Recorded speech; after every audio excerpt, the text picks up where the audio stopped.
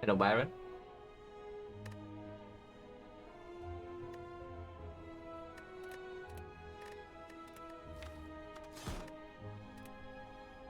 It is probably, I guess, can do one more stream. But yeah, like this one, and then probably one like tomorrow or the day after, and then I fly for Singapore. And then no more stream for 2 weeks.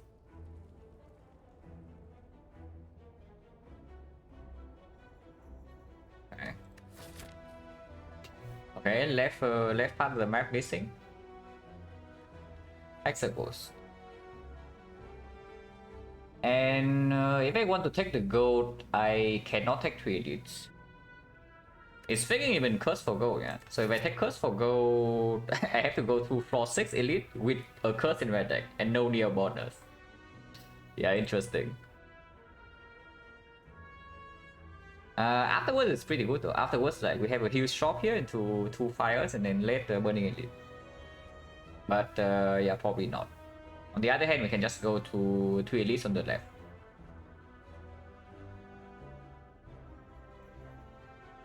No snipe available. Unless we want to snipe this one.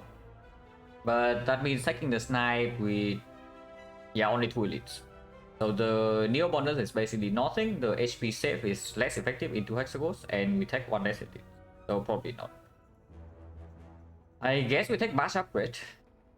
Because Bash Upgrade at least plays into Hexagons. And we decide whether we go left or right, like on this, in here. So 3 fights, yeah. 3 fights first, and then decide again in this node whether we go right or left. I would like to go left. If we cannot go left, then sure, take floor 6 elite here. Afterwards, if we are dying to advance always, we go to the shop and then we have 2 fires. So this is safety. And this is a little bit early for the shop though. Because normally into Hexagons, you want to go to a shop, and Act 1 you want to go into like a pretty late shop to see whether you need to buy your Hexagon solution or not. In this part is not very good.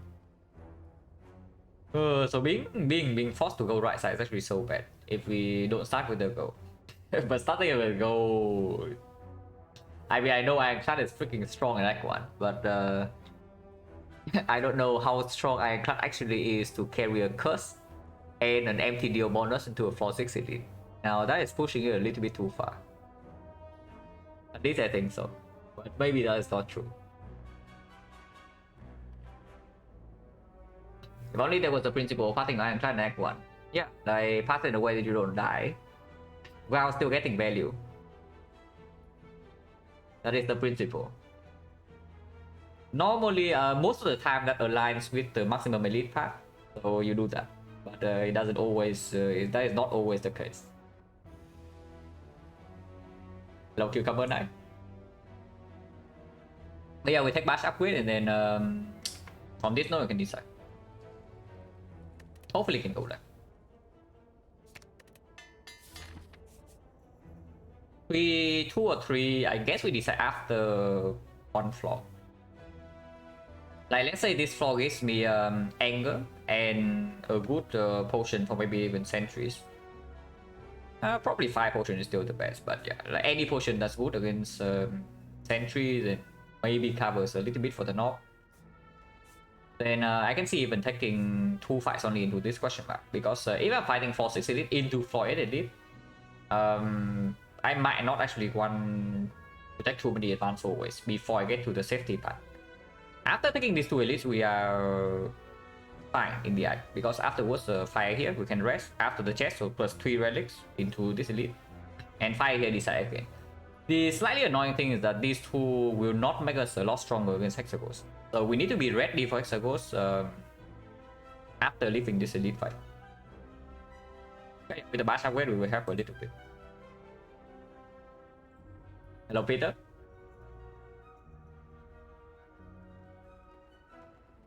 But yeah, we start here. This fight again on floor 1. Holy crap, like once again guys, is that like what 4 runs in a row now? Is it 3 or is it 4? But do I need to talk about how talk again about like, how much I enjoy this fight? Like holy crap, don't you love this? You step into floor 1 and you see 80 damage to your face. Well, good news that we do not have a curse for 250 gold, at least there's that. But isn't it lovely? Okay, so what do we do here? Because missing the Bastros and this guy also rolled 15, so we need 3 strikes to kill, and the green slime can attack every single turn.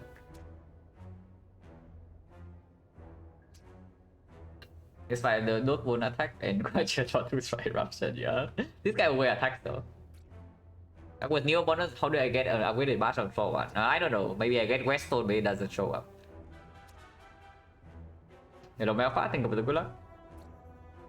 Yeah, next time we always draw 3 strikes. Now that is extremely clear. So do we want to take, how much is that? 13 into 6 next turn. Sounds very nice. So we take 19 and we get out of here. If we bash this thing. If we bash this, we take 19 and get out of here. So instead, if we triple defend instead. And yeah, if we bash anything, is bashing this guy. Because this thing, expected value for damage next turn is still higher than 6. So it makes no sense to bash this. Because we know that we draw no block next turn.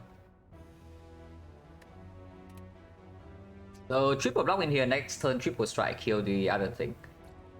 This thing will take 3. Next turn, if this guy attack again for 12, we take 15 in total. That is still less than the...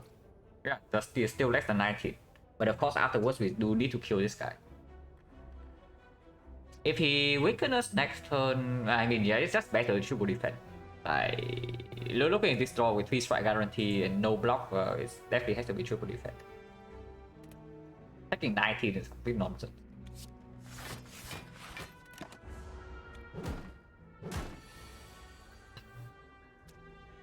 Well, don't you just love it, guys? When you are being hit for 36 damage in 2 turns in Act 1. Floor 1, by the way. Isn't it lovely? Well, good news, so we are fighting Hexagons, so HP matters like half as normal. Because we are apparently losing like quite a lot here. But yeah, triple strike on this thing, already know that. Next turn this guy cannot do tell.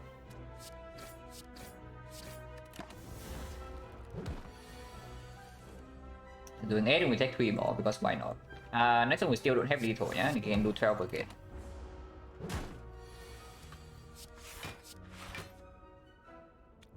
This guy playing nice. Take 2 or not?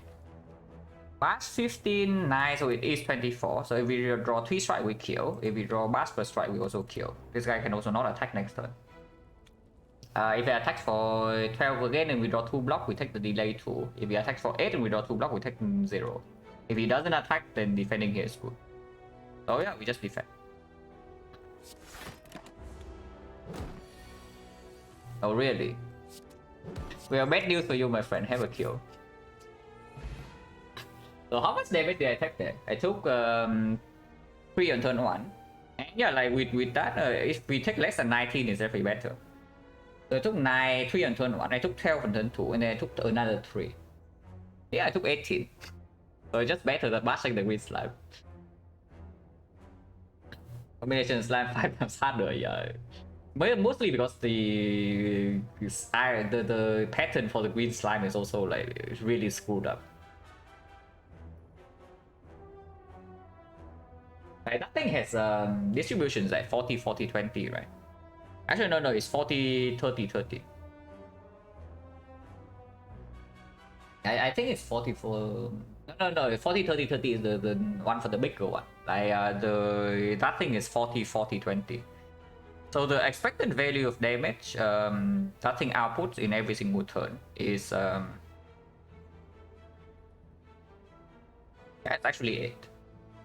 8 damage every turn.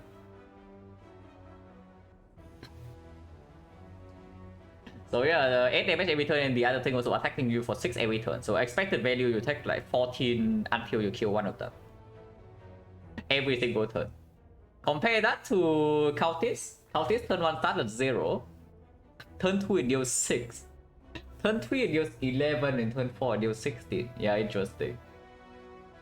So how long does it take for the Cultist to be strong as like that fight on like turn any turn? and then the jaw would maximum turn 1 always hits for 12, and then turn 2 if it buffs, and turn 3 average damage is still not even close. In fact, even after the buff, jaw doesn't even deal 18, and that is on turn 3. At least we got a potion. Yeah, metallicize overhead, but draw 1. With the Bash Plus, maybe you can say that the headbutt has a slightly higher value. But Metallicize Act 1 also pretty strong. Especially in this fight. In this fight, Metallicize plays like insanely well.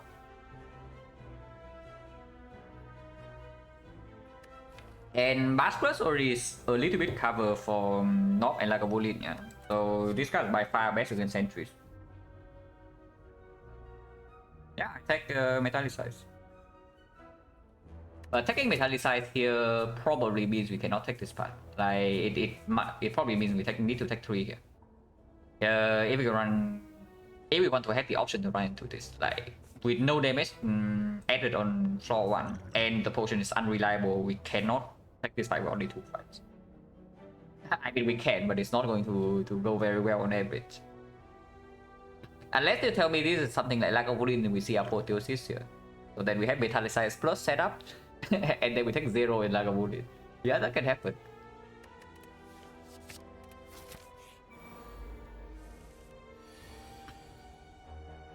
Well, I guess we take 8 more, because why not?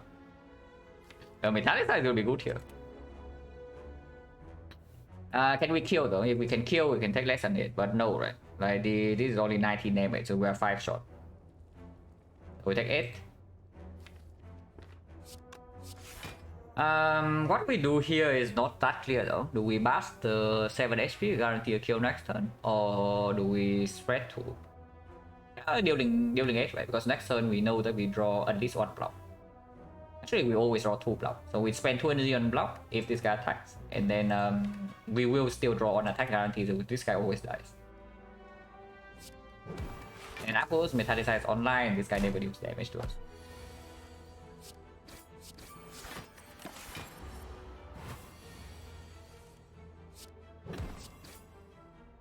So -2, Blood Potion is okay. Potion Chain is 20%, Blood Potion has full value because yeah, apparently we took 12 damage first fight and 2 damage second, so -14 in 2 fights. Healing 15 is okay. Yeah, Iron Wave versus Wild Strike versus Fire Breathing. Now we have Metallicize against sentries already, so Fire Breathing absolutely not. Against Hexagons is yeah, a huge beat, especially with Bash Plus. This Fire Breathing against Hexagons, if you think about it, is like 1 card that deals probably like 24. And yeah, sure, that's pretty good for 1 fight. But if you consider that it loses HP for you like in every other fight, like that's not so good. And yeah, Wild Strike slightly better with Bash Plus, I guess, but still not really good against Iron Wave, because Iron Wave also still opens up the chance for us to go left.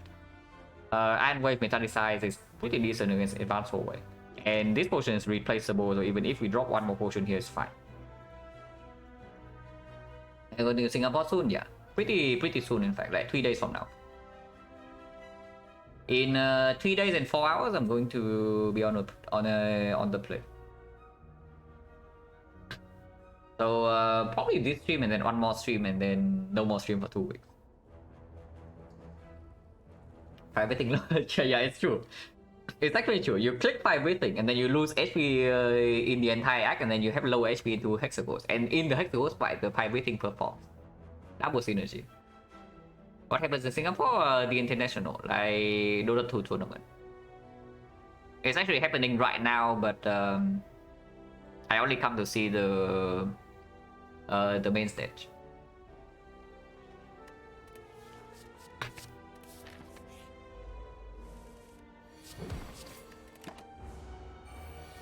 Am I attacking for 0? I don't know, that could have happened.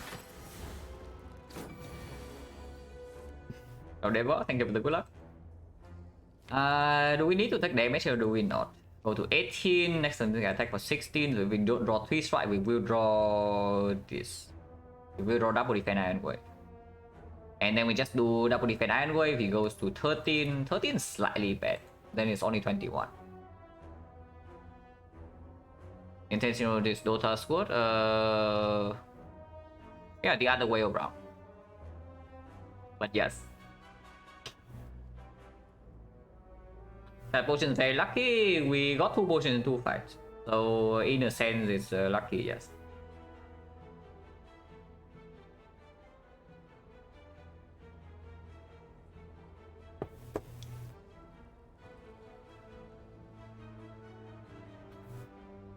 Second?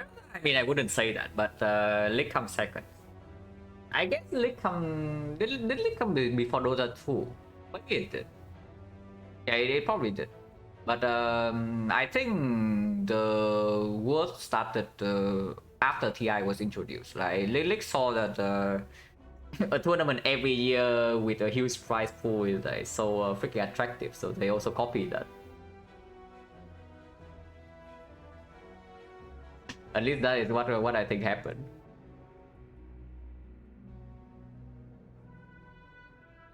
So yeah, try double defense. Yeah. 50% we already kill, otherwise we still have a pretty high chance to kill. We're taking 0 next time. Yeah, metallicizing this fight, save at least 1, maybe 2. Okay, so we can set up lethal. If we do this and take 3, we have a guarantee full block or lethal, but we can try to read a little bit. 13, so we need to draw 3 blocks, in which case we still take only 3, yeah? So taking 3 this turn doesn't really make any sense. Taking 3 next turn is just straight up just better, if we even take 3.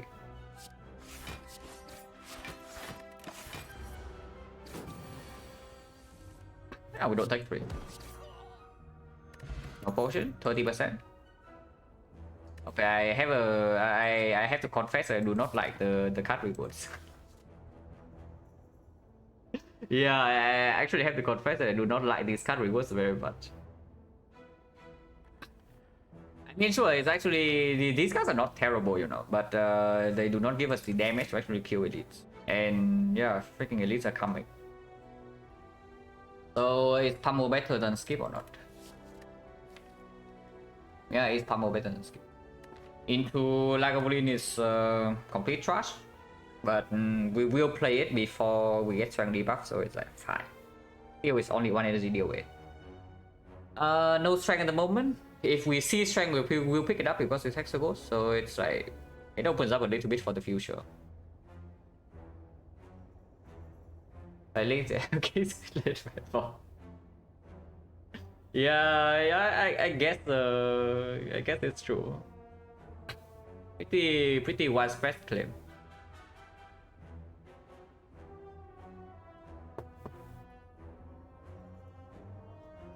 And we're back to Exa talk about the other day, yeah. Also the other options are pretty sad. Honestly, curse for 250 is usually good, but with this map layout it's terrible. Okay, so does Pummel help me in which fight is this positive? It is only 1 energy deal 8, nothing more, nothing less. We don't have the boot, we don't have Vazra, we don't have strength potion, don't have flex potion, don't have anything. Consider swapping with this map? No. With this map, not really. Because I still have the option to go aggressive on the left side. If I do not have the option to go aggressive, I would consider swap.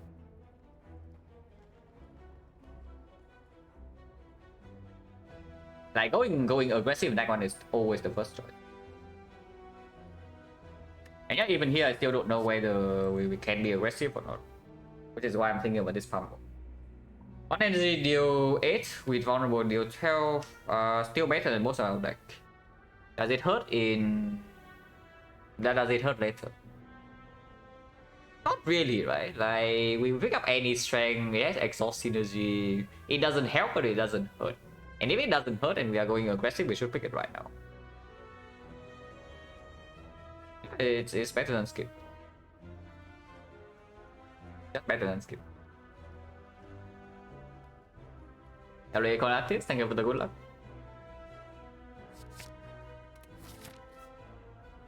Question mark to hope to pivot left, or we go here and accept this elite, but we go to 2 advance always. Potion chance right now is 30.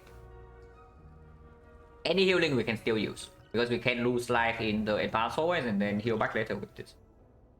Yeah, any life loss, I guess we can still attack because we do have blood potion, but then we cannot lose too much life here, but usually life loss also make you stronger. If it's good or good, maybe we can go this side then, because the shop is even stronger. Lord Charles PT, thank you for the good luck.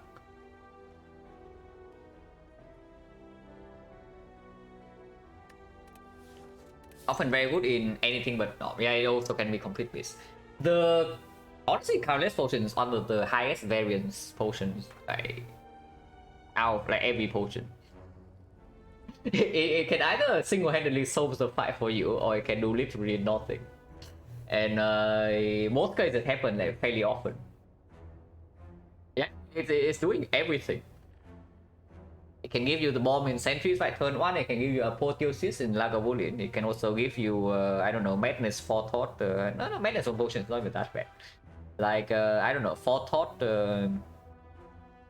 Jack of all trades that generates a forethought and then enlightenment or some crap. And that actually happens fairly often, which is the annoying part. But yeah, going here is nonsense, right? We still want the option to go left. Okay, life loss. How many times? I am in... Okay, how are we? How is expected life loss into elites? If assuming we don't get a relic here and then we don't really get a lot stronger, then how much HP are we expected to lose here? With the knob, we cannot kill in 3.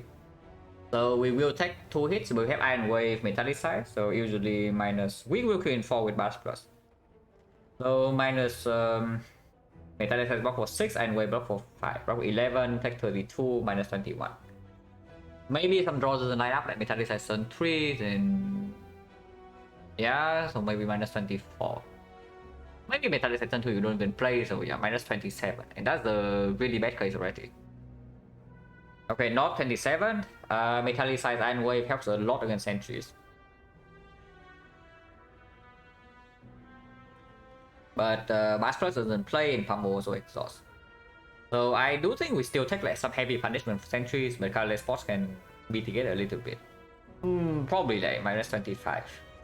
But roughly that, so around the knob. I don't think we lose more than that because Metallicize helps the bleeding, stop the bleeding a lot. Lagavulin, yeah, we probably go full offense when Metallicize can be set up. Block for 6, Iron Wave block for 5, block for 11. So at most we take 29. Because we can just set up Metallicize, play the Iron Wave when we're being attacked, and then everything else we spend on damage. And with Bash Plus, I think we can kill Lagavulin before the trouble something happens. And of course, we still have colorless spot. So Lagavulin probably also, yeah, evaluate the bad estimation like 29, 30. I don't know who's editing to play. Yeah, just play. We are full HP right now, yeah. So if we say that the elite is 50, yeah, around 50 first 2 shots and then 75 3 clicks. So let's say elite is minus 30. Black is scary with no less shop, yeah, just because of this. Normally no less shop, no problem. But we do not have a hexagon solution right now, so it's a little bit scary. But if we can go here, of course we can still go here. It's like 4 plus 4 relics. And 1, 2, 3, 4, 5 card rewards, and these can also be fights. Okay, 20%, 30%. So 44% of the time, one of these would be a fight. Even higher than that because we can also see Dead Adventurer or the Mushrooms. So probably like 50% that we see. It's actually higher than 50. Probably like 55.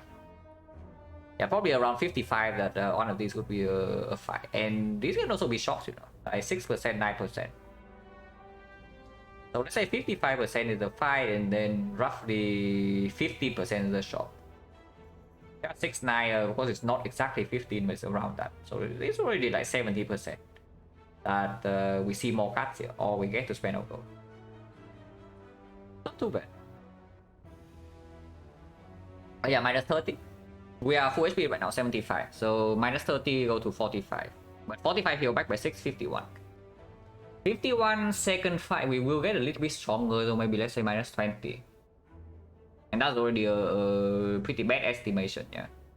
Because we are assuming that the potion completely breaks. And we also don't receive a relic that helps.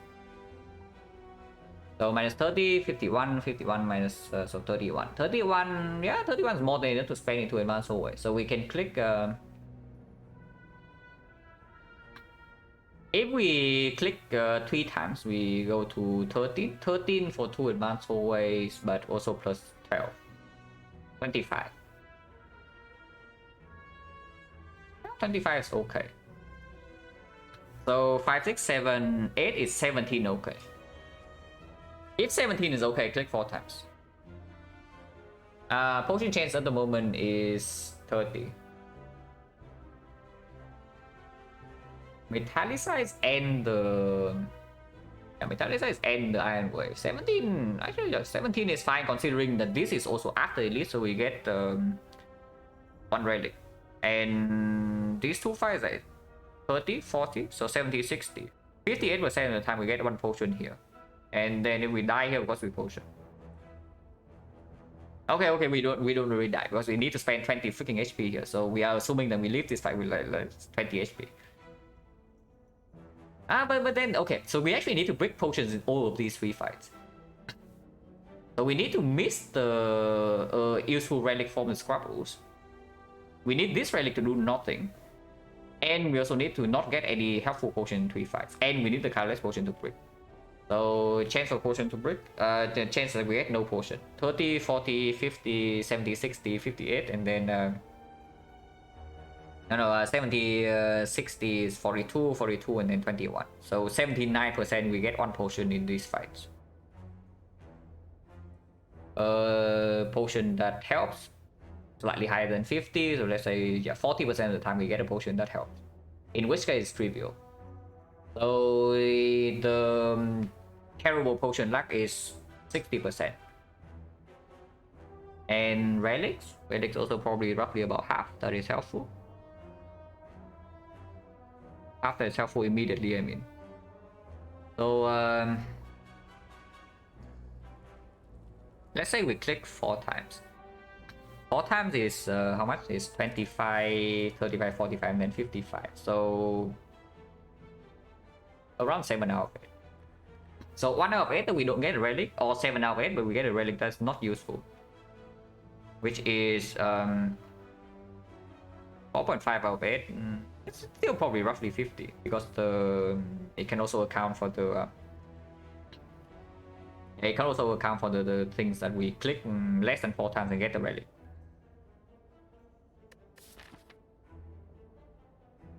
So that's the 0.5 row into another 0.6 and then another 0.5 here. And that's also assuming that these also do not give us strong cards, by the way. So even just talking about potions and relics, it is 4% that we cannot click this 4 times and still go left. So I click 4 times. I click 4 times and then I reevaluate, yeah, but not reevaluate in the sense I click 4 times, I don't get relic and click the 5 times. But I click 4 times, see the relic, and then decide whether I can go left or not. If I click 4 and no relics, I probably can go right side. But we'll see. Okay, so I guess we don't click 5 times, and so now we need to decide whether we still go left or not. If we do not go left, I click more, yeah, by the way. Yeah, no relics here, and we are at 49 HP. 49 HP, yeah, we say that it is minus 30. So go to 19, go to 19, go up to 25, 25, advance always maybe minus 10, 15. 15 into another advanced hallway. That sounds familiar, yeah. But we do have the option to bail out.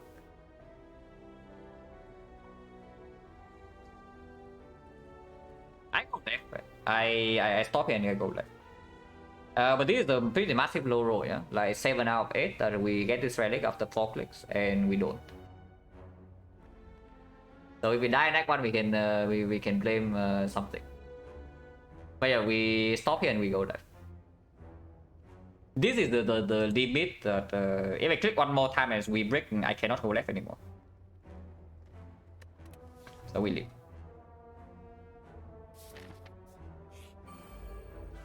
Okay, this fight should not be -10. At least I hope not. We do take one here though.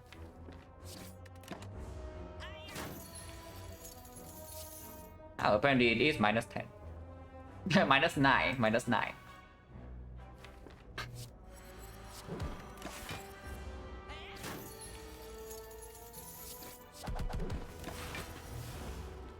But breaking on both defense is pretty sad. No potion, so potion chance right now is 14. Angle card, we click the angle card. Click the card that says angle on it. Now, if there was no angle there, then close line would actually be a consideration because it helps. It mitigates damage against the knock. And against Lagolin. Like Lagolin with Bash plus Metallicize and close line, you can actually play super long. Like Iron Wave too. Oh yeah, potion chance right now is 14.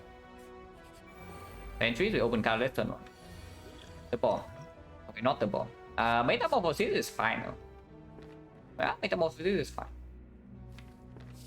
I say it's fine until it gives me like 3 unplayable attacks, but we play Metamorphosis. Like Panas never goes off, so literally useless, and Jack of all trades, yeah, cannot be better than this. Because even if we roll like Metamorphosis, it costs 2. Holy. Okay, we need to draw into those, but yeah. Okay, we do need to draw into those, yeah, before we get anything out of this fight. But okay, damage is solved, guys. There's no reason, there's no problem with dealing damage here. Splitting damage, no, these cost 0, so they do not even cost us the whole turn. I get 2 bludgeons? Yeah, we got 2 bludgeons and a headbutt. We do need to make sure that one of these still die next turn. We can deal 11. 11, we don't do any bludgeon, it dies. If not, I guess we can block. Is 17 a damage threshold? 25, but we don't draw into bludgeon? No. I mean, it is, but very rare. We need to draw angle and headbutt, and then more attacks. So before I do that, I just block for 10 here, and if we take some damage next turn, no problem.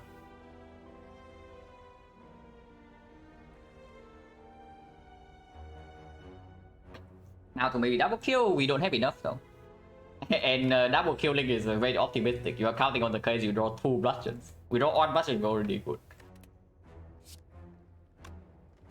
11 on this is perfect damage. That is with bludgeon. 31, 32, does it ever make a difference? 31, 15... 15 plus 12, 27, 27, 35. What about this? 19, 19, 25, 25, 31. Yeah, 31, right here. You see 3 energy, 31. Okay, and then honestly with double bludgeon and headbutt in the deck, like we overkill by a lot, so I do not care about this 1 damage potential waste.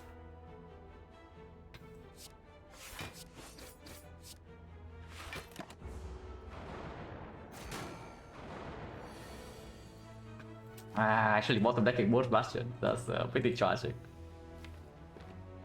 But here we double defend, yeah? We double defend, take 10. Expected, like the acceptable life loss in this fight is 30, by the way, yeah? So even if we lose 10 here and we lose 10 next turn, it's still completely fine. As long as we lose less than 30, everything is still okay. But now I kind of want to kill this next turn if we can. So I guess one strike go here. I open up, yeah, one of these plus the bludgeon or even the pummel.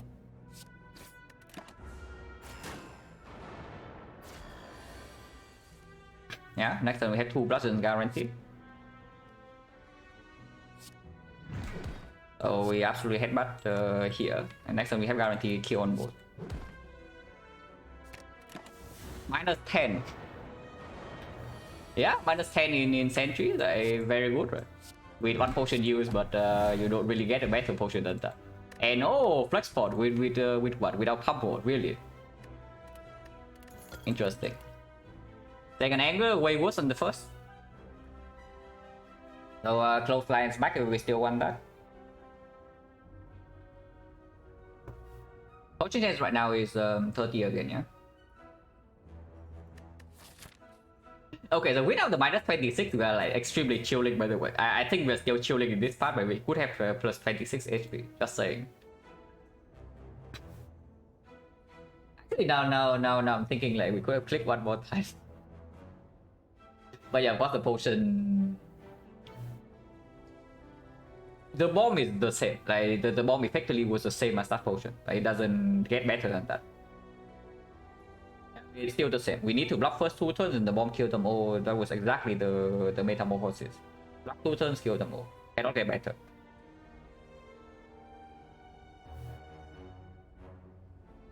Yeah. Do we have an upgrade? At the moment, not really. Like Iron Wave upgrade is like kind of a thing. Pummel upgrade, not really. The exhaust. Metallic size upgrade, no. So I'm considering adding this. I'm considering adding this clothesline and upgrade it here. Would be a little bit sad. We see uppercut or shockwave in the next 2 floors. That would be pretty sad. But the clothesline does play in hexagons, especially with the metallic size. We can put all our energy into damage. Because right now we don't really have that many floors yet. We have 1, 2, 3 floors. Maybe 4. We say that 3.7, right? That we get the cut reward. So 3.7 cut rewards to find a hexagon solution. Cannot really always count on that. So I'm thinking that there's maybe like if we have a weakness and metallicize permanent weak and metallicize, we can always we can spend every single turn on damage. Never have to block. And that can kill hexagons even if we don't really have strength scaling or something. And the happy flower also means that the clothesline gets slightly better. We can do like bash clothesline some turns now. And angle is cheap, so the happy flower is a little bit sad then into the hexagons because we also draw burns. Yeah, I don't mind this. And also combat, but we just fought the sentry, so it doesn't actually play in this fight. 50% sentries again. By this point we have +2 relics, and combat doesn't actually play here. I don't care about that.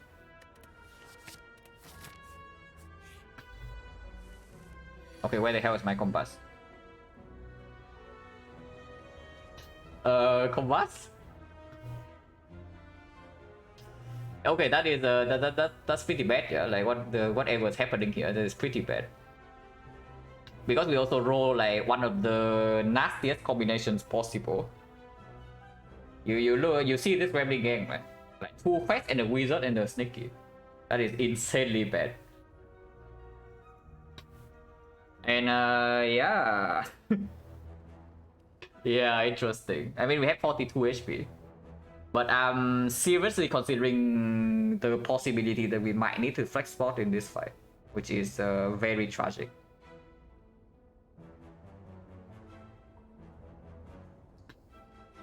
Because I don't know, like if we don't flex this, how do we ever kill wizard on turn 3? And unless we want to take like 1 billion damage to our face right now. Yeah, if we want to kill wizard turn 3, we need to bash it right now, and then we take yeah 15. We take 15 this turn, we probably take 15 next turn, and then what, we die or what? Technically we can bottom deck the pummel, but even then we can still flex with this. If we're weakened, then how much is that? If we're weakened, and but turn 3 we have happy flower, yeah. Yeah, turn 3 we have happy flower. So but worse we can still flex ball on 3 strikes. How much is that when weakened? 24. 24, sure. That's not too bad. If we draw to pummel, it's like 7, so it's 20. So pummel plus on attack does kill the wizard. We are still taking like quite a lot, even if I potion, by the way. But I'm just saying that if we if I don't flex spot here, we have some serious problem. Cannot even kill one Fed and get away with it, you know, because killing one Fed we are still freaking weak and frail. So yeah, sure, we kill the sticky, play one defense, and then flex later.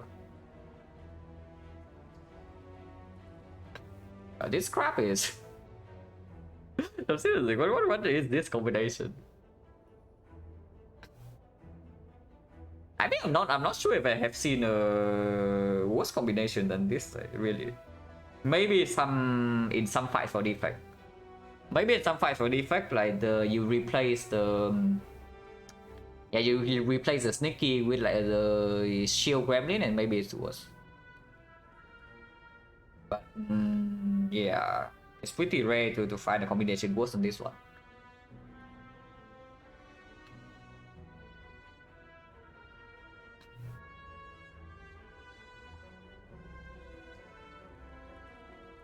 Shield makes it very awkward. Do you just focus? But if you replace the sneaky with the shield here, I just kill one Fed. I just kill one Fed because I'm resigned to using flex spot probably. But I mean, it also depends on draw power, because otherwise I can also just take 10. Once you instead of one Fed, then I just kill sneaky, right? No problem. Yeah, then that's easy. Then I just kill sneaky, take 0. And then I flex to kill the wizard. Because shield only shields for 11, it doesn't make the wizard invincible. And that is also 50% of the time only. But yeah, here we just kill sneaky, take 5. Even need to draw bash this turn, you know, like drawing bash later would also be good.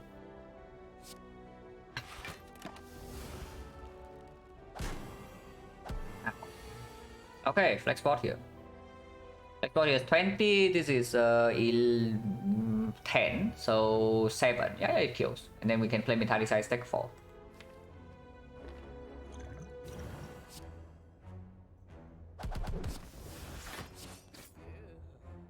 Metallicize plays here because we are frail forever and we still cannot kill, so we take another a little bit next turn. Actually, we don't. We draw close line, it's safe defense, so we do kill this. So we take 2 more, and that's it. Yeah, close line for Happy Flower, right? Only we play a little bit. So we want to set up again. Yeah, potion change right now, unfortunately, is back to 1, 2, 3, 4, 5, and 3 potion. Yeah, 30%.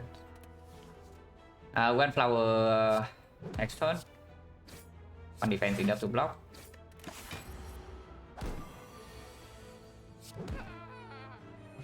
Okay, Catalyst is back, and it surely will carry us again like the last time. Not bad. I don't know about not bad. Like we just spent the potion that guarantees this elite fight in a whole wave fight. So I don't know about it. Not bad, but we are alive at least. Carnage. Yeah, I guess if we pick Carnage, we don't upgrade the close line. That's fine too. Next fight, either Knob or Lagavulin. Into the Knob, Carnage is good. Into the Lagavulin, slightly awkward, but I guess against Lagavulin, we also can let the Carnage exhaust because we have Anger already and Bash Plus. And yeah, Carnage upgrade can be made here. Close line upgrade can still be made here. We see nothing else. Flex Pummel, yeah, don't even start. We're tending to think, no, I'm seriously thinking, can I skip or not? Because if I can skip, I could skip. But I think it's positive enough, and of course it's good in Hexagons, so with a deck like this. Okay, most of the time. Because before setup, if we draw it together with the bash, it's really weird. But after setup, after we play like Metallicize, after they get close line in play, then anytime we draw into Carnage, it's just 42 damage. And that's good. Because I really don't want to have to upgrade my angle, you know, to not die to the ghost. Lagavulin, that's the bad fight for Carnage. We did not draw setup turn 1. When does Colorless Spot come down? Panic Button, Dark Shackles, Good Instinct, or Better Later. Any Chrysalis, Metamorphosis, better now. Magnetism better now, but doesn't matter that much. Apotheosis better now. Probably on the opening turn. Before the shuffle, but on the opening turn. Because even the bomb then it's not too late. You cannot kill in 2 turns anyway, even with the plus 40. Also, yeah, this can also be Enlightenment when we draw like Bash Carnage Clothesline. And then it would make a carry.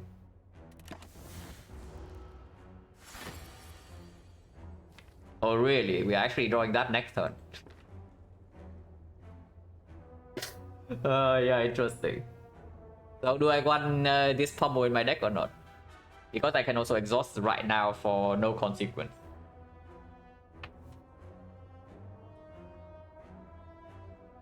Not good, yeah. We have not drawn into any other setup. Like we don't get free angle setup, we don't get free metallic size, and we might need to choose between Bash and Carnage. That is really bad.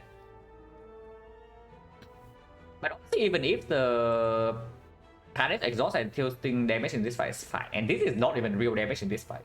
Like with can we ever miss? Actually, we cannot miss, right? We open in here, we have 2. So with 2, we actually have 11. We have 12. So 1 turn, 2 turn, off turn, we always run to Pummel. We don't always want to play Pummel though. And if we don't play Pummel before we get debuff, it's completely worthless. I know, right? I want to redraw into my angle, I want to redraw into my clothesline, I want to redraw into my bash. My iron voice. I don't want to draw into this. So we just exhaust it.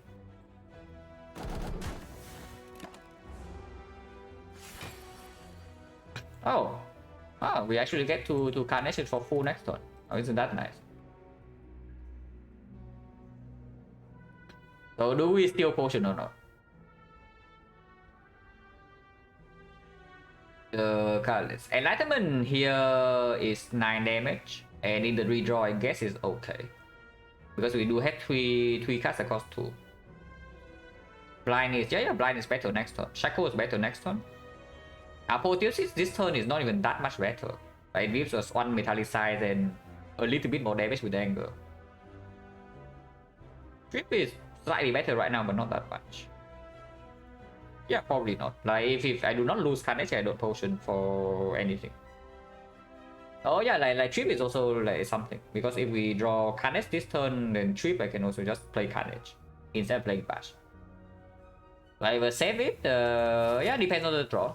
Maybe possible. But we do deploy Metallicize it. But probably not.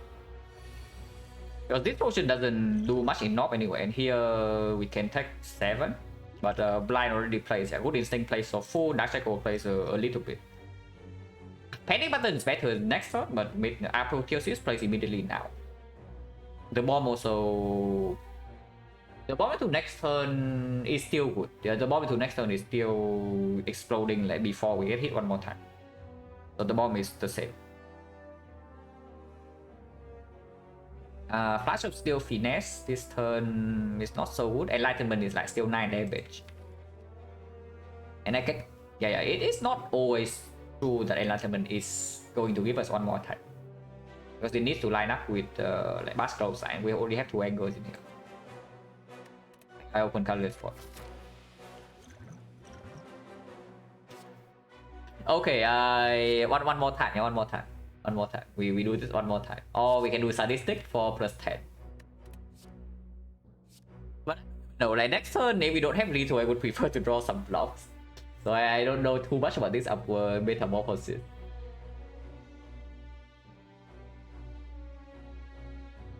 Future is also 10 damage right now, so it's just better than Sadistic.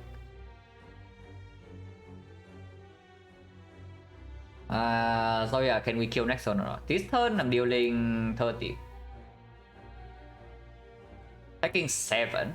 Taking 7 go to 15, so next turn if I don't draw a block and I cannot kill, I have to use my blood pot.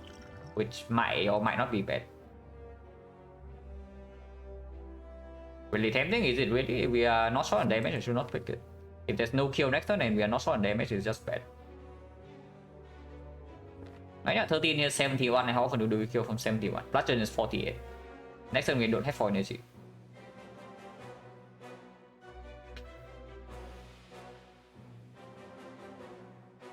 Yeah, so 23. So yeah, if we get a bludgeon and we draw it next turn, it will be fine. Otherwise it just costs us HP, right? And we don't need this damage. So no.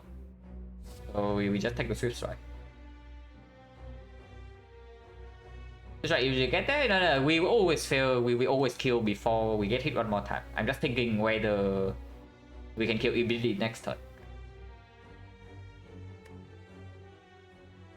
Like with this plus 10 and this 30, this thing is on 61, we have permanent vulnerable 2 anger, it's super dead. But we need to block one more hit.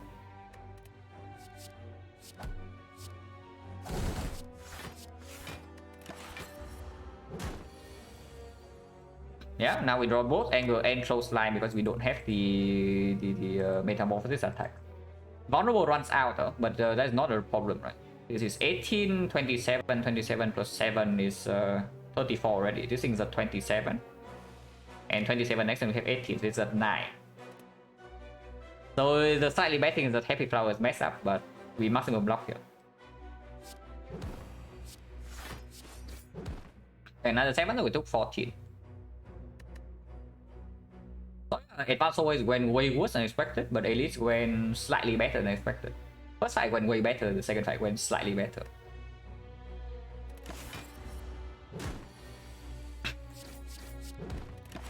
Have to kill next turn, but even if we fail to kill, we don't die. We can break this turn. Very, very small chance. Okay, this relic does not play, and no potion. So 1, 2, 3, 4, 5, 6, 7, 30% again. And okay, I guess we don't need to upgrade it. Maybe we can upgrade our Carnage and then move on with our life. I mean, it saved 5 HP in Lagavulin, so sure. It saved a little bit in Gremlin Gang too, so yeah, sure, it played. So in the 2 fights we have the useful close line is saved, I would say, yeah, probably like 11 HP. Yeah, 3. No, it's 5. It's 10. It's 10. It doesn't have 2 turns on Gremlin Gang. On turn. So 5 in Gremlin Gang, 5 in the Lagavulin. Force Strike didn't kill. Force Strike was 16. The things rolled 17 and 18 if we didn't remember. So we needed the close line to kill.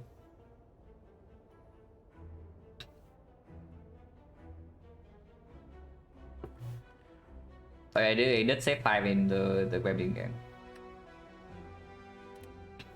But yeah, like Shockwave is just better than second metallic size, right? Reckless Charge, yeah, bad angle, no thanks.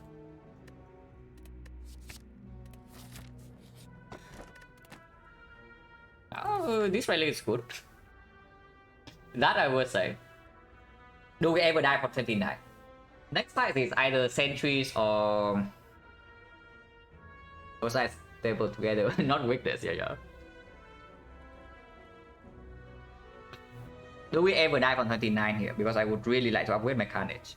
We are fighting North or sentries. So difficult to judge with no potion. But with Paper Frog, usually we don't take 2 hits from the North. Even if we take 2 hits, it's still going to be weakened. But let's say we have to play Shockwave with the North. And then maybe Iron Wave was ambitious. So we have to play Shockwave with the North on like turn 2. So it goes to maximum 11 and then the turn afterwards is 19. But 11 weakness vulnerable is only at... No, 11 is only 8, and then 19 weakness vulnerable is plus 2, so it's 21. Well, isn't that convenient? You know what 8 plus 21 is? But you're talking that we have Metallicize and Iron Wave, so the chance that we miss both of those while having to play Shockwave at turn 2 and not killing my turn 3 is yeah, pretty small, I have to say. No, it's hard to do a vulnerable turn 1. No, my point is that we can always survive 2 hits. So it's really only about the sentries. 29 against sentries, but if we upgrade, we have the Carnage Plus. Carnage Plus, Metallicize, and Shockwave deploys on board 03. So if we draw Shockwave turn 1 into Carnage turn 2, it instantly kills one. Flower not set up is actually so annoying here, but not like we could have done anything better. I mean, we could have high roll Metamorphosis, I guess, but that usually lose 5 HP on average, and then here is even worse. Yeah, we upgrade Carnage. We upgrade Carnage. Because I don't even know, like this Carnage upgrade might save a lot of HP in Sentry, because you also see the Shockwave Carnage. Without the Carnage upgrade, it doesn't one-shot a Sentry, even with the Frog. But with the Carnage upgrade, it one-shot, so that immediately saves 5. And then afterwards, it saves even more. In Hexagons, it also performs. Okay, it doesn't always perform because we will play these things over the Carnage, but with the Frog and the Anger, maybe we're okay.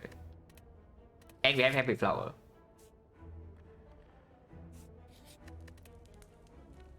And it honestly is just about like whether we die in this fight or not, because afterwards there's a rest, if we need to.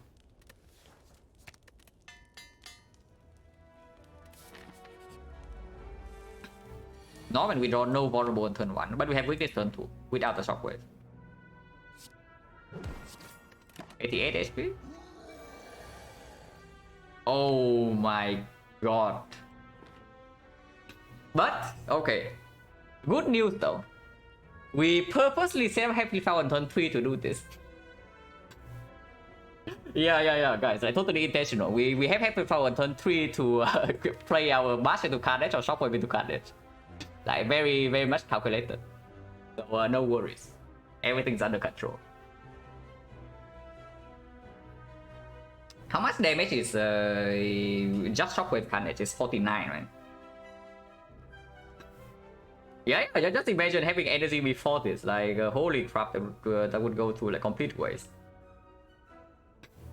It is 49, right? Like 28, 1.75 is 304, 21, yeah, it's 49.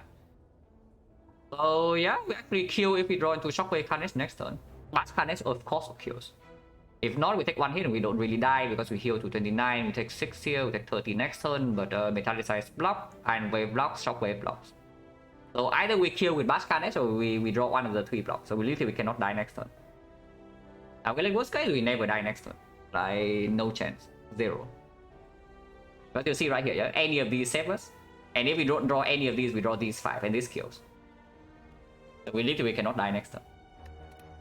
If we take the full 6, and of course we are taking the full 6 because its defense is just negative. If we fail to kill.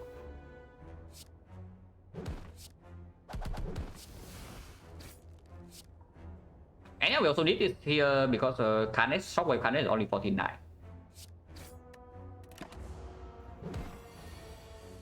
Yeah, easy. Yeah, Carnage upgrade or immediately play. And holding the Blood Potion also performed because now the Blood Potion is stronger. This relic doesn't help against Hexagons, but sure, we have this and we have this. So hopefully we can do something. 2 cost like or what?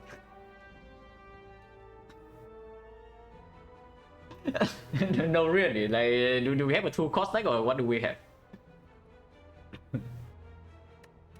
This doesn't actually perform against Hexagons. If anything, it makes worse against Hexagons. Because it, yeah, Shuffle Sunburn is not very good, and the damage we don't need it. Snaggle incoming? Are you sure you don't want second win over the thing if we see Snaggle? Now, it is true that it is our first AoE. We don't have any actual AoE in the deck. Shockwave is a kind of AoE, but not really. We see when we leader, we cry. When it makes Act 2 smooth, yeah, if we live for Act 2. I mean, we are very healthy right now, so we probably are fine. Like, Potion Heal 17, we never need to rest before the Hexa. We can still pay for Life Loss in events. Like, we enter Hexa Ghost fight with single digit HP and we Blood Potion after turn 2, after taking 6. Yeah, Blood was very good for Hexa Ghost. Hello, ING? Yeah, second win to Hexa Ghost is very good. Doesn't actually play into our deck in early Act 2 though, unless we see a power through. But we have 0.7 card rewards from here. If we pick Immolate, that will be our upgrade. And then we upgrade the, I guess, Shockwave before the Hexagons. And that's set up for a very strong Act 2.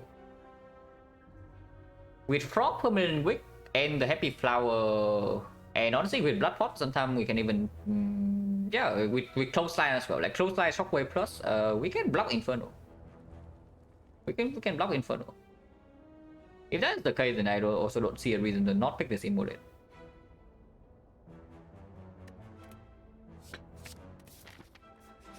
Upgrade the Immolate first.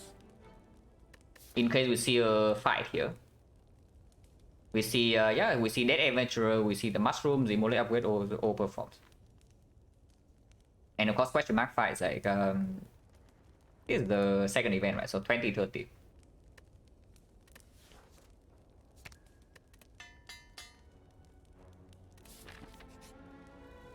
Yeah, sure, we take the gold. Minus 11, no problem. We still heal 17 with this. This unfortunately puts us to 13, and 13 is a pretty bad number in Hexagons, but it's not like 24 is any better. So 13 is fine. Yeah, the mushroom. We immolate them on turn 1. Easy. Okay, not really, but we can actually lose 2 here. Losing 2 is good. Losing 2 is actually good. So can we figure out how to lose 2 HP?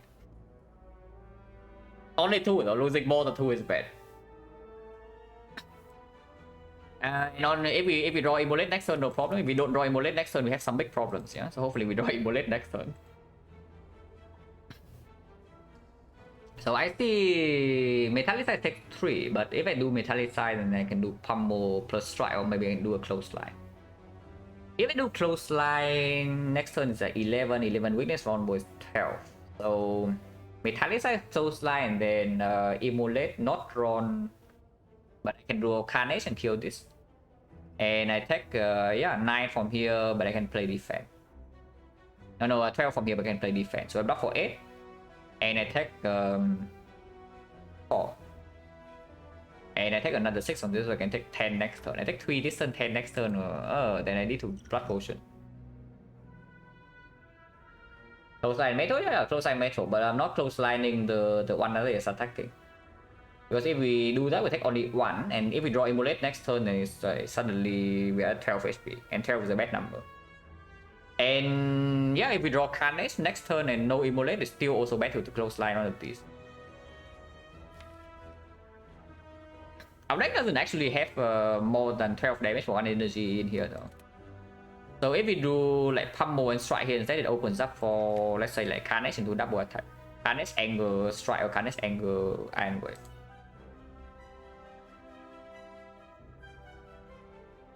Metallicize the bad card, soft spot for some reason. Is it bad? Because I think Metallicize has performed quite well in this Act 1. And that is even with the high roll Sentries fight, yeah? If we low roll the Sentries fight without the Metamorphosis, like the Metallicize is safe with that 20 HP there. So second win skip this event? No, we take this event always. Like, why would you willingly take a curse over a card reward and like 25 gold? When Immolate Plus is in the deck, and we never die here with the Blood Potion. Healing is also less effective into Hexagons, so like, I don't see like any scenario where we would take the curse here. But yeah, Metallicize, and then yeah, Clothesline here is mitigating this, but not mitigating this. Not sure. And 13, 14, does it ever make a difference? Yeah, a little bit, but Carnage instant kill no matter what. And otherwise we always need 3 energy, so or bash it to or anger plus 2 energy. So it doesn't actually matter. I think Immolate next turn safe flower setup. Yeah, I think so too. Okay, where the hell is my Immolate? Oh, my Carnage if that matters. Yeah, interesting. So we are what? Are we currently dying in here, or do we need to Blood Potion? Shockwave defense blocking for 8 and we're taking 4, 8, 8. Yeah, we take 12. That is not very good. Shockwave block for 5, so it's the same as double defense, so we will need a blood potion here, we die. Yeah, exactly that true. So if I close line the 6th last turn, we would live this turn, but of course that is hindsight, that is never the line.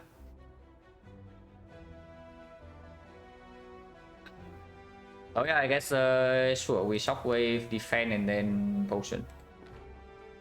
Being forced to blood potion in here suddenly makes the Hexaghost fight a little bit weird. Yeah, I'm just going to say that. So we do need to think a little bit more about that. I thought this can never attack. This thing can still attack. And we can still brick, by the way, which is why playing Shockwave in here is still important. But yeah, here if we don't potion, we die, right? So we potion. I mean, it's not exactly dead. We die by 3 HP. Lose some HP? Yeah, no worries. We are on that. We are losing HP right now.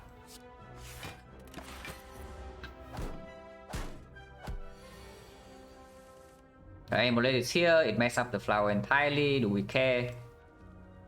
We can put it to 1. And 1 is good because 1 means that turn 2, if we draw to Carnage, you can still play Carnage into block. I do not want to lose Carnage for the Hexaghost fight. So 1 is definitely better than 0. Is 1 safe or not? The line to set on 1 would be Carnage here into Strike and Wave, and then we need to 25 next turn. But this is 10 and Bash is 17, so it always kills. Okay, so it's completely safe. With the Ruin, no, we always kill next turn. And then even if this guy attack, we don't even die, you know. So what risk of Ruin? There's 0 risk of Ruin here.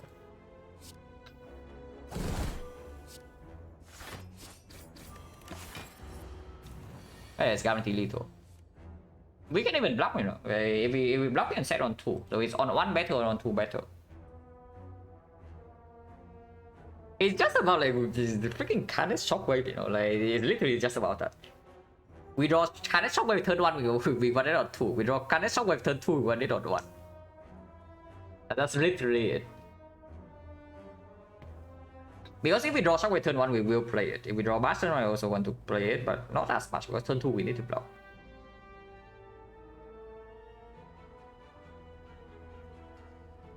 Usually we have to don't block, get flower again later. Yeah. I think 2 is better too. If we can get 2 for free, we should just do that. So is it free or not? Worst what you draw next turn is still 17 damage. So yes, it's free.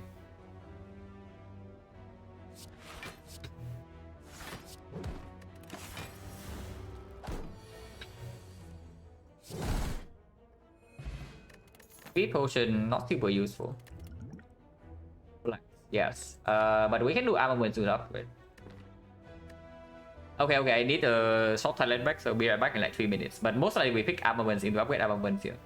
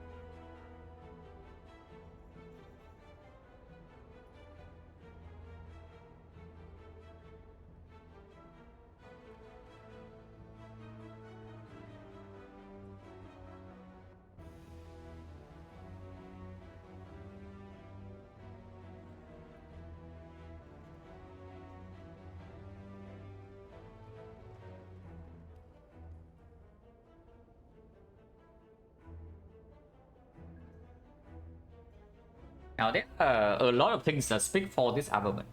Like probably more than you think.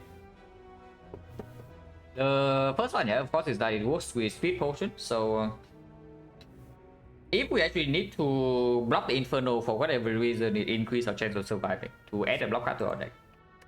And secondly, if we upgrade the armaments,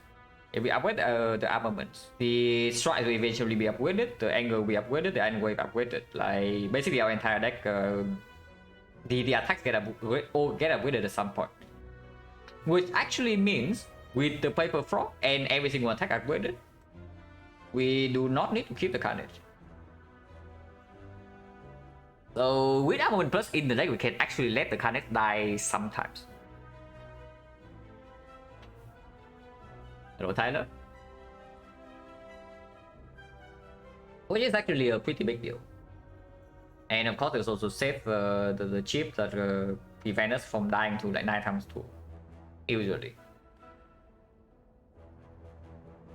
We can also pick armaments and still upgrade Shockwave. I'd say that is probably better specifically for the Hexaghost fight.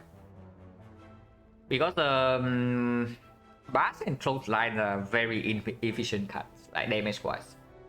So if we play Shockwave Plus, we basically save, I would say like probably 2 or 3 energy.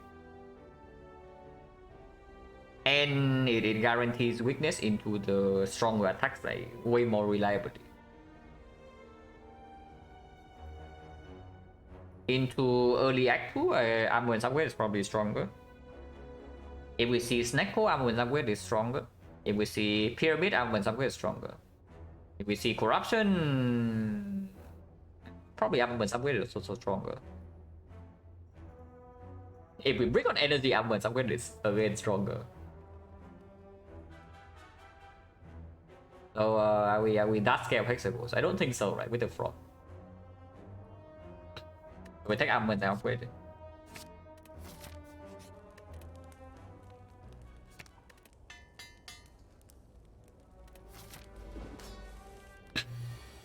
Okay, so apparently setting Flower on 2 is just a mistake. But we get to upgrade 3 attacks. So next turn, if the Carnage comes and we cannot play it, we can let it go.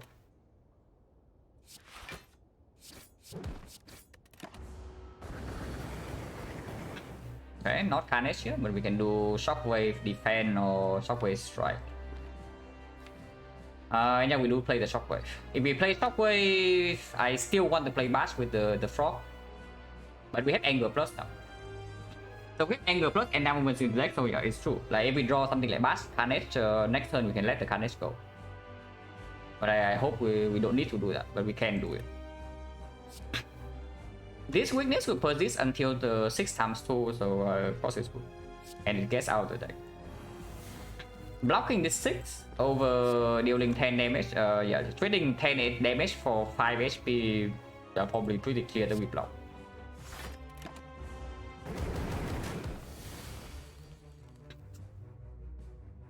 I mean, I say I let the Carnage go, but it is freaking a 32 damage difference, you know. So do I really do it? Because right here we also have a Woodhead with like Metallicize into one of the 2. We actually play Metallicize in one of the other 2. 49 damage. Vulnerable runs out. How much damage is the vulnerable? On this is 4. It's 4 each. In this is 3. So damage difference right here is 32. 32 for 3 turns of vulnerable, and 1 turn of vulnerable is adding. Honestly, Carnage is still more damage. Carnage is still more damage.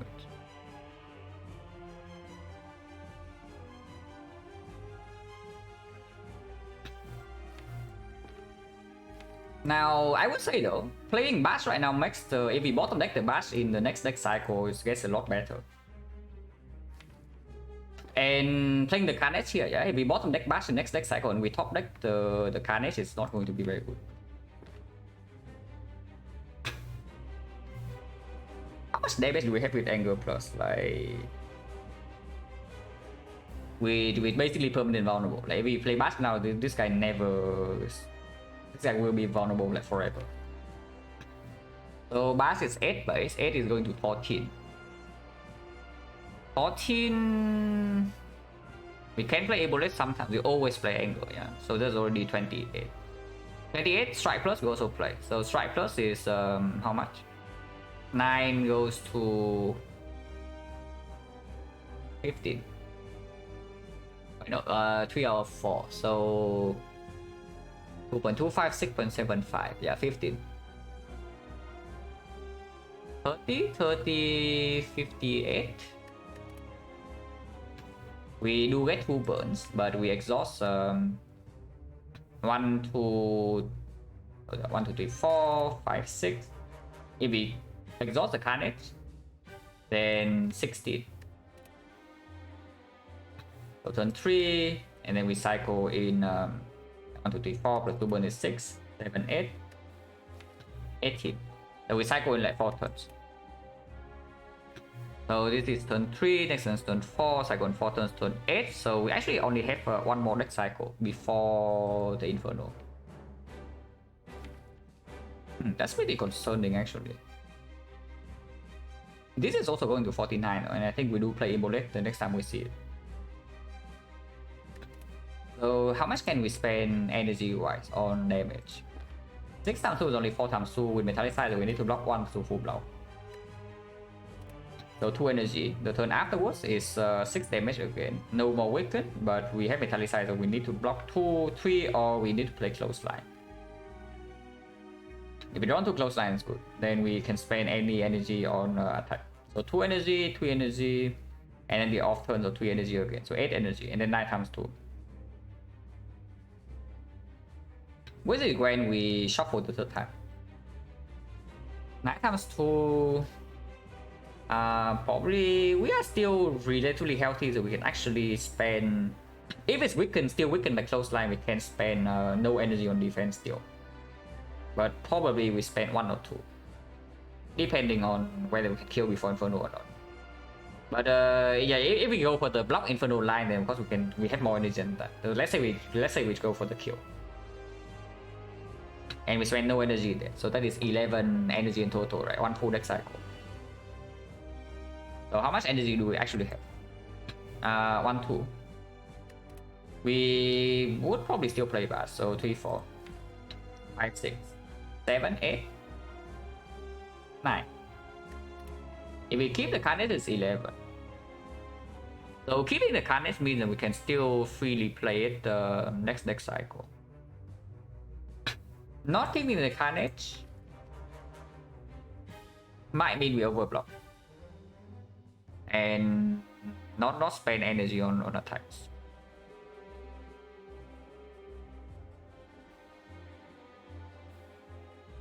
Empty 1 damage difference for the Immolate, but also plus 10.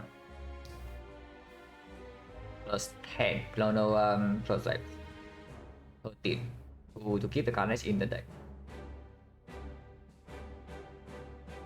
So expected value is still similar. We are forced to play Bash next deck cycle though. If we play Carnage here, we are forced to play Bash the next time we see it. Whenever that is. And Vulnerable runs out in 2 turns. It doesn't make sense, right? To keep the Carnage here. Like it just doesn't. Like we maybe throw energy sometimes, but if we throw energy, it also means that we don't really take damage, you know. Yeah, because we are freaking overblocking. And if we overblock, we can just block Inferno. It doesn't make sense. I just bash you.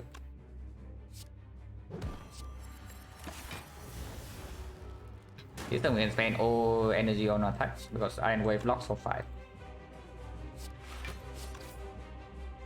Energy less efficient? It's not even less efficient because the... You see, right? If we do not bash here, next turn Vulnerable runs out and we top deck Immolate or the... I mean, sure, top deck Incarnate is still good. But if we top deck Immolate or some Anger, then suddenly we already lose damage.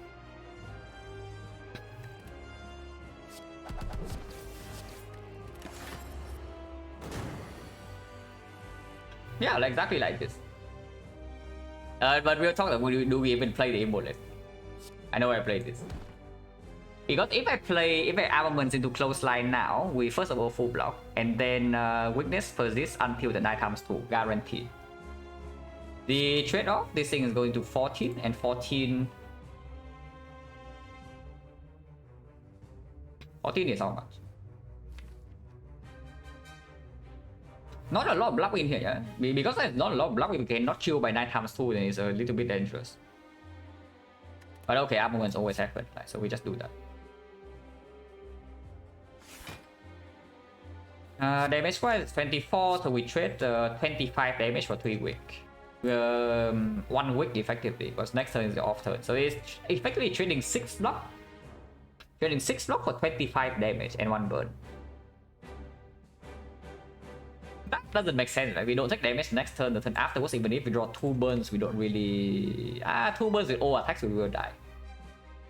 But we need to draw 2 burns and 0 block. 2 turns from now.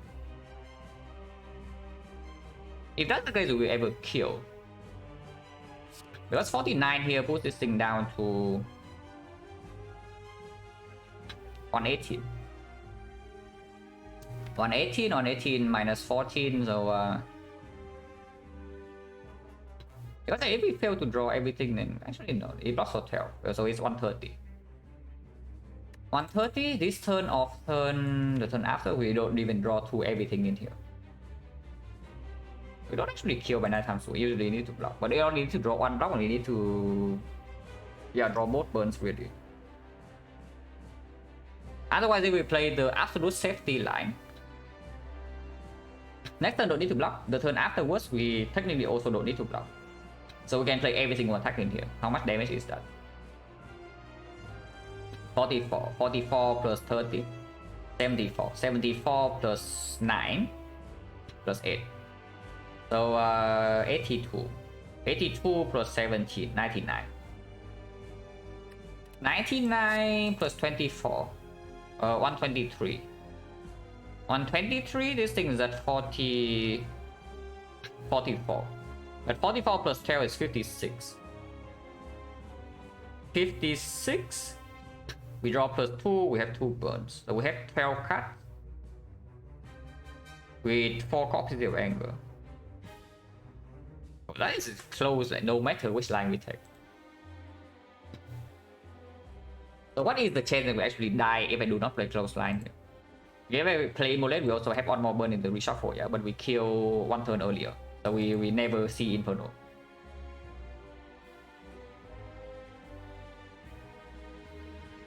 So I need to draw... Actually, technically I can draw more than 2 burns because... no. The next turn is the off turn already, so the turn afterwards is... the chance for any hand is the same, so we just need to calculate the chance of 1 hand being 2 burns and 3 of these. So that is 1, 2, 3, 4, 5, 6, 7. That would be 7 choose 3. So 765 over 6, which is 35 hands. There are 35 hands that we die in total. Out of the total, which is 13 choose 5. So it's 13, 12, 11, 13, 12, 11, 10, 9. 10 cancel out 2, 5. So we have 3, 4. 3, 4 cancel out 12. So it's actually 13 times 9 times 11. So 99, 1,300. 1,300, and there's 35 hands that kill us. So roughly 1 out of 40. Around 2%. Around 2% that I don't play... If I don't play close line here, I die. 3 turns from now.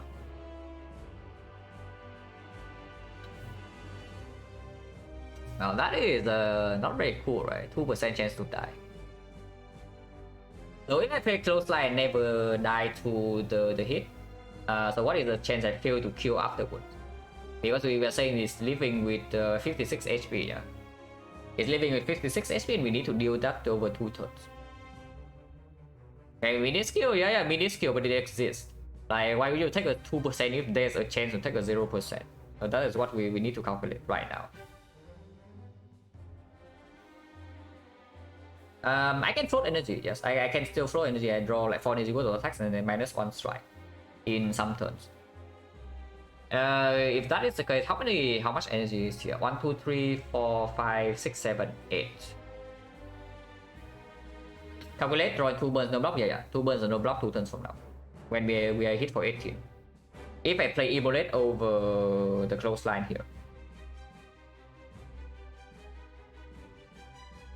If that happens, we die exactly, because he hits for 18 and we block for 3 and we have 19. And plus 2 burns, 22. Yeah, you see this, right? You see this, you don't think there's actually a 2% chance to die, but there is. Which is pretty scary to think about. Yeah, you would think it's lower than 2%, but it's actually 2%. 2% is actually also an underestimation, by the way. It's like 2.3 or something. But it is there. It's like 33 over 35 over 1,300. Roughly that. So yeah, if I do the close line instead, we are 8 energy, but we have 9 in total. We need to play probably 1 on block.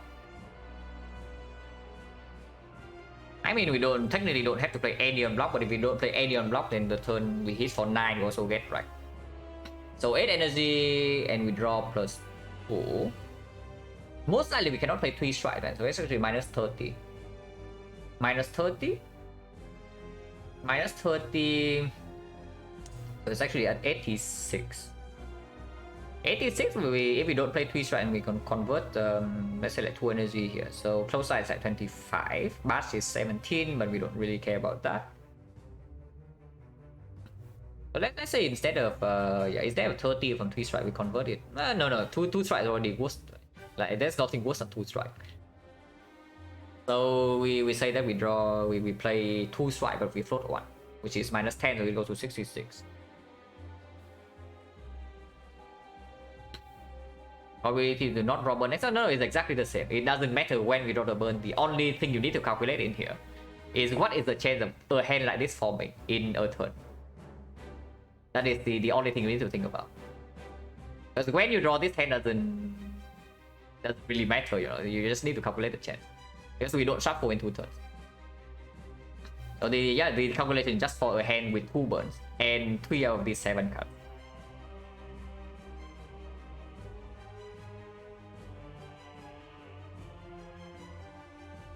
$66. Yeah, 66. Now 66 is a pretty big problem in 12 cards, but now deck has 4 burns. 66. Anger is 14. Immolate is 49. 12 cards, and how big is our deck at that point? Like 6, 16. 16, 16, 21. 21, but we draw past here 2, so 19. 19 is actually -5, so 16. 16, and we draw 10 out of 16, so we bottom deck 6 cards. Immolate, so we say that we bottom deck Immolate. Close line, maybe we can give some blocks, so we can also say that we bottom deck close line. And then anger is worse than strike plus, so we say that we bottom deck strike plus.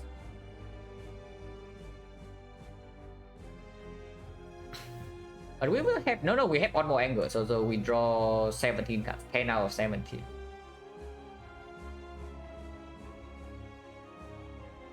But we have 4 angers. Sometimes 3 of anger get shuffled out. So let's assume the bad case of the anger being shuffled out. Then we only have 2 angers in the draw pile, that's 28. And we still need to block for the 9, so let's say 1 energy on block, we need 5 energy. 66 is way too much. It's 66 is way too much.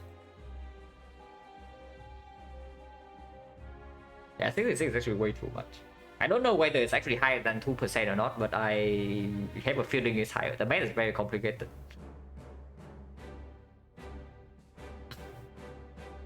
So I guess we play Immolate here. And if we roll 2%, then we roll 2%. That is how it is.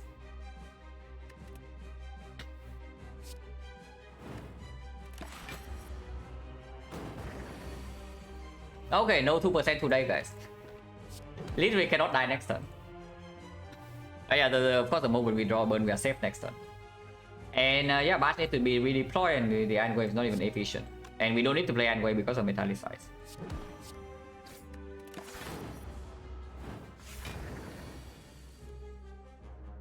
Yeah, full block and deal no damage. Even here, still 77 for 2 turns, but we full block this turn, so maybe we can full block Inferno with the Speed Force. Oh yeah, like if we did not play the Immolate, we are probably dead next turn. We might still be dead this turn, yeah, but usually not. Yeah, we are not. We would not be dead. Like with this draw, we would not be dead even if we play the close line, but it would not save 80 HP, so yeah, the same, exactly the same outcome. Holy crap, Hexaghost. Why is Hexaghost always like this?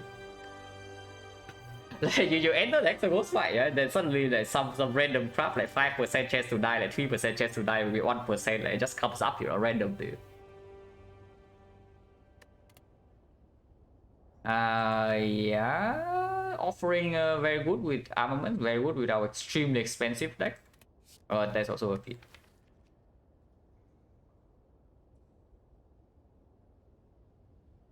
Very often, yeah, percentage to die 9 times, especially on Iron Trap. Right? I think on Silent is a little bit lower because you naturally have access to weakness, and like with poison, you also need, you can also block in more in the first few turns. On the effect you have off, so it's also a little bit safer sometimes. So on Iron Trap, it's just like every time you fight Hexaghost on Ironclad, if you don't kill before 9 times 2, you you are always scared. But yeah, feed here, it is feed plus sometimes, but this deck I don't really know like how long we can store. Usually we draw Immolate, we kill them all immediately. Shockwave play on side, and then Carnage also kills. But basically what I'm saying is that our attacks are very chunky to make the feed work. But on the other hand, no. In the short term, we are quite strong. Like you see, yeah, Carnage, Immolate, extremely strong in the short term. Not so good in the Act Boss. Anger, same story. The Shockwave, I mean, yeah, Shockwave is good in every fight, but Shockwave alone doesn't really do anything. So right now our front load is good. We are good in short fights like hallway fight elites, but our boss fight is not that good. But to be fair, the feat doesn't actually make us that much stronger in with Act 2 boss. It makes us a lot better into Act 3 boss. But what I'm saying here is that the offering, if we pick the offering here over the feat, we are basically saying we farm max elites in Act 2, no matter what. And then hopefully the value from the elites like carry the run. But we also have 400 gold. If we pick the feat, we are saying, yeah, maybe we are slightly weaker in the short term, but we have a backup plan. Okay, not slightly, like quite a lot. We are quite a lot weaker in the short term if we pick the feat over the offering in the spot. So how is the potential for this run? MP Flower is good. The Smiling Mask right now is worthless. Like first shop saves 25. Like who really cares? Full shop saves 75, way worse than something like the fish or the mobile. Paper Frog is good. Good damage scaling. Airs, whatever, mushroom, whatever. So we effectively have, yeah, I guess 2.5 relics into Act 2. It is honestly not that strong.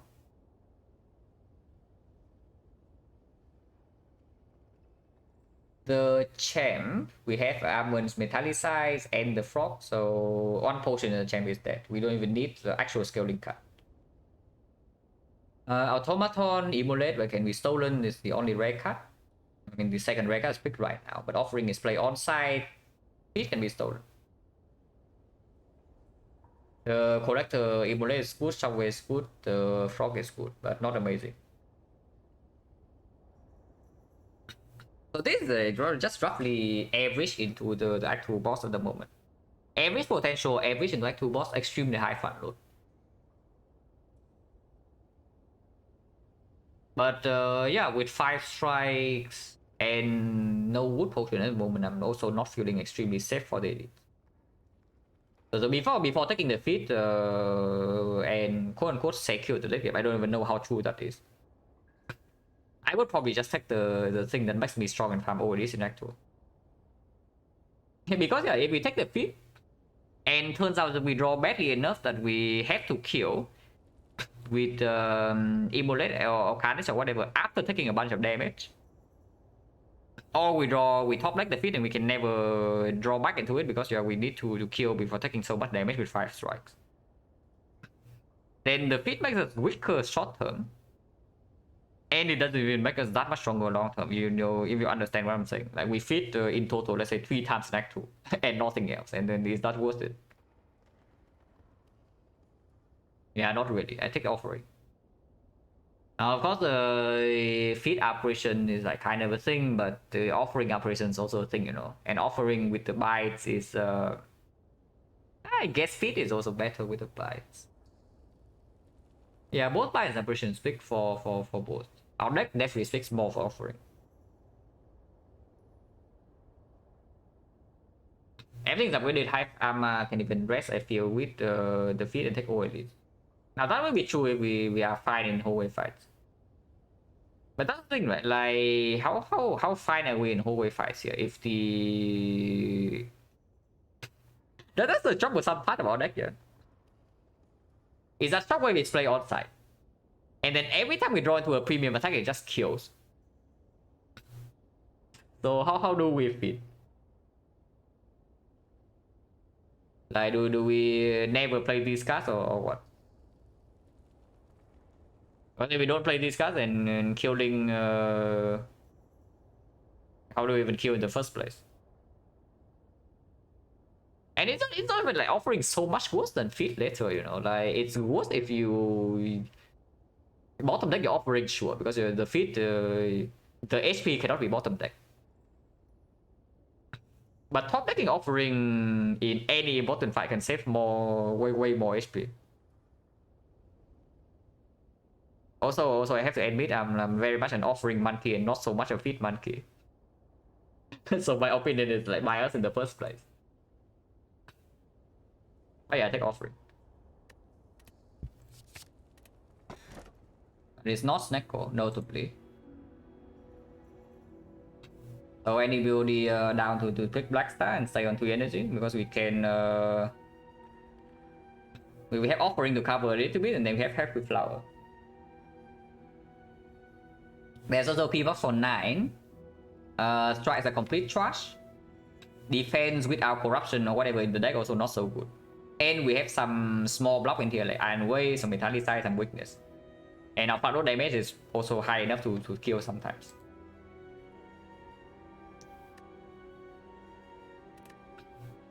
Or we take Choker and immediately set about taking offering. We won't get Choker for a while. We take away Choker, yeah, absolutely. Ironclad on Ironclad, it's always a take away Choker. Even if you are Feel No Pain, Dark Embrace, Corruption, Choker is still good. Choker is always takeable. And yeah, how much do we need the Choker really? Because we do have offering and the Happy Flower.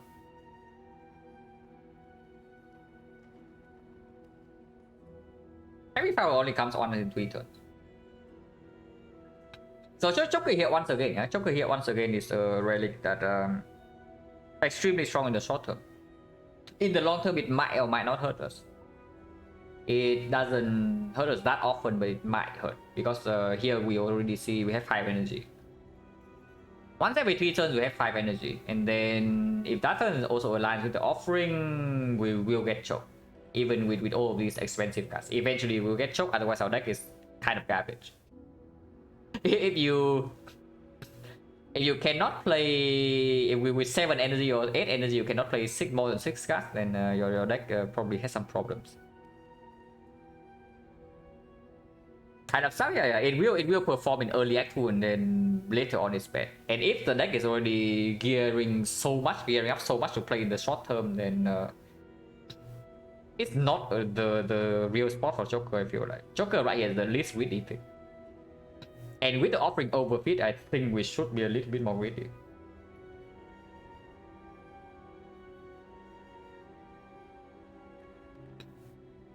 I transform, you are not looking at Black Star, really now.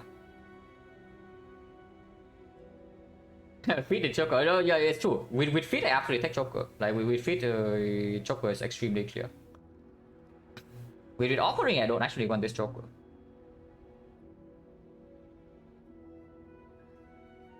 How is Black Star? Like, we're freaking 5 strikes. So this covers for once every 3 turns. This covers for 1 turn. Anytime we draw into offering, that is a real turn, 5 energy, any shockwave to build it, instant kill. Bubble stabbing, yeah, still we have paper frog, this deal 49 damage, but our burst turn does not kill the bubble stabbing. Hello, Stabber? Oh yeah, burst turn doesn't kill bubble stabbing, so what do we do against the bull? We cry. Because even a green anger is only 14 per card, so and we don't draw that fast. So right now even with offering, yeah, assuming we even armor the offering, which will not happen because we will play offering before armaments. Then we draw to our deck in 4 turns. Turn 4 we shuffle for the first time, so anger will not play more than once in the bone stopping phase. If that is the case, how much damage do we have in the entire deck cycle? In 3 turns, let's say we set up flower on turn 1. By turn 4 we need to kill. So let's say we set up flower on turn 1, so turn 1 4 energy and then 4 3 3 4. In total that is 14. 14 we're offering is 16. 16 energy, this needs to be played. So minus 2, 14. And then this doesn't need to be played, but usually yes. So 12. 12 with the Blackstar, this also exhausts sometimes, but playing this is the good case already, so we calculate for the bad case where this exhaust. Okay, 1 2 3 4 5 6 7 8 9. We need to play some defense sometime. Oh, let's say yeah, this will play, this will play, this will play, this will, we will play on side. So 5 6 7, no 6 7 8 9 10 11. And yeah, 14, so we can play 2 defense. That's actually okay. So how much damage is that? 49, 17, 66, 66 plus 10, 76. Yeah, it's not even close.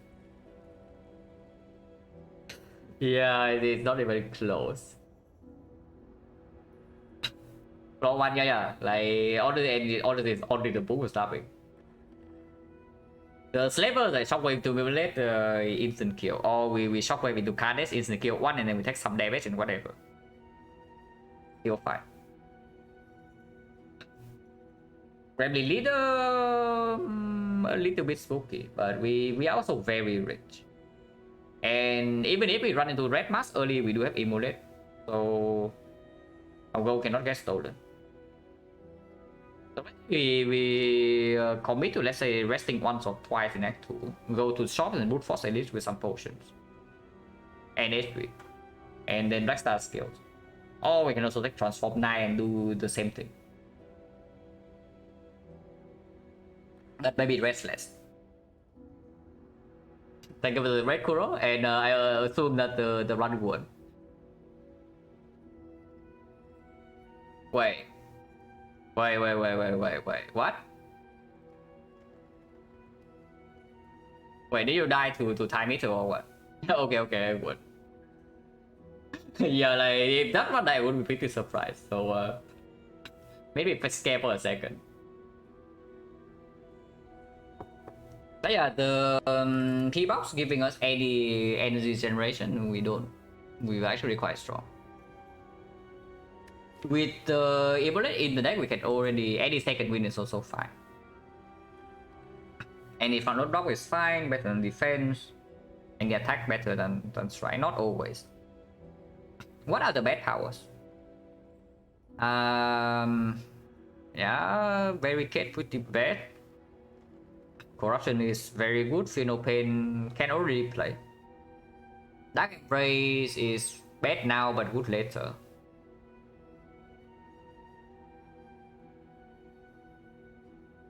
Rupture combats are bricks. Brutality is okay but not amazing.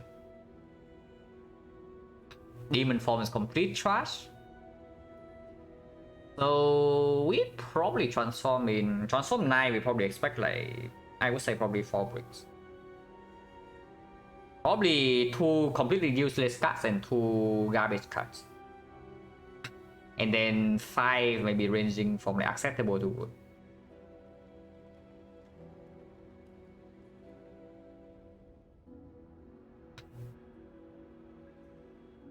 Ooh. I mean, if we take box and we get corruption, we're also a little bit sad. If it doesn't give any skills. But here it already plays it's only 3 energy, but we can pick any skill.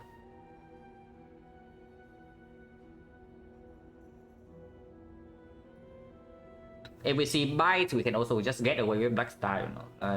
Yeah, any bite, especially both stabbing with brute force with HP. Because instead of playing defense, we play bites, and those are 7 with Paper Frog is for 5, so 12. Yeah, instead of playing 4 defense, we can get 48 damage.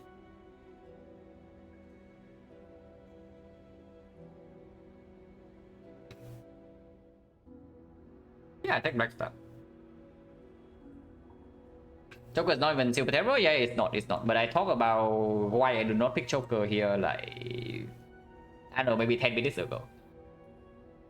You know, no, it's not. It's definitely not bad. But I talk about like why I would not pick the thing. Basically, we already have all fat note power, but no. Basically, our long game is sketchy, but our short term is strong. Which is exactly the opposite of what you want with the Joker. And in here, yeah, you see 5 energy.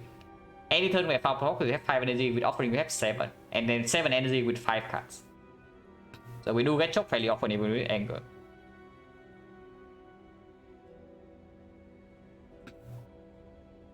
Yeah, I take Black Star.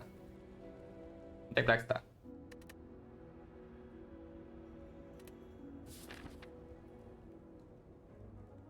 So super elite shop, yes. And then yeah, I see 2 elites. I see 2 elites with 1 rest in between.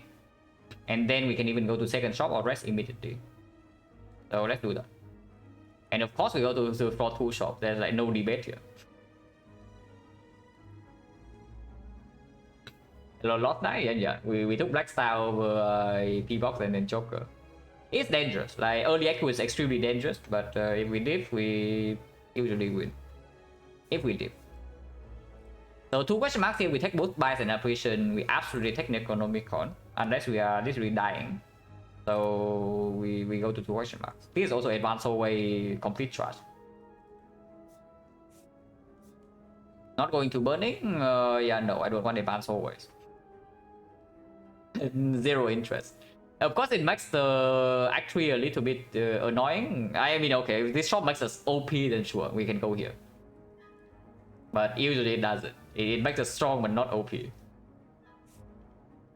Of course, taking Burning Act 2 is good, because then you have free parting in Act 3 for the Black Star. But yeah, I also don't want to die, you know. Because potions are reserved for the elite fight, I do not want to have to throw a potion away in one of these advanced hallways. Because otherwise I get hit for 20.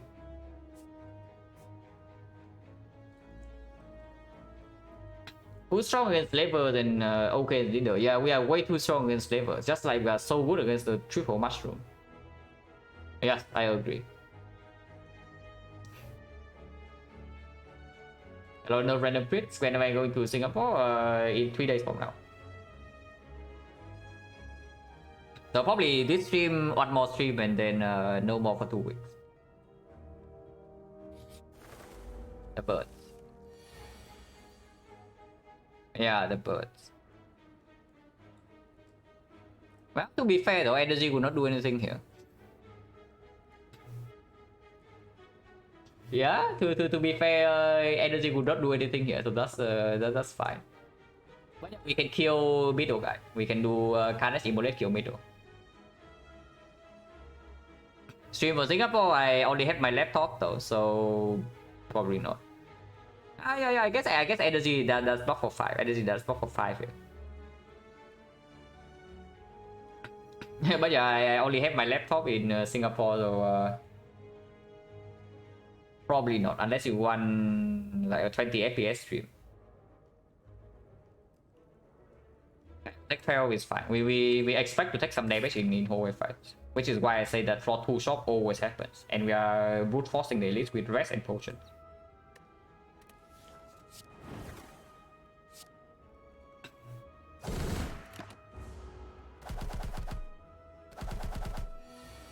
But also, okay, the real reason though, I would say, is that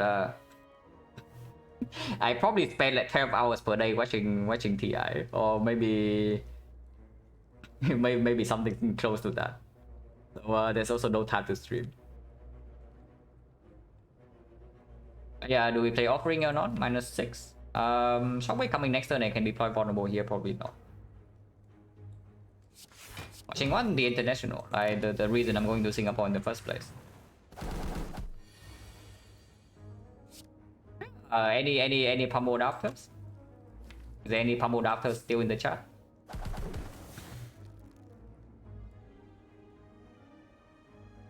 Not favorite team rooting for? I'm rooting for LGD, but after today maybe a little bit of copium.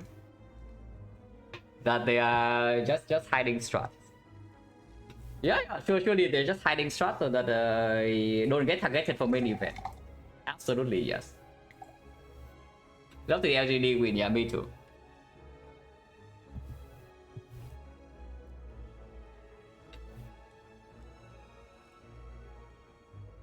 Come back easy, yeah, absolutely easy copium. But yeah, here do I play Shockwave or do I kill this and play Metallicize? I actually still want to block because Flower wants to be set up before this fight. Flower on 2 always. Which probably tells me I just do strike into Metallicize. It makes it way easier to block and we can still draw into close line or we draw into 3 blocks.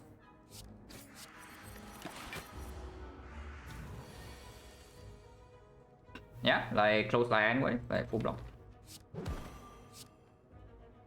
Or we can play defend instead. Deal 2 though, and we never need to reapply the close line again. So Iron Wave can still be played next one, no problem. And before I take damage next one would kill, yeah. So getting this down to close to lethal range is also good. I take 3 here, or I set Flower.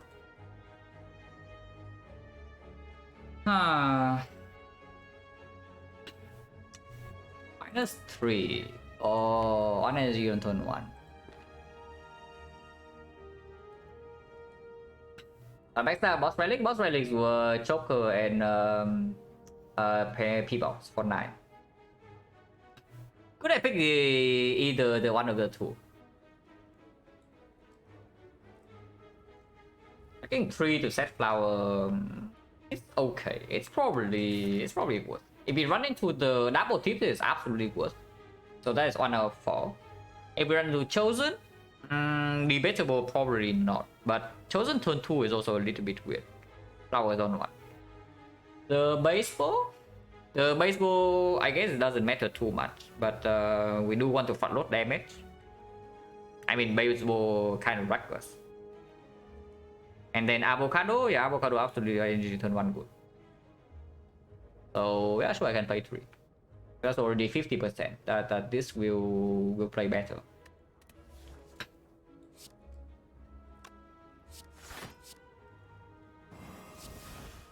This kills them.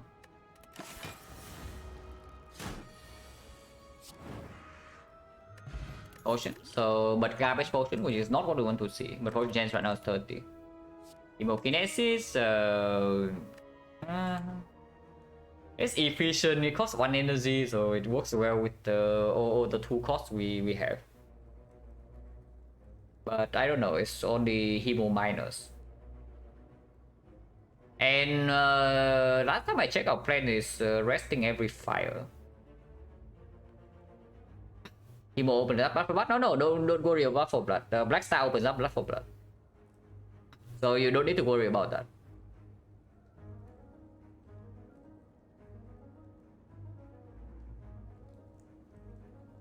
But yeah, it's true that Himo is one of the better attacks we can get into the bull stabbing fight. And with the honestly with the Black Star, I'm willing to take maybe 1 or 2 more casts that are slightly better, so just to kill it. If we see buys right now, we also take. Cannot be that bad. Of course, Hemo Plus is way better, but sure, it's not so bad. 1 SG 50. We can also headbutt for the Immolate. But yeah, we don't really want to break turn 1, right? Because at least, okay, the good thing about Hemo is that if we bottom deck Immolate, we can still one-shot 1 Gremlin minion with the Hemo. Headbutt cannot do that. I mean, of course, we can set up Headbutt Carnage, Headbutt Immolate on vulnerable turn. And we have Headbutt Offering combo. Not really, right? Headbutt Plus, maybe we'll take over Hemo here.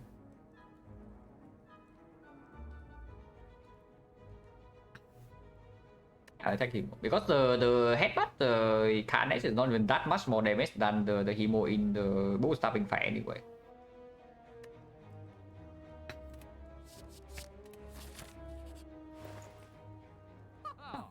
Ah, mid on the bone. I see a mid on the bone, I see a rupture, but probably not rupture, but I see a mid on the bone. Now that is pretty juicy with our attack damage every fight archetype. So we take that. Probably. And after the mid on the bone, I have what? 164 gold. So I can still do something like panic button and remove.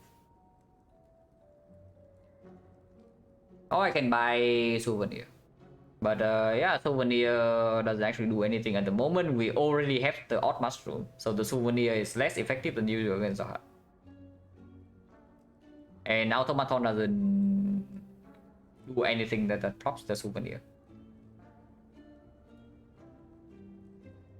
So yeah, mid is pretty clear. I'm really thinking about what else I do though, because remove panic button is pretty strong, but I can also just buy energy potion, you know, because these potions are not what I want to bring into the first edit fight. Even with the mid on the bone. And yeah, like these potions are pretty trash, right? Especially the deck spot. Like, what are we doing with the deck spot in the elite fight? Instead, there's a freaking energy potion here. You know how much damage is energy potion is? The energy potion in 4 deck is like, yeah, 49 damage because it allows us to play a free Carnage or a free Immolate in and apply vulnerable on the same turn. I mean, it's not exactly 49, but it's like... So either we play Bash into Immolate, which is 59 damage, or we just play Immolate alone, which is 28. So yeah, energy potion is 31 damage. Now that seems quite a lot better than the garbage like next spot, I think. Not removing the Smiling Mask feels pretty bad, and with the mid on the bone, the incentive to pick up buys is also lower.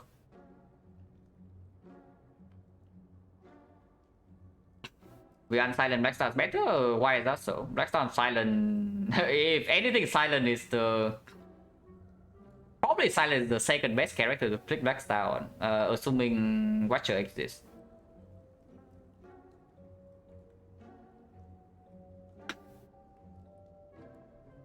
Lost a run, how and when did it happen? It's a run... we died to hard like fairly recently.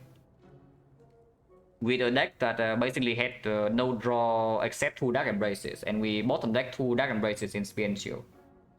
And almost died, and then just died turn 2 of the hard fight. Pretty sad.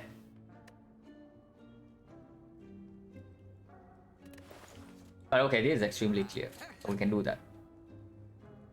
And yeah, afterwards,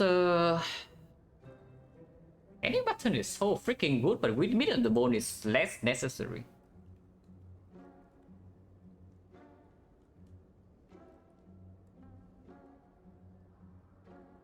Blackstar after Act 1 got it more effective. Blackstar on Sidon is generally actually quite good. Not good enough for you to pick it over real Randic, but you get away with it very often. And looks good, yeah, absolutely. Panic is positive. But what do you think about the remove with the smiling mask, and what do you think about the energy potion? Clock was okay. Clock was like the worst bait in this deck. The worst bait in this shot. It's a bait, it's a pretty big bait, and it's pretty juicy, but we don't take it. When it's panic, when you have meat, the secret is that the meat and the bone heals 12 per fight, not 30. And this thing says 30 blow. Speedport is worthless? No, we are tossing deck spot. Speedport is, yeah, Speedport is not worthless, but what do you think the deck spot is doing in the elite fight? Like, are we suddenly dropping slavers or what? Yeah, we actually suddenly dropping slavers over playing our Immolate turn 1 with this energy potion.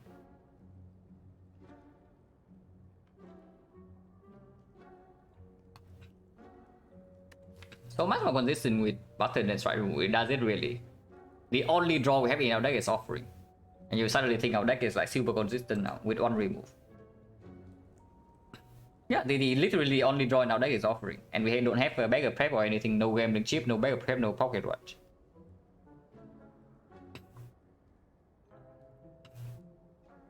Honestly, I don't see it. I think I just and then the important thing is that against level we need to play Immolate on side. So even turn 1, yeah? Turn 1 we draw Immolate but no vulnerable. We still have to play it, and then suddenly how much are we taking? Like 20, I don't even know how much damage we're taking turn 1 then.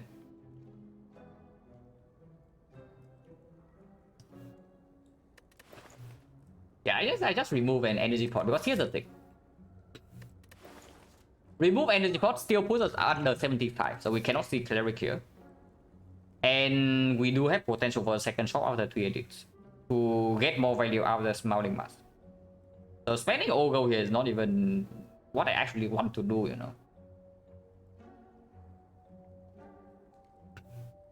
And I don't even know whether panic button is better than remove or not with smiling mask, because the value also, we also lose a lot of value from the smiling mask itself. We don't remove every shot. And then yeah, like energy potion I'll talk about, like they are cards we need to play on side, and they all cost 2.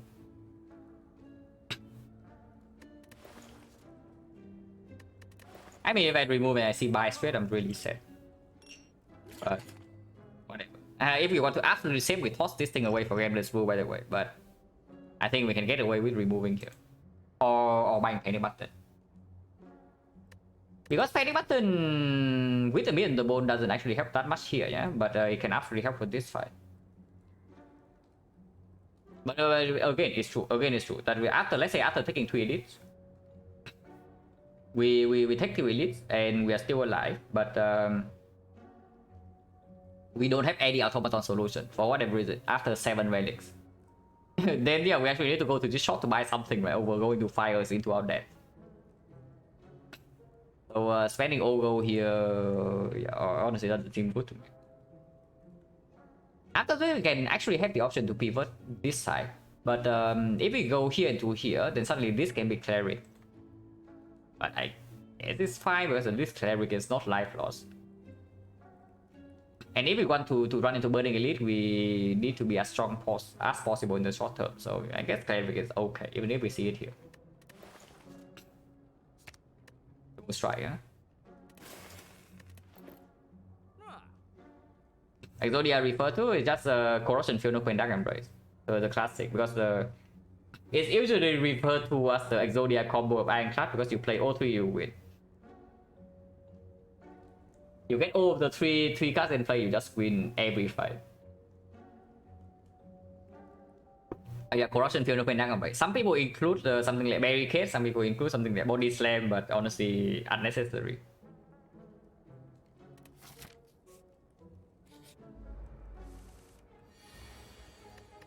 I think we can see cleric here. We can see cleric here. What am I talking about? If we roll average go or go. For whatever reason, I was thinking that we don't really see gold here, you know? But it's not true. Unless they tell me to not pick gold in this fight with more than 15. Now that is going a little bit too far. Idea here, the flower setup going in perfectly. Cool, thank you. So I'm on the board playing already, yeah, but we also have the mushroom. So mushroom also plays next turn. Yes, I'm blocking for 4 here, over dealing this damage without vulnerable. If we are drawn like this in the elite fight, we are extremely safe, by the way. Just saying.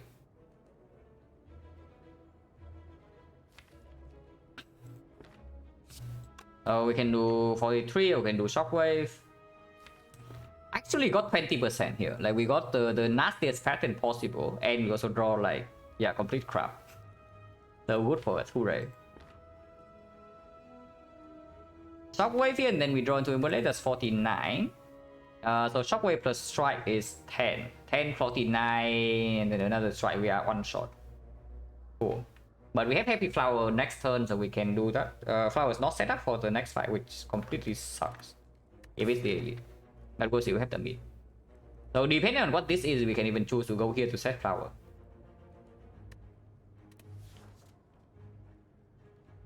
But yeah, not doing Shockwave this turn means that we need to kill next turn, which means that, yeah, it needs to be Carnage Hemo. So we lose another 2.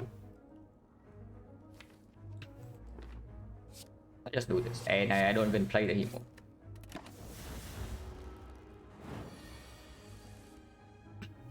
Yeah, Flower 1 is better than round 2, that's for sure. 49 here, next turn we have Guaranteed Lethal, even with Witness, right? Oh my freaking god, we have Faber Frog and the thing, you know. So how much is Frog and Witness? 1.75 times 0.75.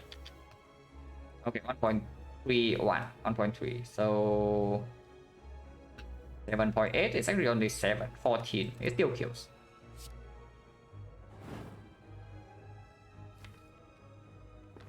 If we can draw block next turn, I would like to block. Only 2 cards though. He's weakened but has 3 strength. So probably cannot block unless I play Metallicize, but then I only have 1 card. Impossible to block next turn really. Which yeah, means I just kill next turn. And set power 1 over 2.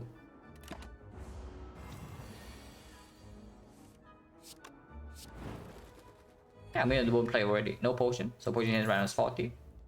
Garbage. Unless you tell me Warcry is suddenly something now. But Warcry minus, not really, right? Warcry is useful to save the Carnage sometimes. To save the Ebola, like for example, we Warcry a big attack on top and then we play vulnerable. Then after we kill. Not sure how useful that is, because that is the only use case at the moment. We don't have any draw to take advantage of the Warcry card immediately. We don't have Havoc. We don't have Frozen Eye or anything. Probably not.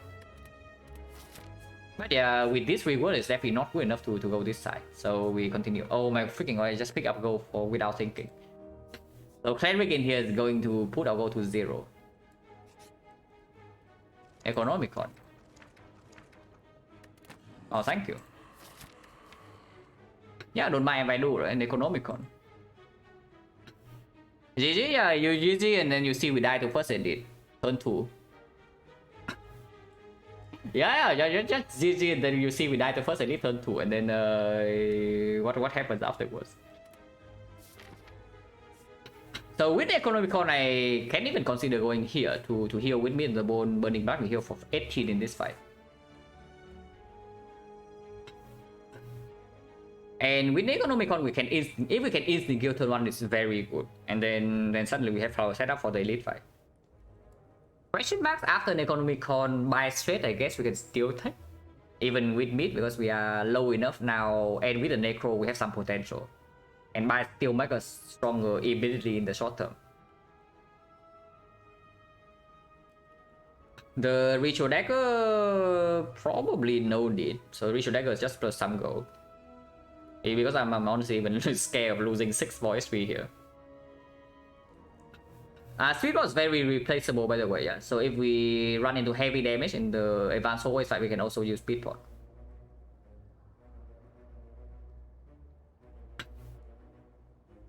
And apparitions, I guess it's okay, but not amazing. We don't lose real HP, makes me the bone.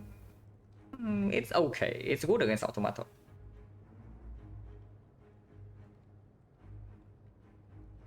Shockwave double bomb is already enough though. If we run to Slaver and we draw Ebolate turn 1 and they all die. And yeah, Forgotten Outer still no protection, so we run into that, we're extremely sad because we are taking the curse.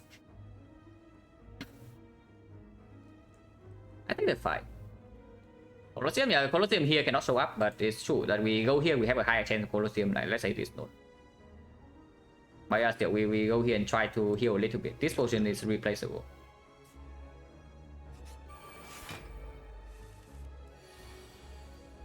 Yeah, flower for next turn. Immolate already kills this thing entirely, so I don't know how much damage we want to waste here because yeah, this fight also like pretty ugly because we draw all our block on third one already. Is it hardpool? No, is it hardpool for us? It's triple cultist. I'm pretty sure triple cultist is way easier than this because you see, yeah, turn 2 this thing already hit us for 21 total and we have failed. Turn 2 cultist only hit us for 18. And leaving one cultist alive is not as annoying as leaving this thing alive, you know. This thing has 95 HP and we can deal 17 here. 17 is 56. So 72, so yeah, we can immolate into carnage. But we need the damage on this guy right now. And yes, we're still willing to use speed pot. We also drew all our block already. So that is a pretty scary spot, but Offering can also play.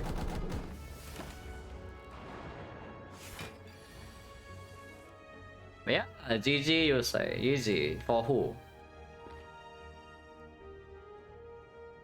GG with an Necronomicon, yeah? Very easy run. But for who?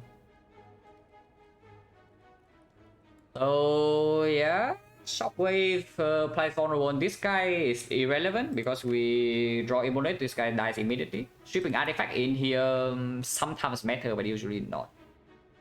Otherwise we are floating 1 energy.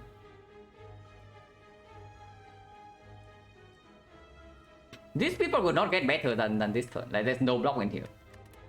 So we can speed for 10, take 11, go to 22. From 22 we can die next turn. If we fail to kill this and we don't draw this or this. Ah, so isn't that nice? isn't that lovely?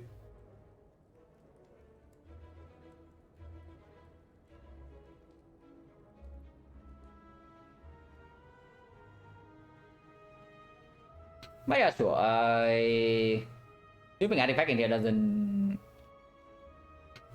make a lot of sense because the close line only block for 6 next turn. And in order to play Bash in the close line to actually apply the close line, yeah, we need to play Offering. So it's -6 and then +6, so it's neutral and then we still die. So the Shockwave in here makes absolutely no sense. Which means I play Defend Double Strike and the next turn maybe we have some kill with a Carnage Loop or something. But Strike go here.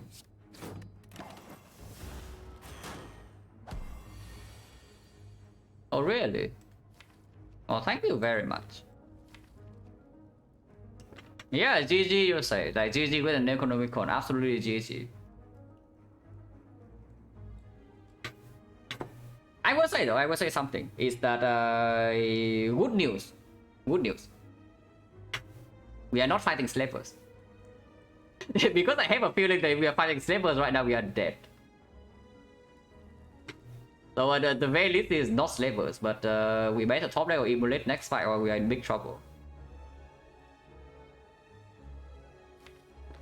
So this block for 6 total, and we go to 5, so Immolate is not playable.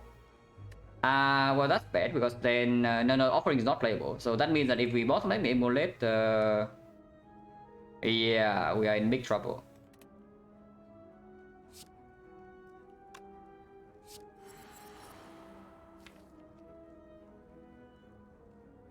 If we top lane Immolate, no problem. But I'm really thinking whether we need to play the Hemo here, but probably not.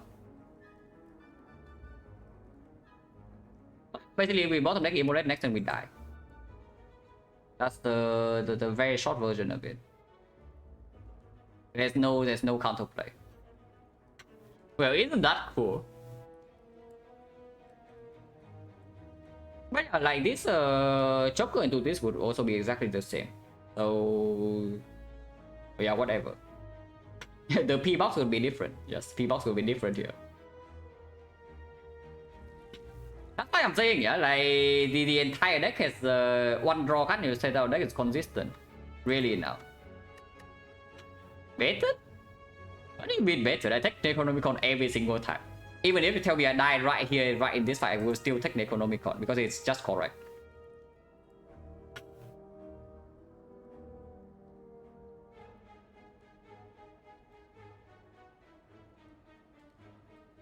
If we need to draw Immolate, no matter what next turn, then there's no reason to play Hemo. Because Immolate is already killing this and we need 6 more damage from here. So... Oh, wait. There's a head. Like we can draw like Bash, Immolate, Offering, Close Line, Carnage. Better the whole way you want to run into Elite with this draw order. Oh, really? Really though? You want to fight an Elite with this draw order? Interesting.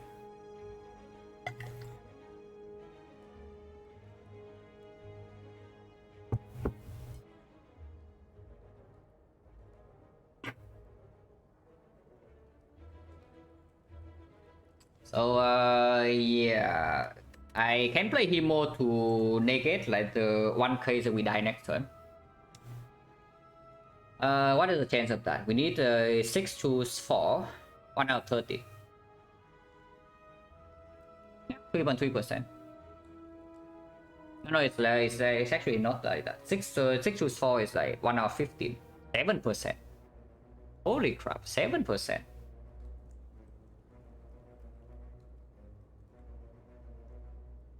No. We never die. We have energy pot. So I don't need to play 2 here. Yeah. Even if I draw, as long as I draw Immolate, we win next turn. If I don't draw Immolate, we die. But we can never change that with anything here. So yeah, what can you do? What can you do really? Question mark was Mortal Flame chest. Interesting. And also we forgotten outer, I think we are like Silver Mega busted dead. But yeah, try goes here. Like goes here so that if I draw one of these 2 with Immolate, I can also not potion.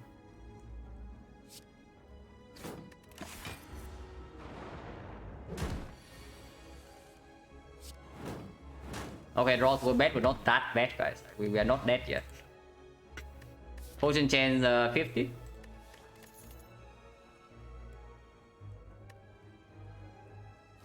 Second win, or with Necronomicon, gets slightly better. Second win with Offering gets slightly better. Almost try with no energy, but we have energy potion, so decent for 1 fight. But if it's a fight that we need to block for some of the turns, like Slavers turn 1, when we don't instant kill, if it's the Gremlin Leader, if it's a book, we can need to block for maybe 2 turns and second win is okay.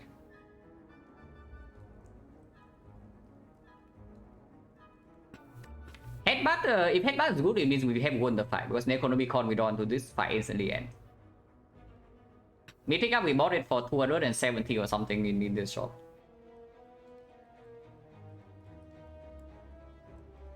Say does not kill, yeah, Headbutt also doesn't kill though.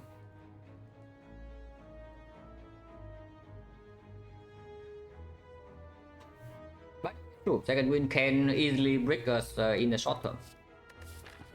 If it is power 2, then sure, because power 2, even if it fails to block a kill, it also blocks enough that we don't really die instantly. I mean, this part I'm not sure. In this part I'm not really not sure about the thing, because with the black tie and the middle bone, as long as we survive this fight, we are suddenly back in shit.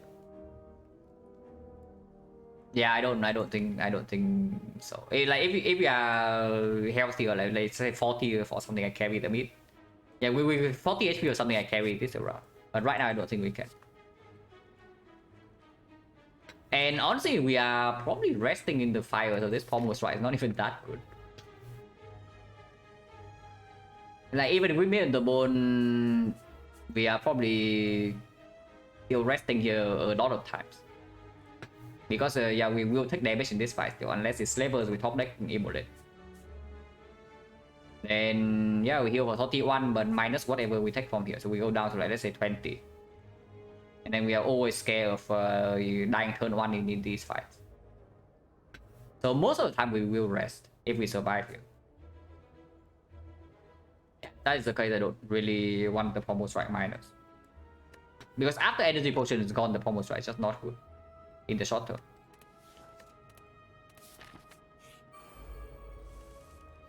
Okay, probably the most annoying elite for us, but we do draw bass turn 1.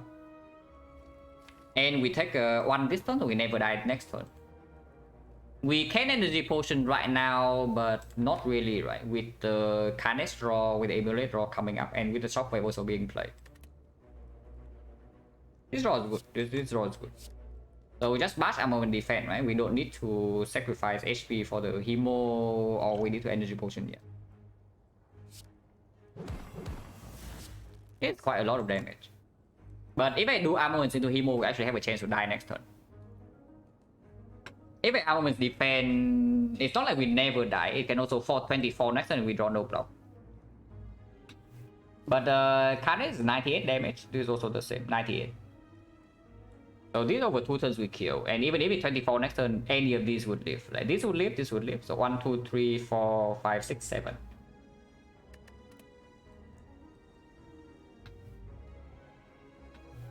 Energy potent this turn. Energy potent this turn from 30 goes to 20 goes to 34.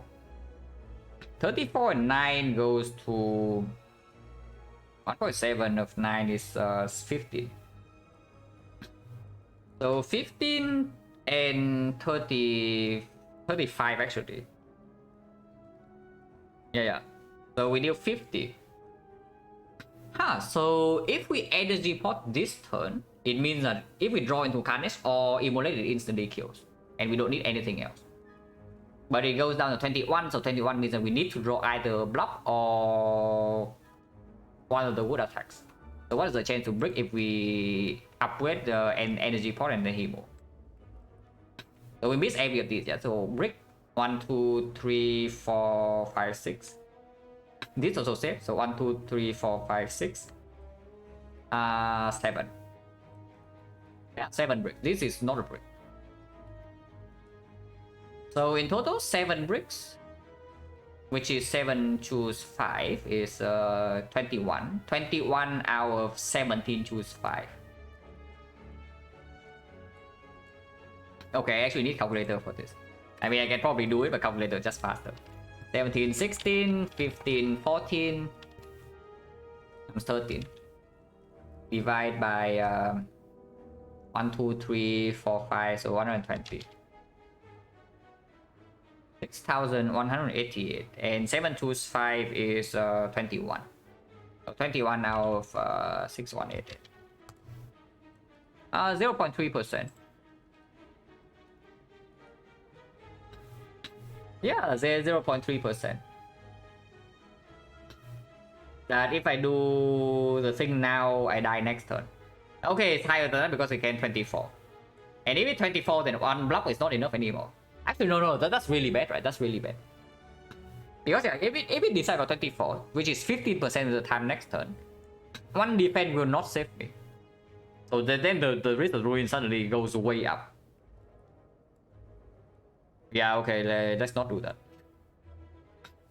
Let's not do that then. Because the potion can also allow us to play like Carnage into Immolate or something, and that's 147 instantly kill.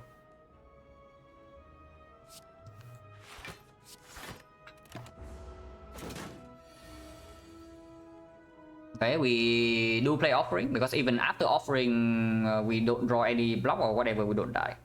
But we do play Offering here for a chance to just kill.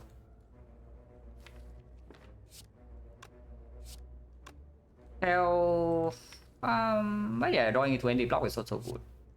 And then of course, if we bottom deck discuss and we don't want to draw +3. Yeah, exactly. We want to draw +3, guys. Yeah, interesting. That we still have not drawn into the things here, but this thing is vulnerable for 6 turns. Not play. So what else do we play? If we draw Immolate or Carnage, if we draw both, we can also still play both. Yeah, so drawing both is always killing. So let's say we draw one of these. What is the worst possible thing that we can draw? 4 cards, but not this. 1, 2, 3, 4. And that would be how much? This would be 7. Once again, another good news that we are not fighting slavers. Because apparently the Immolate is glued to the bottom of our deck after an Necronomicon pickup.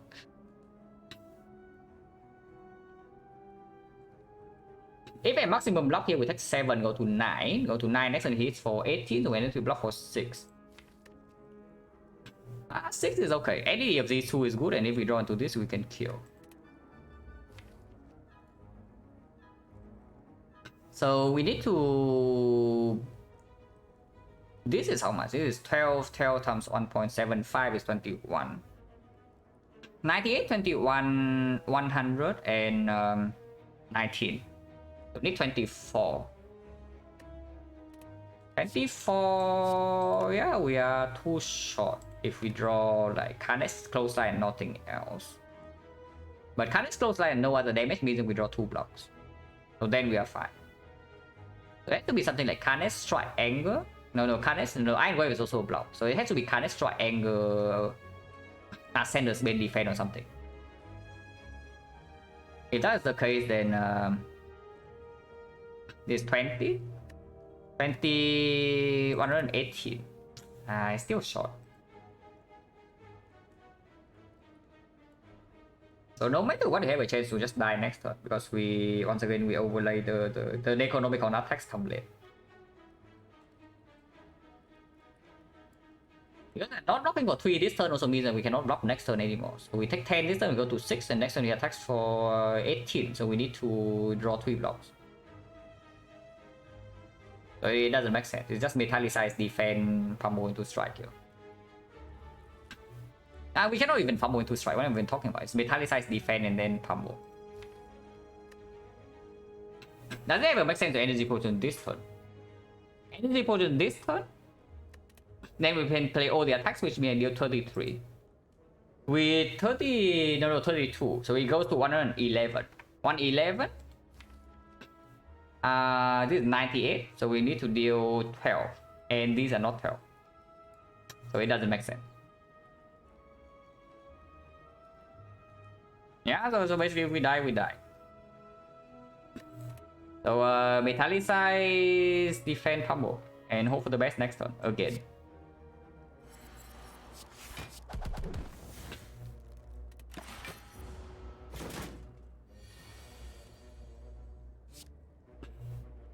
We are definitely not dead. But we cannot save the potion, right? Or can we? This is 8. And next turn we have 98 plus 10. So 108. We are 5 off. Yeah, we would be 5 off from guarantee lethal next turn. Because yeah, we double defend here, we take another 5 to our face, and then we go to 4. But then we can preserve the potion. But at least we have flower set up for the next fight in the first turn. So energy potion here, this is 98. Plus another 21, and then Iron Wave kills. I need to play Immolate before Close Slide, otherwise yeah, otherwise it's still okay, but we take 5 extra for no reason and mess up the flower.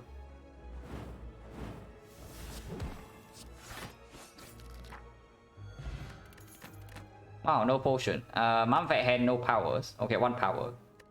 But Mumfat Hand with an Necronomicon, yeah, a little bit dangerous, I would say. Dog is fine. Havoc.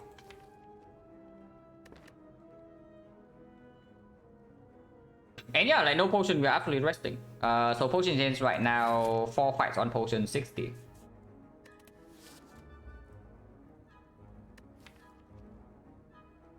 We also just passed through the one fight where we actually need to block. elite fight, that is the bootstrapping. So the shock value also goes down. Havocing 2 cost will pop Necronomicon, yeah. But again, it's Havoc minus, so it doesn't actually gain anything. It gains at most 1 energy. We already have Happy Flower, we have the offering. Pretty cringe, right? And I guess Struck is still okay, because we can struck into a 2 cost that is Necronomicon. We just cannot play Abundance into the Struck, but then Struck is still as good as Defense Plus. So it's like, it's not really a thing. That suddenly that becomes bad. We can rest.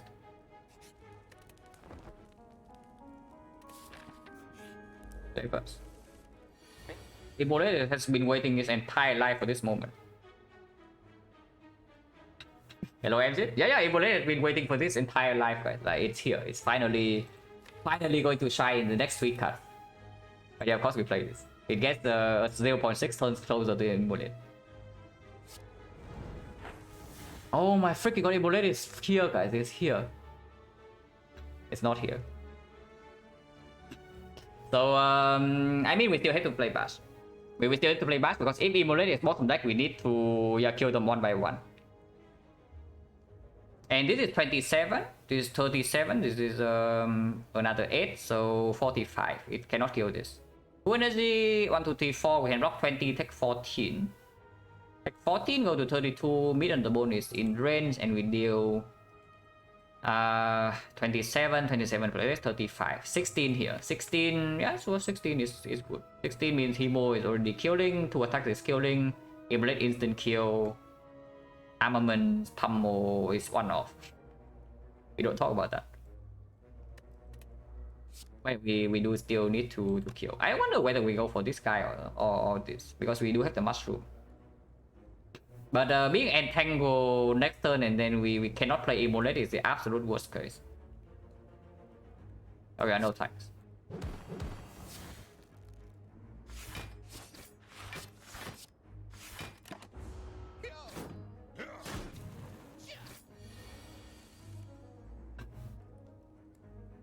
Guess what, guys? Good news, we are not entangled.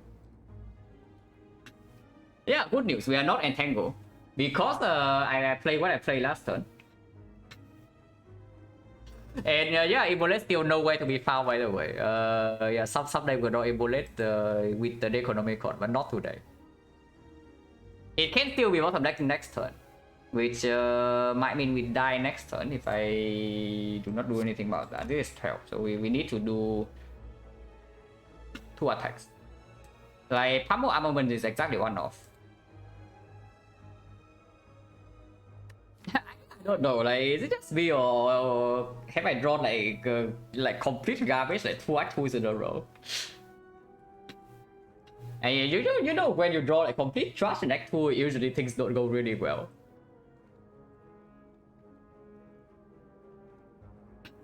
But yeah, I cannot even play Shockwave either, so is Immolate even instant kill anymore? It's not. It's 42 AoE, so Blue Slaver is alive. But I cannot play Shockwave here. Like, playing Shockwave here, yeah, it just doesn't work. So is it Metallicize or Armaments? If I play Armaments, I get a Strike Plus. I block for 2 more this turn, but potentially 3 less next turn. This gains like 1. Yeah, this gains like 1 block over 2. Not always. Because next turn I can. No, anger is only 4. So with no energy here, I need to spend 3 energy on attacks to even kill this. In which case, Metallicize just straight up just better. And Pummel, no, Pummel is not a kill. Hey, 2 only goes to 3. It doesn't go to 4. We're being scammed here. But yeah, Metallicize Mummified Hand, yeah, just. And it's better to play Metallicize first anyway, so we can do that. If we hit Shockwave, excellent. But there's no way we can force because we need to play 2 attacks. It's pretty screw up, like, because Strike Plus is also 15. Pummel Plus is 15, Strike Plus is 15, and this thing is just 16 HP, like, really no. Summon plus down to 16 and go to 5 hits, so it's 3 times 5.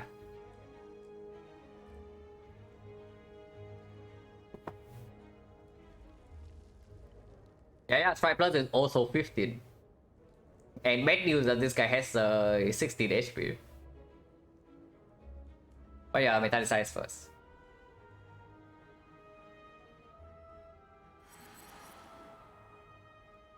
Yeah, we can play Armament. We cannot play Shockwave. Yeah, 15. Very cool. So we need to waste like quite a bit of damage here. And we are weakened, so we also take a hit this turn. Yeah, Immolate finally here, guys. So we have been waiting like all fight long for it. It's finally here. Yeah, next turn. we're picking even bottom deck the Carnage, you know, because Carnage will also kill here. Like you see, like we draw the Carnage and suddenly we block at 13. But we bottom deck both the Carnage and the Immolate. Yeah, interesting. Very cool. Thank you. The exact same thing happened in the last fight.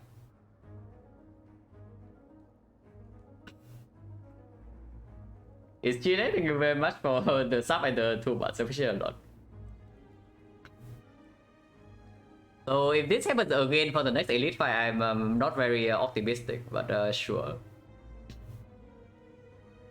Factor over Choker and P-Box. Choker would not do much better here. We did draw the Choker would be yeah, equally trash.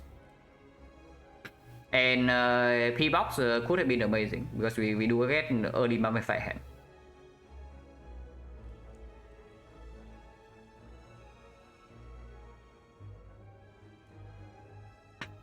But yeah, close line here, block for 4, and the next turn we Immolate Carnage. We can play both with the flower. I cannot set up, we are way too low already. We take 15 this and go to 9. And the deck also has yeah, 12 wounds. So we need to kill next turn. This is 63, right? Yeah, this is 63. 21 for both, and then 21 on the Taskmaster, so 63 instant kill. We can weaken here.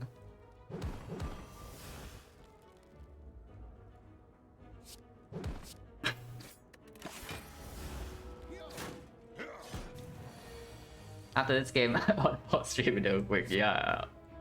Good thing. Oh my god, bottle frame with the gods, man, but we just fought slavers. So I don't know, do I even want to bottle it? Like, no, for real, do I even want to bottle it? Because you know what happens? Do you know what happens when you bottle the Immolate? No, really, do you know what happens when we bottle the Immolate? Yeah, exactly. We do not draw it on turn 2 in this fight. And that is actually a big problem. Because we don't get to shuffle Immolate anymore. Unless we get a headbutt. So do we have a headbutt here or not? Wait a second. Ah, interesting.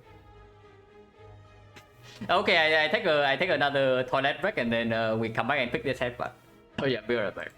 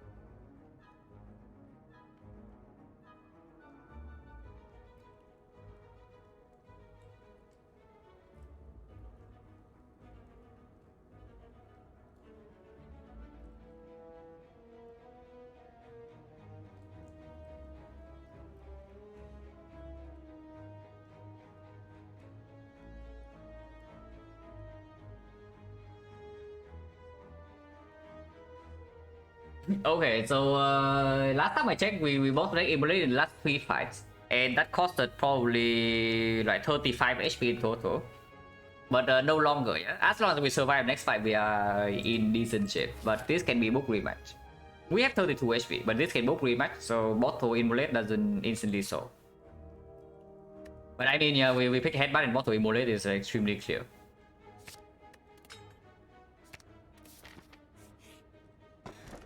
Concrete is very good. Great in this fight, and can deal us a big time in here. Yeah, sure. We just see. Oh, that's bad. Oh, that's really bad.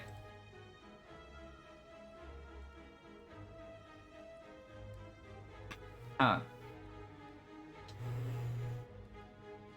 Ooh. Well, yeah, bottle immolate, but that's fine. We have the thing. But I mean, metallicize first to see what the discount is clear, right? If it discount the defense, we play defense bash. If it discount bash or immolate, we can play bash into immolate. And then next we have complete block. Now headbutt is what? Like, yeah, interesting. But yeah, metallicize, and then we see what gets discounted. Okay, so we just bash into immolate. It's completely fine. It's bash into immolate is better even if we have energy to play both. Yeah, I'm just saying. And we can choose to Necronomicon this. Like 11, next time we never die because of conflict. Now Carnage is lethal instantly. If we draw into it, we can die next turn.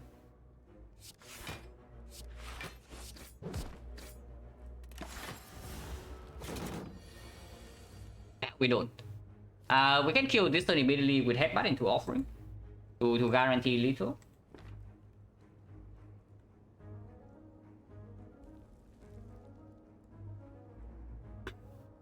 What else do I want to do? I mean, offering needs to be played no matter what, right? So I just go for the lethal line. Because we do have some full block here to maybe set up the flower, but yeah, after this fight I also don't really care because we probably can deal with a lot of things here with bottle immolate club. Right? We do. We absolutely do. We can rest everywhere. We can upgrade, we can rest. With Million the Bone and bottle immolate, we have freedom to do a lot of things.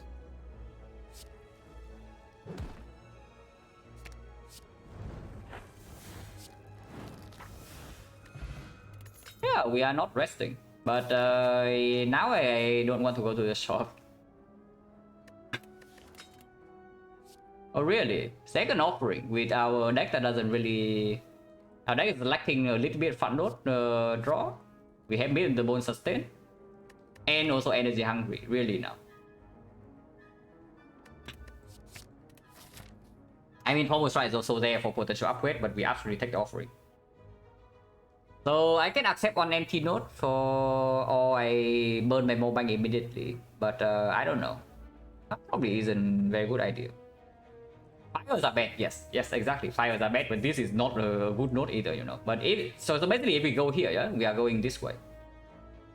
Potentially accept an empty note, but if there's something OP in the shop for 180, less than 187, I can just buy it because with the black style, these relics we already. Our potential is extremely high in the deck game already. While fire is bad, resting is extremely cringe and we have no upgrades. I mean, yeah, sure, we can upgrade offering and upgrade shockwave, but shockwave upgrade doesn't play that much in automaton. And I guess these are okay. Plus 2. Yeah, both parts get me to the same HP. Like, we are basically full HP at the end, unless you tell me we can die to advance always. Which can happen. You think with bottom immolate we are stomping every whole fight, yeah? But suddenly we run to snake plane minus 24 on turn 1. And then turn 2 we cannot play offering anymore because we are below 6. Interesting. But yeah, I also want potions. What's potion chance? 1, 2, 3, 4, 5, 6. 6 fights, and we got 1 explosive and what? Energy pot we bought. Deck pot we tossed away. Speed pot we carry over. We got a deck spot. Yeah, we got a deck spot. So we got 2 potions and 6 fight, 60%.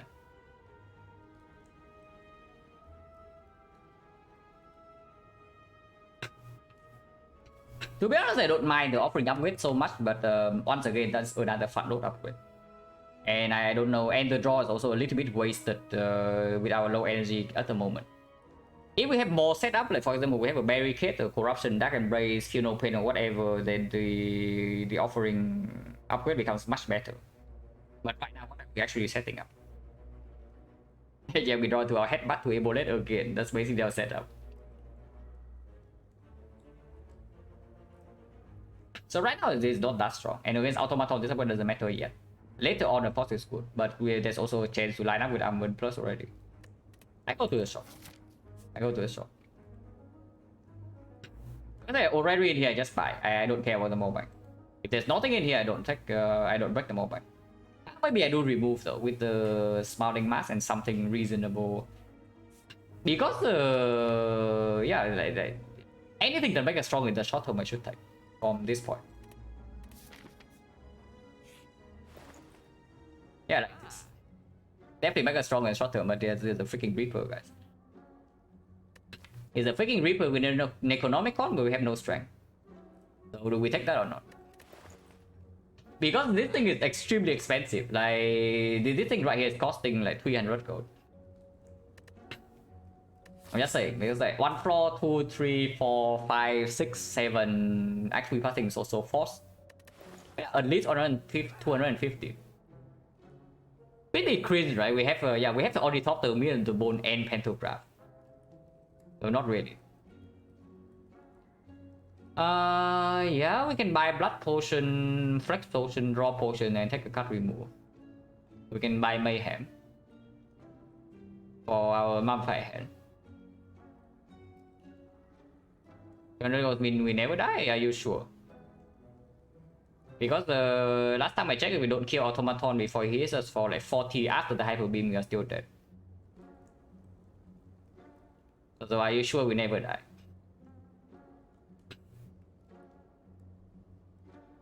Nothing worth buying in here, right? Like not for this much gold.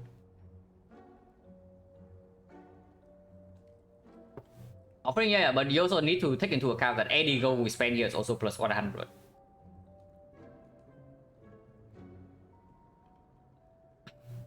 If that's for free, I don't even know. Like because we are mainly dealing damage with Necronomicon. I think I want to figure out a way to block. Like Necro with the frog is already enough damage, mostly. I just want to figure out a way to block somehow. Probably just leave, right? If we break the mobile here, it's going to be remove Blood Potion and Singret, which is actually pretty strong short term. Which is actually pretty strong short term. Yeah, 149 gold. So we still do not actually see Cleric here. And it basically guarantees that we cannot die in the short term and in the automaton fight. This thing heals us for 22. But we probably don't need it.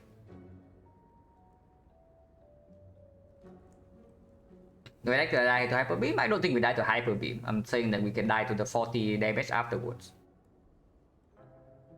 If we buy the Blood Pot, we never die to that. But the whole fight can also drop potion, 60%.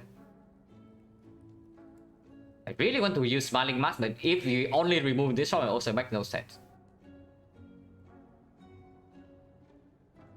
Because yeah, the thing is that Smiling Mask is discounting, but we remove right here, we are costing ourselves like 100 gold. Probably just leave. Man, leaving is so greedy. Leaving this one is so greedy, but we can we'll get away with it, right? Okay, how much do we heal to? We heal by 18, 46, 46. Let's say we go down to 42 again. Yeah, 42 heal 18, 60. 60 we had to grab actually perfect, right? If we get to exactly 42, we heal to 60, and 60 we pay to grab is 85. If nothing can burst the artifact pretty quick, yeah, our deck has no draw. It's the actual problem. But it's true, our damage is pretty high. Turn 1 we play double immolator, so already 56 damage. And then anytime we headbutt into another 56, that's 100. And then 2 layers artifact from the shockwave, and then we play bash, it immediately applies vulnerable because it plays 2 times. And then immolate or carnage is 96. Yeah, we can kill pretty quickly. If we draw decently well, yes. But if we bottom deck the headbutt and we cannot actually kill minions, then we are in big trouble.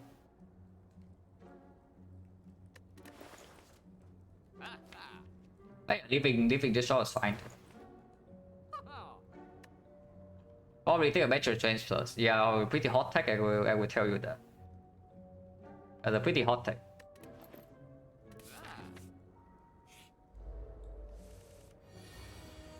Yeah, these guys do not know. Do I need to offering or not? Do I need to offering or not? If I don't offering, I deal 56 and that's it. Nothing else. So this thing's at 47. 47 means that any carnage is killed, any headbutt is killed turn after. This is 27 and 27 no energy, so 27 37. 37 we have complete turn 2. So we have until turn 3 to kill. Offering means that I have 98, so we just kill instantly and then have flower set up for the turn after.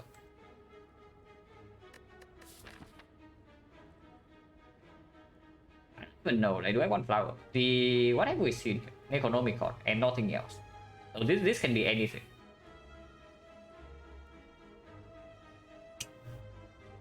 The only bad event is 5. Ritual Dagger is actually quite bad. Bad in the sense that it doesn't make us better for this fight. Everything else good. Red Mask is completely free. Colosseum is completely free. Library is just better in the fight. And Son 2 is still very good. Yeah, I mean, expect the value, the event still way stronger. So hopefully, Apps is fine. Apps is fine. Apps we have the armament and 2 offering. After it offerings, quite good. And it gives us something to maybe upgrade the fire before the automaton.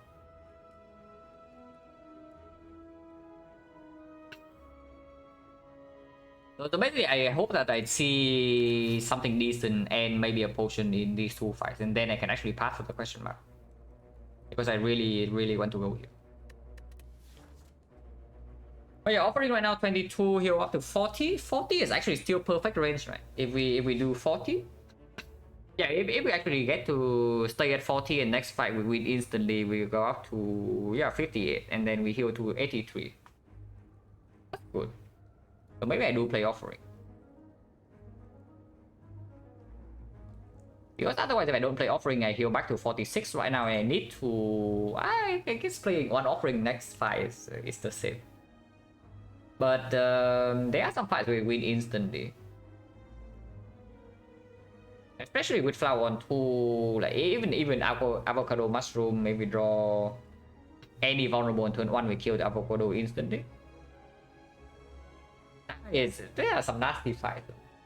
If we see the triple cultist, we win instantly. If we see avocado mushroom, we try a little bit. If we see Centurion Mystic, it can be a little bit weird. If we see Snecko is probably free. So the bad fights are just the usual ones, like just avocado mushroom and then snack plant.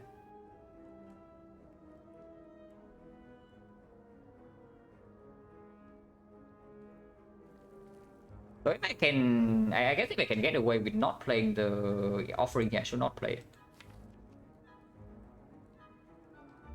How bad can we draw? Because if this guy vulnerable turn 2 and turn 3, we still don't have lethal, we're in big trouble.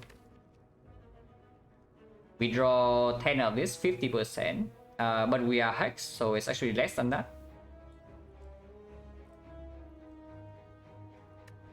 Yeah, I don't know, like fooling around in this fight. Don't expect to take 6. Have you seen how we draw like in the fights before this? Really though. Because you see right here, yeah? 56 we instantly kill this.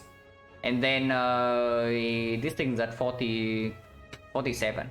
So how do we deal 47? If we bottom deck the Carnage and the Bash and the Headbutt, because you only have 2 turns to draw. And it's necessary. Now you want to potion, really. Potion also heals 5, you know. I want to enter Automaton with 2 potions. And that's something we only draw, we don't have that much time, we have 2 turns. Like by turn 3, when this guy attacks us for real, and we don't kill, we suffer way more than 6. Yeah, I just play 6 because if we do next fight flawlessly, we also like are perfect HP. Can always start with shock first though. If I shock first, what would I need to draw into to not offering this turn? Probably nothing. Yeah, actually, even the only good thing is I draw into one of the bricks, but even then, I'm still offering. Just play off.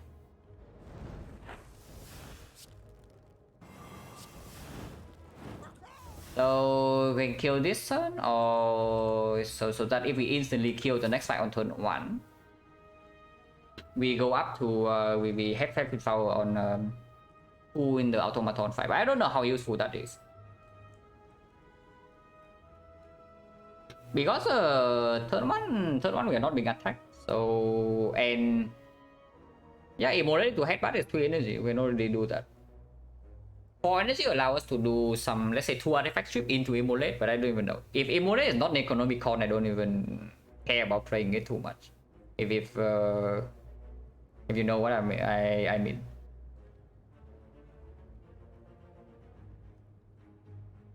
So it's only if we top deck Shockwave, right? Never die, yeah, we never die, but I want to heal as much as possible before entering this fight. Is the thing. I think we need a lot of HP here if we don't draw well. If next fight is I guess setting up is okay. I guess setting up is fine. Yeah, setting up is just good.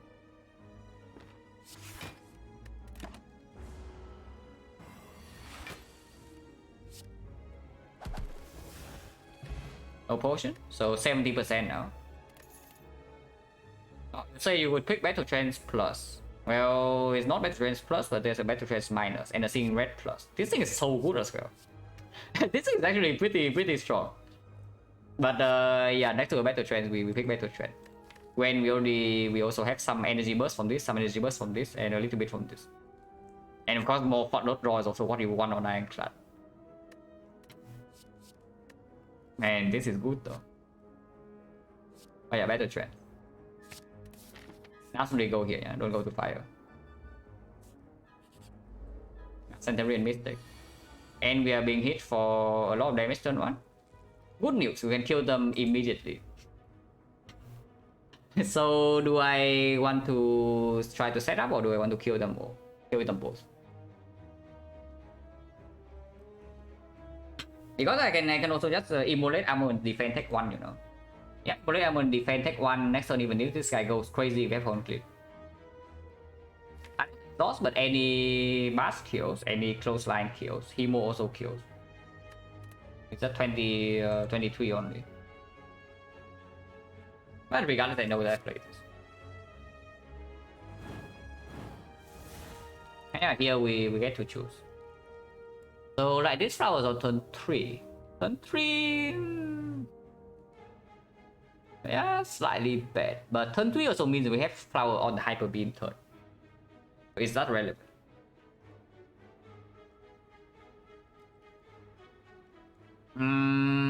A little bit. Like, yeah, maybe we can squeeze in like 1 more block. And I don't know how necessary the flower on turn 2 actually is in automaton fight, you know, because the Hauntlet already covers for the main automaton attack. So let's say we draw Headbutt on turn 1 or turn 2 and change it together with Offering or the Battle Trance. Then yeah, turn 2 we instantly kill the minions and most will take 2. And we can spend O3 energy. Well, how bad is it to have flower on? Actually, yeah, no. If flowers on 1, No, if I was on 2, so turn 1 and then turn 4. And turn 4 is one of the more annoying turns. Turn 4 is actually one of the more annoying turns in the automaton fight. Because it's early enough in the fight that we still need to strip artifact and deploy vulnerable or whatever. If we strip artifact, we can apply weakness on the hyper beam, and that blocks way more than like one defense. So yeah, our artifact strip also all cost 2, which means that if we want to strip artifact on the turn 4, if we draw artifact strip on turn 4, we have energy block and it attacks for 24. That's not very cool. Yeah, flower on 1 is still fine. Flower on 2 is still fine. On turn 1 I mean. And yeah, like if the question marks the fight, like red bus will win instantly. But if we run into a nasty advance always here, Colosseum we also win instantly turn 1. So it's just the advance hallway. What is the chance of that? Question mark. 20%, right? Yeah. One question mark here, nothing else. So it's 20%. No, 10%. No, 20. 20% that we get a fight here. And in that case, then flower setup on 2 is still good.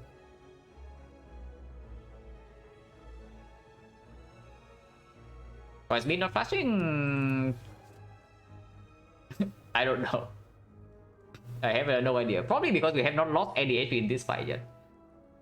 I think it flashes once we lose like one damage or something. Yeah, flower setup is just good, right? Like, so armament defense. It can also lead to something like, let's say Colosseum, yeah? Colosseum, we win the first fight on turn 1. And the second fight, turn 1, we do Immolate, kill Taskmaster. And turn 2, we do whatever, kill the Knock. So if Flower set up on 2 right now, then we win 2 Colosseum fights in 3 turns. And Flower is back again on 2, and then it's perfect setup for the automaton.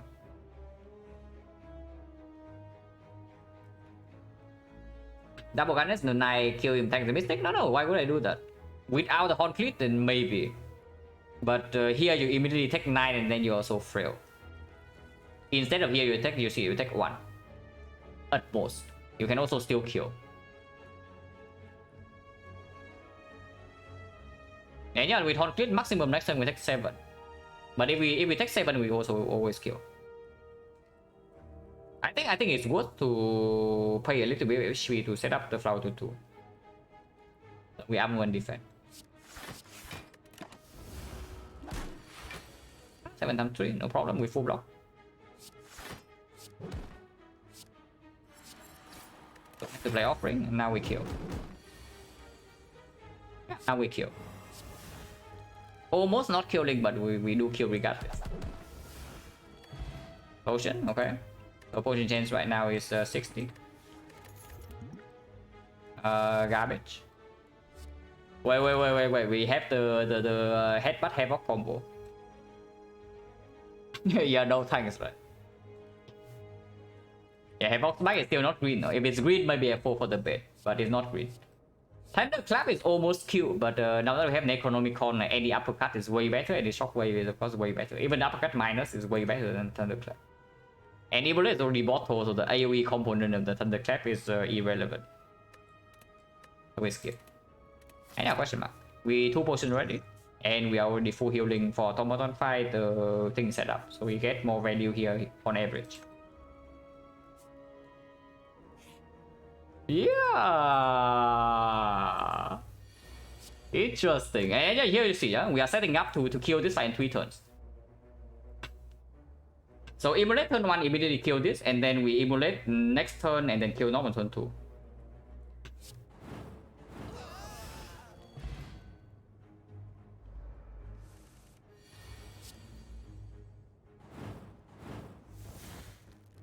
This offering play is not free, but I can do it anyway.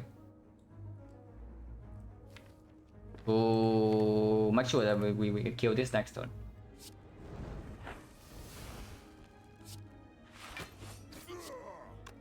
Same amount of damage, doesn't matter. Yeah, we kill it this turn. We headbutt the Immolate and draw into Immolate immediately. Let's see, flower setup perfect. Oh really? Incensement on 0, guys. You know what that means. So we fully block Hyper Beam. Imagine not picking Black Star though. Like you pick Joker. I tell you, yeah, you pick Joker in this deck, you are extremely sad. I tell you right now, you pick Joker in this deck, you are extremely sad with the draw orders that we have. And you don't even reach the Mortal Flame, the Horn Cleat, and then now not even this. You do get to the Incense Burner. So maybe you're still okay. If you are still alive at the end of the act. But P-Box might be an instant win, we'll never know. It's a hero, yeah, absolutely. But that's also what I'm saying, that we have some decent front load power, so like have scaling to with the Black Stars also not bad. Question mark? Yeah, question mark was twice. Oh, power through, really? Where's my second win? The second win is skip. But we still pick that. Like at some point we need to figure out how to block. This is good, but it's not alone. This is not enough. But yeah, we have Immolate and now Power 2, so Evo and Mummified Hand. So the Evo is it's on the way. Catalyst Pot versus Strength Pot. I don't mind using Strength Pot and Automaton depending on draw order, but now we are mega shielding Automaton, so probably we don't even potion.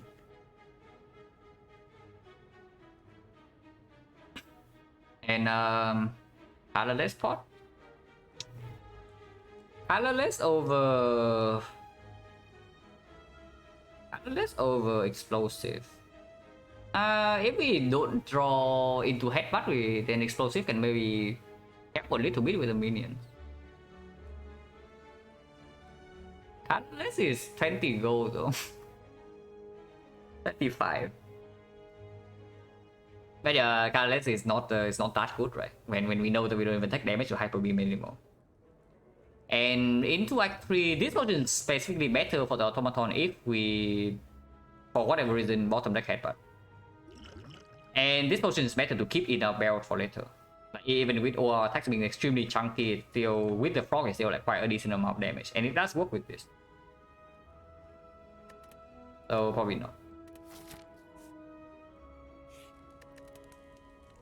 Wait on yeah, one of the draws or the Shockwave. I don't mind Shockwave upgrade now because we actually do pick Fusion Hammer if it's the energy relic offer. And yeah, I would like Shockwave Plus before we enter Act 4. No guarantee we ever see an uppercut. For Snecko, it's also better to upgrade Shockwave compared to the offerings and battle trends.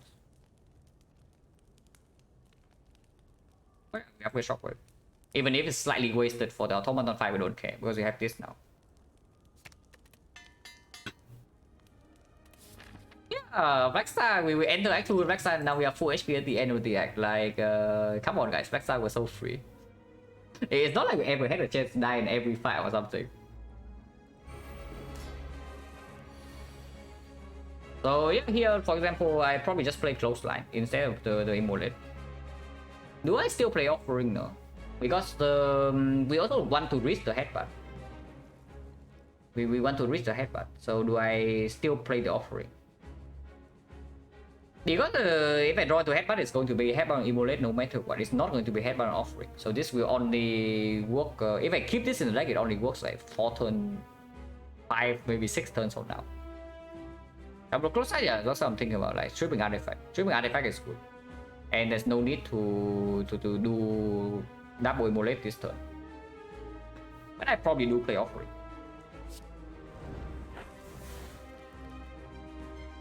Okay, so if we double Clothesline, we can vulnerable this for 5 turns. And yeah, that seems decent.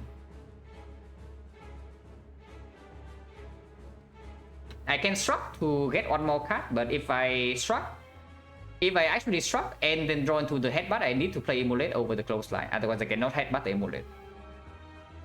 So yeah, let's get 5 turns vulnerable down this this guy.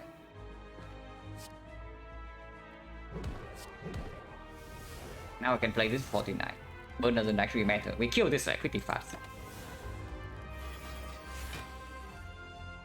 Now epic draw.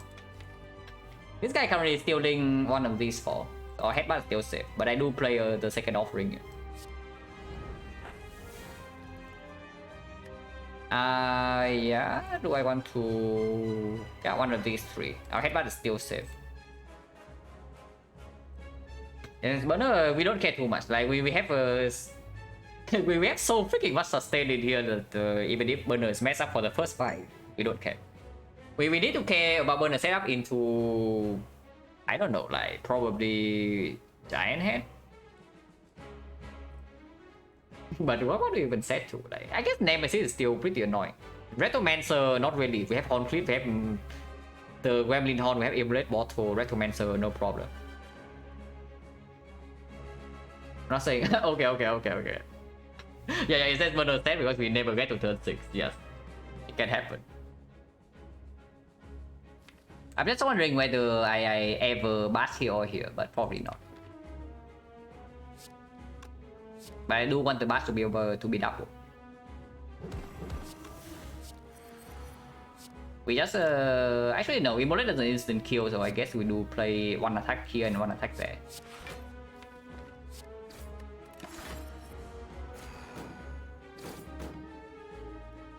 It's still our best card, but wait a second. Oh, did this guy almost outplay us, guys?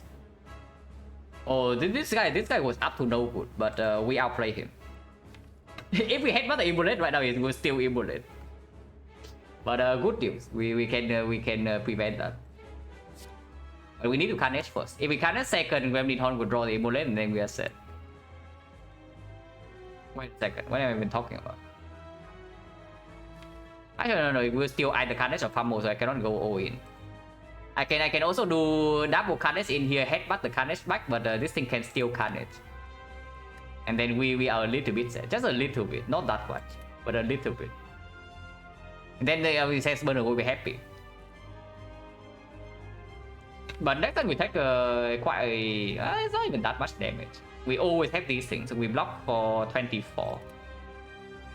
This guy is sitting for 24, so we take maybe at most 8. Otherwise, taking 5 this turn. But we Immolate next turn and then we block for... We take 8 next turn, if that is the case. Maybe it's just better to Carnage this. No, really, maybe it's just better to Carnage this and then headbutt the Carnage. Yeah, just takes the same amount. It takes 5 this turn. And then next turn, if it steals Carnage, we're taking 8 at most, so it's the same damage. If it doesn't steal Carnage, it steals Pummel. If that's the case, we have 98. So 98 was 15, plus another 98, 213. Yeah, it dies. But it blocks for... it blocks for tail, so it doesn't die. But it is 14. Oh, it is 14, so it will die. So burner is on 4. Flowers on 0, we probably don't care. It's okay. Let's actually go all in.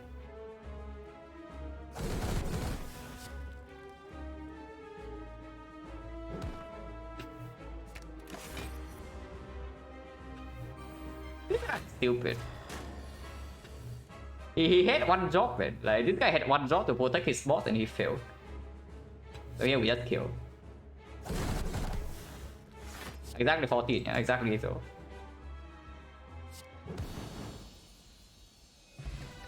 No potion, so nothing wasted. Now we can take the defeat.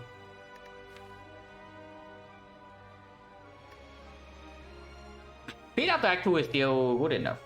The slightly annoying... We have headbutt still. The slightly annoying thing is that whenever we encounter a fight, the Immolate instant kill all of them. You cannot play that. But it's still just better than the other two, right? We don't need double tap. I mean, double tap is cool with an Economicon, there's 3 cards play, so it's 150. But no need. Our damage is good enough. We just take the feed. And we just get the pyramid after this, yeah? I mean, I don't even know whether I want pyramid or not because the 3 energy. Oh, 3 energy. They mean 3 energy, I mean 3 energy.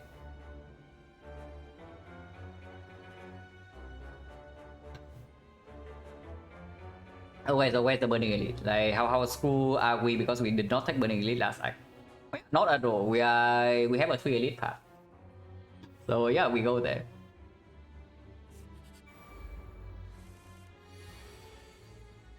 Yeah, immediately taking damage, but that's why we also have heavy sustain. We will take cheap damage still. Actually, this deck doesn't do that well with actually yet. But it has high potential. Now it has high potential.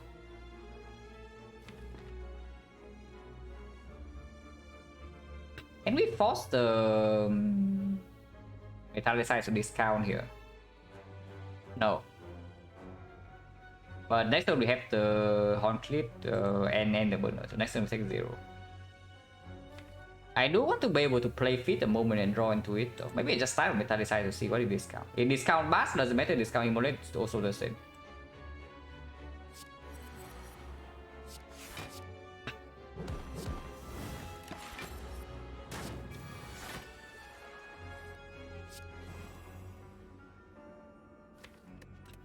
We need to be able to kill the moment we draw into the feed. I'm definitely willing to offerings. We have HP to spend. This guy shuffling burn 2 turns in a row is pretty nasty. Feed is 17 damage, so this is already enough. Is there any...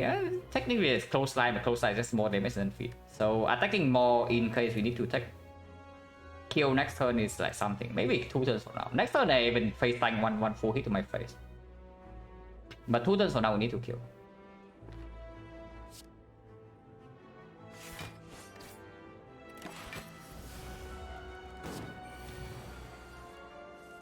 Yeah. Face tanking. Exactly. We use Mill the Bone immediately. I will not leave this guy this fight without feeding. Yeah, one more turn. Still fine, right? Like, am I pushing this a little bit too far? We are healing 18 and with the 2 potions we heal 28.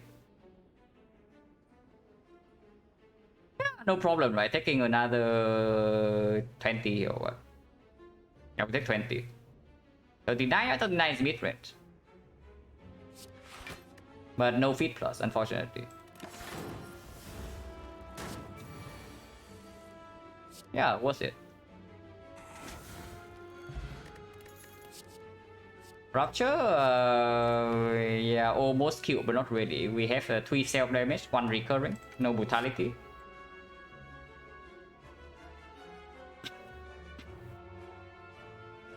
And then, yeah, burn Rupture deck, yes. Another headbutt, yeah, I don't think I need it. Like, I don't. More so that I don't think we have enough draw to support it, and the only fight where we need to recur this Immolate is Retromancer, but we already have the Burner to prepare a little bit, and we have the Horn also. Blue Candles more likely. Okay, now you are talking me to something. We have on upgrade though. We have only 1 upgrade, so the Rupture Miner is not even that strong, and we have no Reaper. We get a huge shock here, like massive. If the shot is trapped, we can also save more bank and go here, but probably not. I don't think second headbutt is good, and Rupture doesn't play.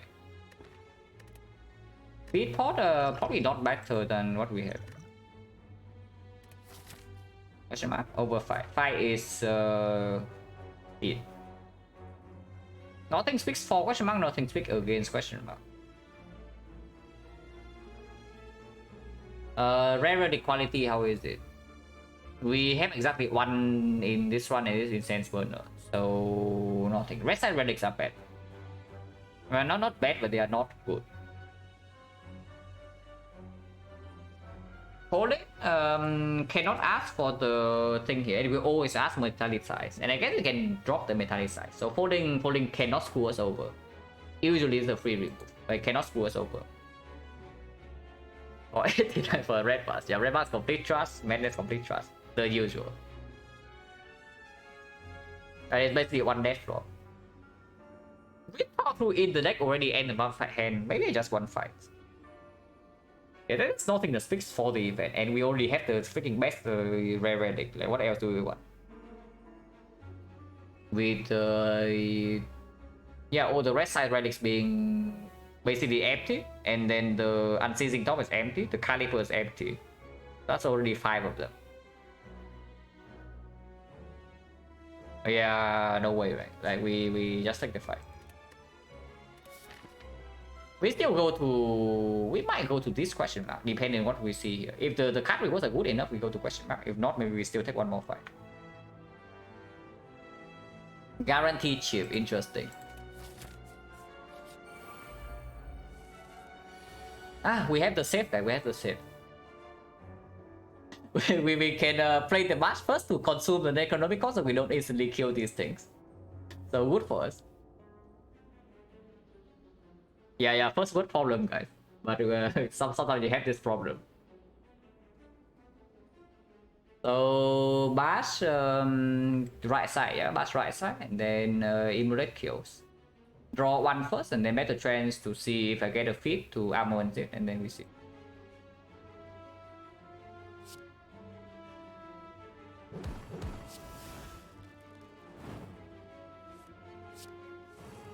Okay, no feed.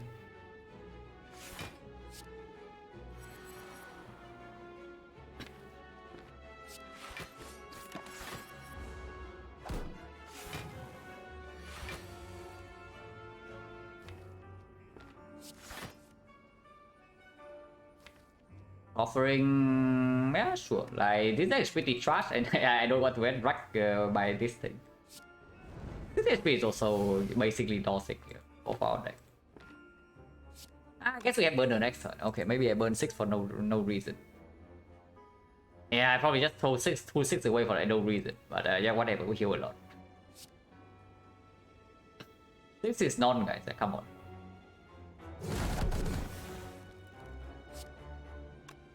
Sure, can play Shockwave.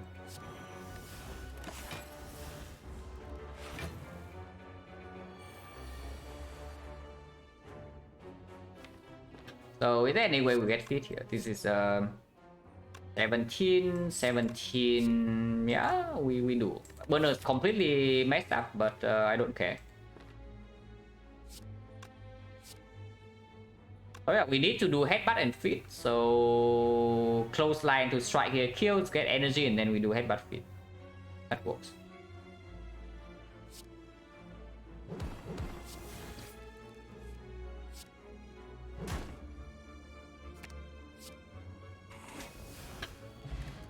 No potion, inflame minus.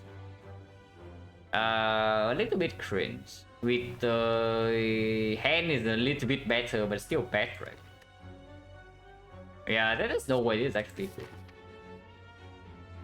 A weapon one is already one of the more annoying fight, and it doesn't even meaningfully improve our damage. So skip. One potion in 2 fights. 40%.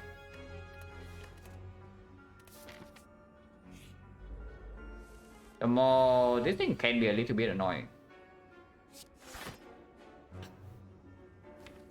We want to weaken it forever. It's already weakened forever, so let's just deal damage.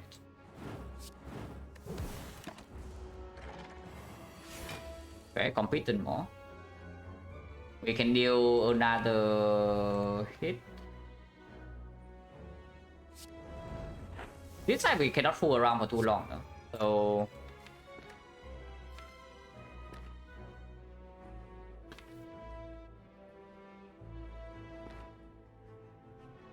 yeah, I guess we can headbutt the immolate or the close line.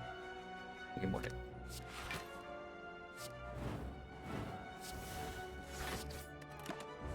Our deck gets 4 burns now. Can we beat head? We have potion for head. Hopefully.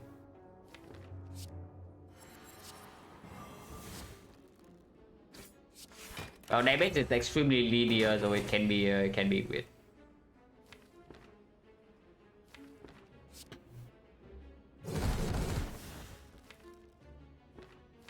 Turns complete trust, so I want to draw through all of this.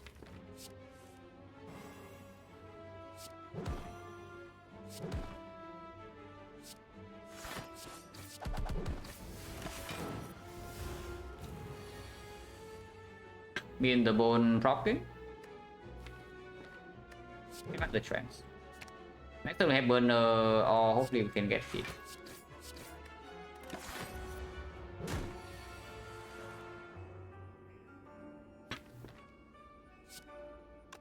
$18, that's too much. If we draw 2 feet right now, we don't really get that. Next 2 turns is still vulnerable. It will not attack next turn, so we... these are all dealing too much though. Holy crap, we are too strong.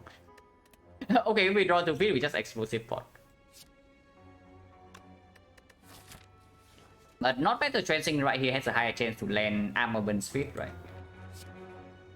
So 7 in here with the potion and then feet plus after. But better transing right now saves 2.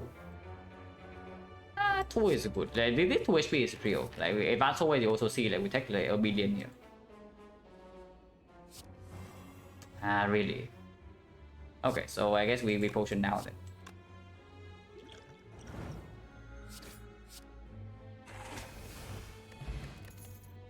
Shockwave? Yeah, not exactly what we're looking for, but of course it's still good. That's the last one attack though, but now the uppercut also not so good. The uppercut from this boy is also not that amazing.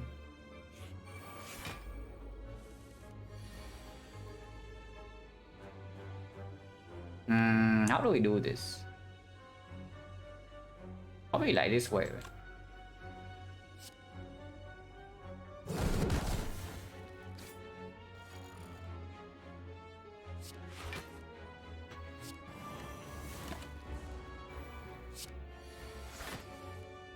How do we deal with spikers? Interesting. Oh really, how do we deal with the spiker? And yeah, evaluating on this turn. I mean, we have incense burner, but that also means that we don't have burner set up for this fight.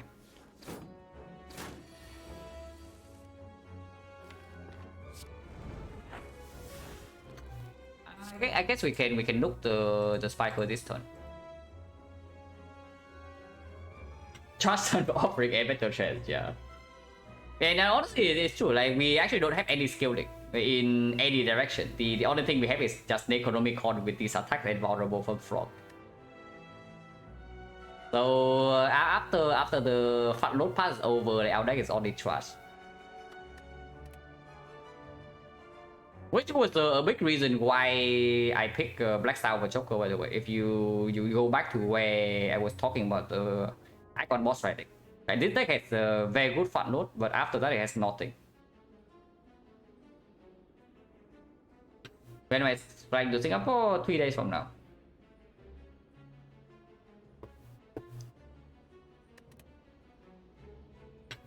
Yeah, sure.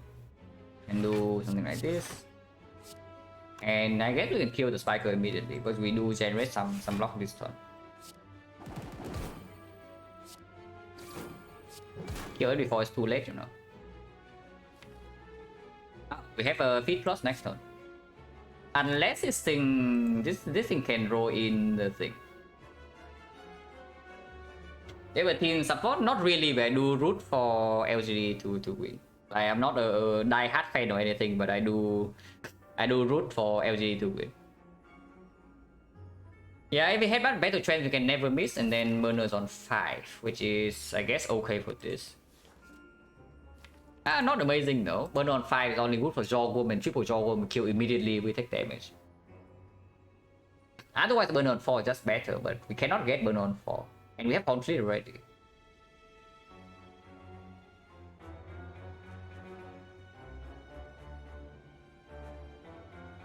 If we headbutt the armaments right now, we miss 60%. We bottom deck defeat. Then burner is going to be on 0. What is good for burner on 5? Like the transient. Oh, transient. Okay, fighting transient actually is a problem.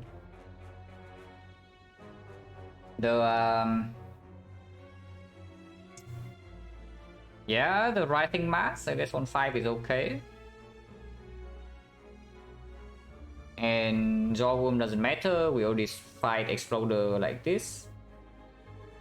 Baseball, double Exploder, we fought Darklings. Yeah, Darklings on 5 is okay. But the what we cannot reliably control, like the Spyro, the Transient, and whatnot, like 4 is better. But we cannot get it on 4. And we can wait 6 turns. I don't know how good that is, but we can. I mean, if Burner is on 0, at least Tower is on 2. So that's like some compensation. And want a chance to get feed plus.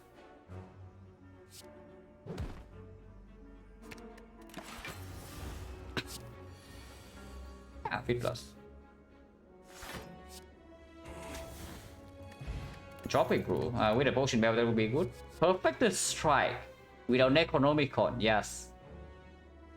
But yeah, only 5. It's not even plus. So yeah, actually cut was good. Like this is just normal for Ironclad. Yeah, absolutely. Ironclad cards are epic, right? You see this screen in Act 3 all the time. So we went to 4 fights. We have added yeah, 1 card, which is a Shockwave, which is good, but we only have 1. So yeah, pretty epic. Potion chance right now 40. Oh god. Oh, this fight is dangerous. I tell you right now, this fight is dangerous. So I'm considering even using Strength Potion. Because we did not draw the any vulnerable source on turn 1. And we are floating 2 energy. And yeah, with the Entropic Rule, maybe we don't need the Strength Potion as much in this fight. I don't know, Giant Head is pretty scary. But if we enter the Giant Head fight with like 30 HP, we are also in big trouble. This fight is freaking terrifying, like holy crap, I am scared.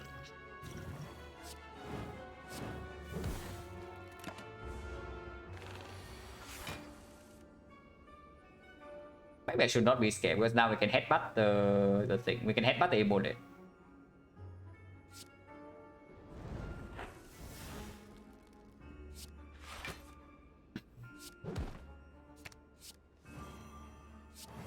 Maybe I should not be scared because now I just kill. Okay, draw this turn was very good. I was scared that we bottom deck a Shockwave or something. But here I can pay a little bit more HP to line up the feed, and Burner is also good. If I kill immediately this turn, Giant Head 1 2, yeah, 4 3 2 3 2 1 0, right? So if Burner is on 2, it actually lines up with the first attack. Basically, yeah, potion chance is also 40%. Basically, if we bottom deck vulnerable in this fight, we are in big trouble. And the same goes for the Giant Head. Yeah, Burner on 2 for Giant Head is actually good. On 3 is slightly better for Retromancer because we know turn 1 Retromancer is no problem, turn 2 is no problem with the Hauntlet. So turn 3 is when we can have some problem in that fight. Nemesis is still better on 4, but not that much better because we have the Hauntlet, so 3 is fine. But yeah, Giant Head is probably the... I don't even know, is Giant Head the worst fight for us? Because Necronomicon with 1 big attack is only is like 100, and it doesn't give us like 4 turns to prepare. Yeah, we have Immolate and Gremlin Horn, so Retromancer... I mean, we care a little bit, but not that much. Because yeah, the turn we play Immolate, we also have so many slow stacks. So a big attack at the end with the Immolate turn is already like 200. So two turns like that with 2 Immolates and the head is dead. Probably no need to kill this number, but this turn we're also taking damage. So let's assume feed. We can get feed plus in here. So let's assume feed plus first because we need the slightly lower HP for the mid to prop. So that's 51 or 102. Yeah, 51, so we can lose 12 more. So Bass and then lose 6. What sort of cards would I be looking to add at this point? Fear No Pain would be good. More 2 ghost attacks to improve my damage, maybe Bludgeon. Yeah, Bludgeon would be pretty decent. Second Carnage would be okay. Dark Embrace would be very good. Evo would be amazing. Second Wind would be great. Yeah, a lot of stuff. And of course, all the usual one like the powers with the Mummified Hand, Corruption, Fear No Pain, Dark Embrace, whatever. These things are always strong. Honestly, even Brutality, I don't really mind. Like Brutality plus, not too bad.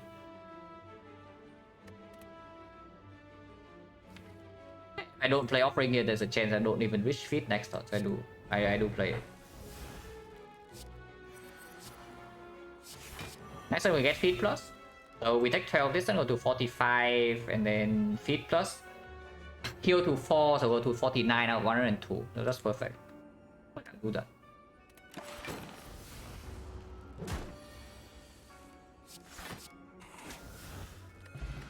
No potion, so potion chance 50.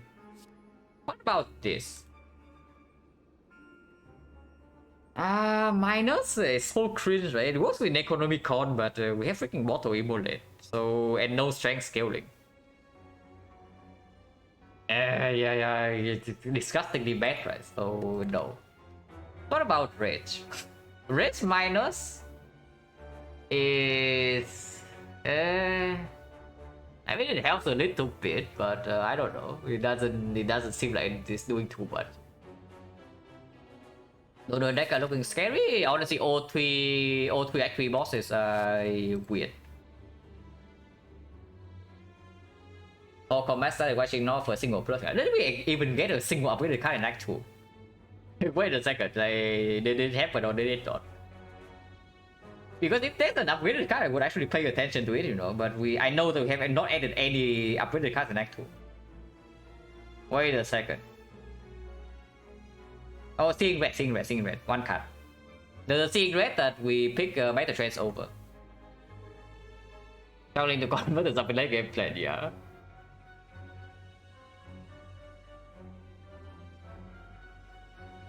Feet? Yeah, feet. Exactly why we also picked the feet after Act 2. We could have picked a feet after Act 1 into a choker.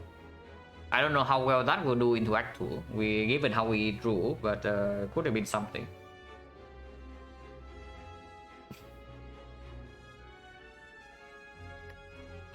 How is Rage? Don't have enough draw to play with the Rage, but Rage Plus is not too bad. Rage Plus is not too bad. Rage Plus with Necronomicon is already 10 block. And it plays well with the 2 energy of the Necronomicon. We only have 4. Like, we don't have infinite energy. I don't hate it. Like, I don't love it, but I don't hate it either. Honestly, right here, I don't even know. Maybe I even picked the freaking Silver Soul. Because we do need to be able to play power through in boss fights. Otherwise, we cannot block at all. So Silver Soul can also allow us to play Immolate, and it gets double value in Economical. It's not second win, but beggars cannot be choosers. But yeah, I don't mind the Rage. I think in the very short term it won't play that much, but it can help a lot, especially after we get a few more removes. Yeah, it's mediocre, but in this part I think it helps. Nemesis. Next turn we have the headbutt. This turn is slightly sad because we don't line up the thing for the next turn. It's fine. We can headbutt the power through instead. In case the 45 next turn. Turn afterwards we have burner.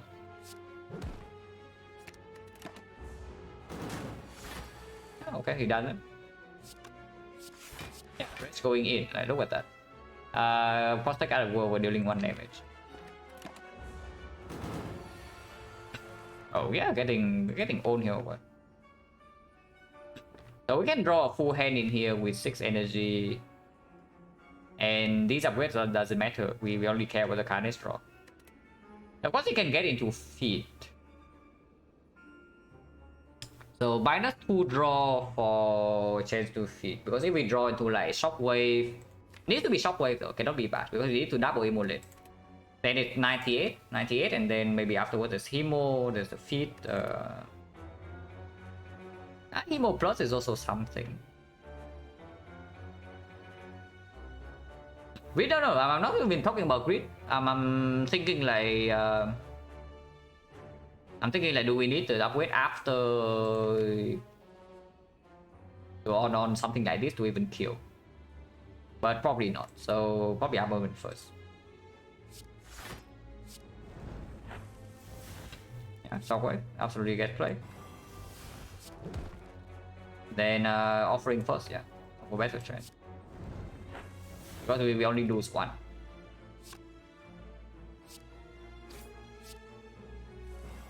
Oh, Carnage. So Burner is not set up for the second fight, but I don't think we care. Retromancer we are well prepared for, and Burner on 0 is not even bad for the Giant Head.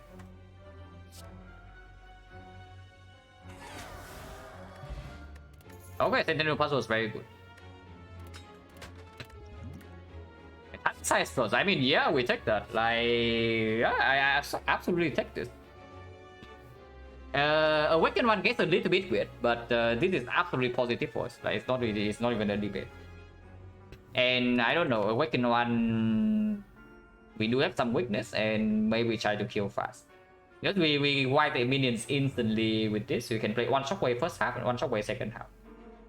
If we see any evolve or second win, then Awaken one is trivial. It's size plus, yes, it does size plus. Honestly, I think I'd recall first. The range upgrade is probably what we make before boss cut if we see nothing else. But yeah, I should hope we see something else to upgrade. Okay, sorry, give me a second.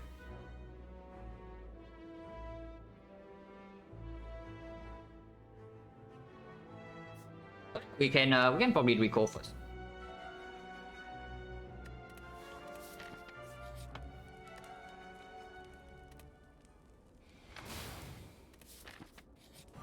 Yeah, Giant Head. We have a burner ready to go.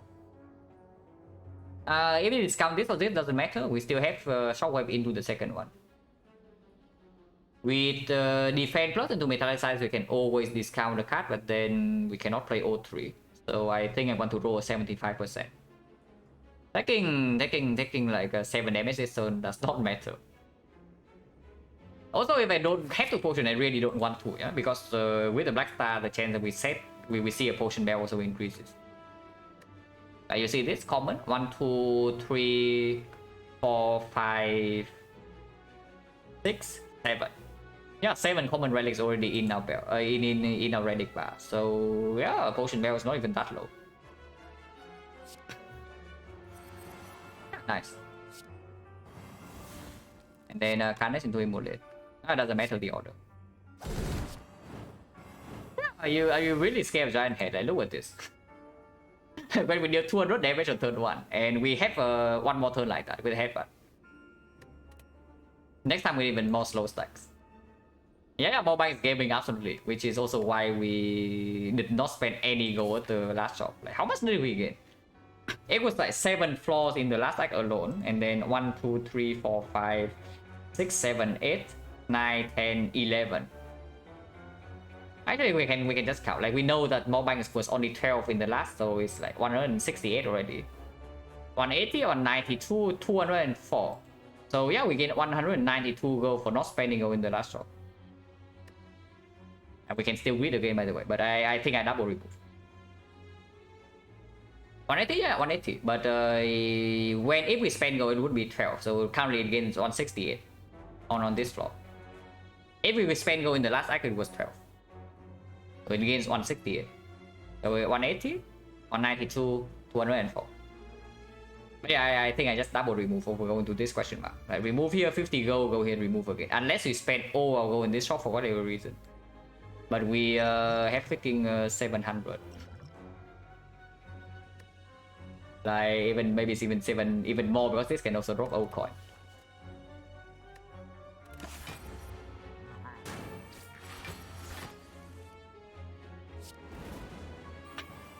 Yeah, rage is slow stack.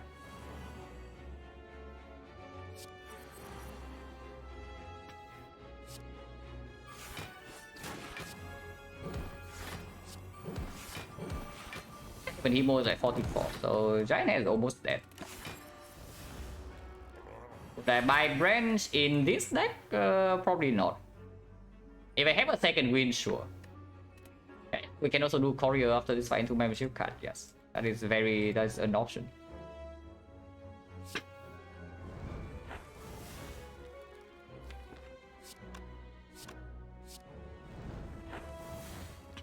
I did not draw into headbutt. That slightly sucked. 1, 2, 3, 4, 5, 6, 7, 8. I can play Shockwave to exhaust because Clothesline already covers the weakness. If I draw to headbutt right now, I would like to play. I did not. Speed plus at least.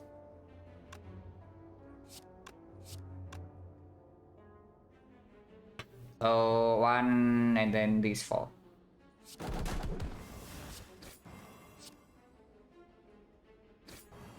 Yeah, it's not too much damage.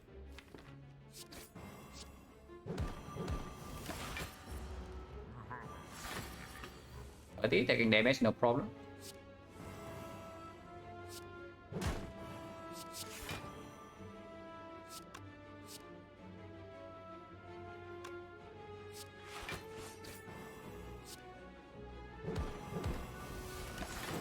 Bronze scale will not kill him, and we can take a little bit more.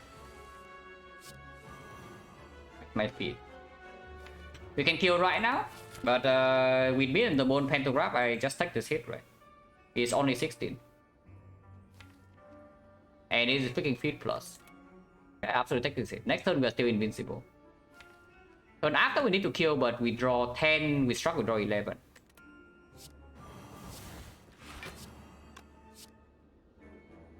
$13, 5, and then 8. Yeah, that's good. Fine. 9, 8. Yeah, we need to kill over 3 anyway. And we always run 2 feet.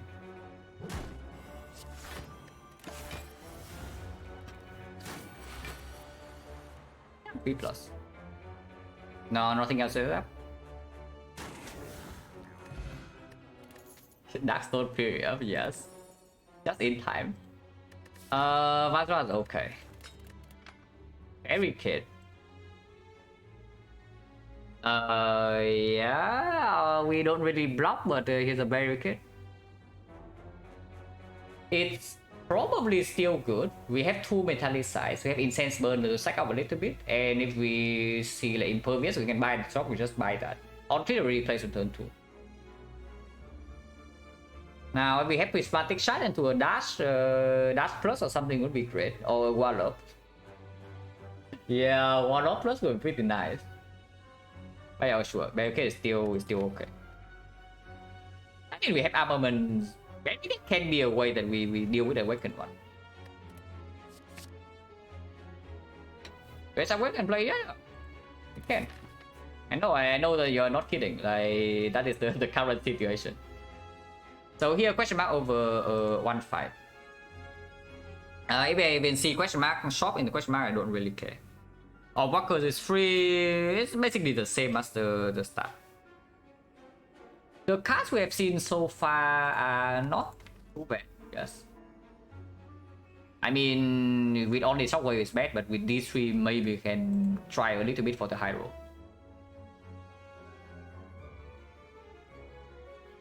If it's an empty floor, yeah, it's an empty floor is worse. And at best, it's way stronger. Like Sensory Stone, insane. Question mark can get period value, yes, it can. We are not taking Rife though.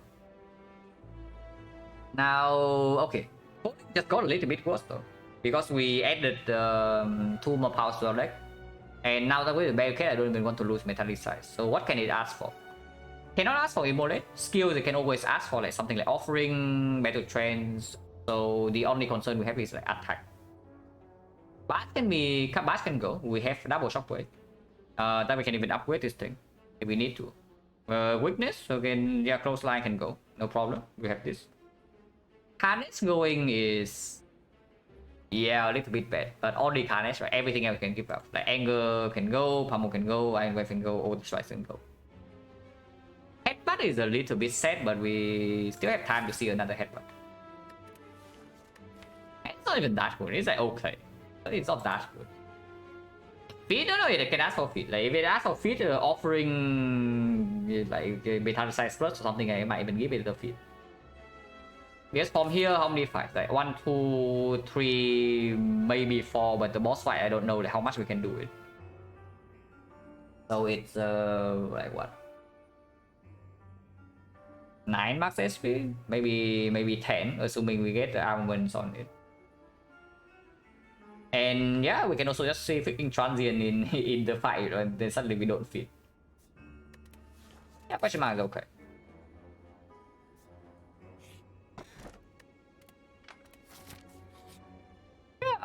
Free relic. I mean, I hope it's free. It might not be free, but we have the Sentinel puzzle. So the moment we open the fight with like 56, if we draw Shockwave as well, we open the fight with 98. And the moment we draw into Headbutt, we win. The moment we draw into Carnage, we also fight.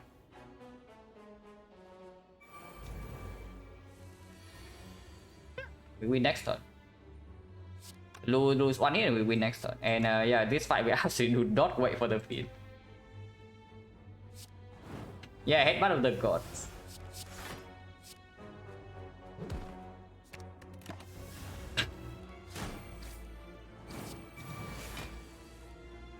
Our next fight is not an elite yet. 2 is okay. We can wait. We can actually wait for one more turn by doing double bash on this into Immolate here. But feed is already drawn. We have no more headbutt in the deck. And yeah, this guy also is shuffling one more burn. So I just kill here.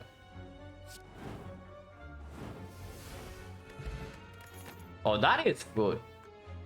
Oh, that is good. That is quite strong for our deck.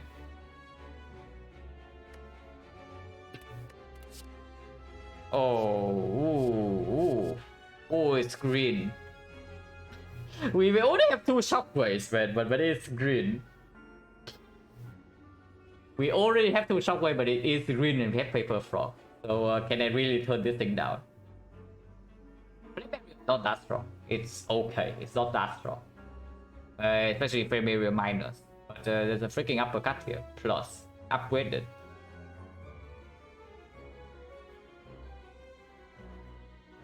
-1 draw, yeah, but it's top decking Shockwave. You also see Obwalker just now we don't have vulnerable witness on turn 1, and then the things are a little bit annoying. The setting goes for the heart. Like this thing is basically just for faster setup. And what do you mean like too much debuff? Holy crap! Look at this. what do you mean too much debuff? Like we only know that we are facing this crap. And last time I checked, we don't really have bag of marbles or red pass or like anything. And yeah, we need to land vulnerable on one of these things pretty quickly. Yeah, I take this. Next thing is Forge. With Pocket Watch slightly stronger with Armaments Plus, not so much. And we can still see Potion Mail. Yeah, Copium I know. But 2 shops and an elite plus 2 relics, not too bad. So I don't open this yet. And if I can save this until Act 4, it's also better, you know, like it's 15 HP in the hard fight.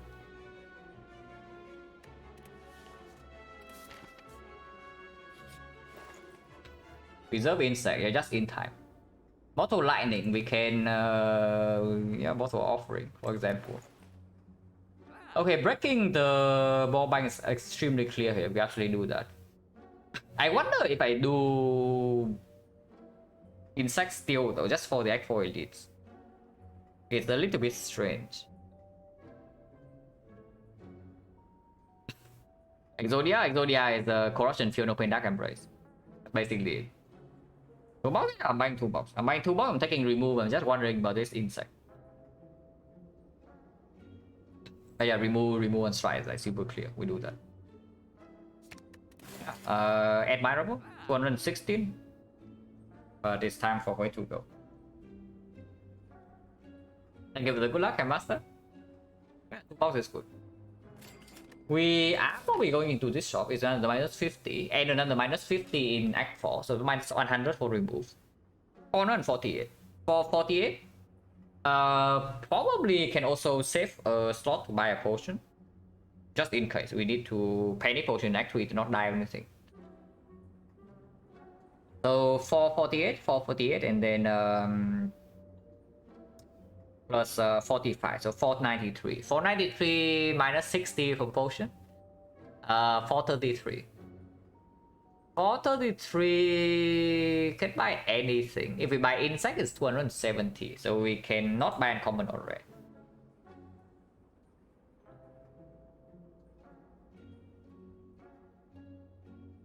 It's a power through emotion secondary body step. I mean, you don't really win when you get all of them in play though, is the thing. Like corruption, field open, dark embrace, you get all 3, you play your entire deck, you win. I guess you can put like barricade and body slam in them, you won 5 pieces. Yeah, 172 pretty expensive. This is Nemesis or the Retomancer. Retomancer no problem. And Act 4 at least we have Incense Burner set up, so maybe not too bad. I mean, I hope so. Turn 3, we are getting on turn 3 though. Maybe not getting that old. We stream artifacts super fast with the thing now. And turn 2 we can always take Pocket Rush, so turn 2 we have 8 draw.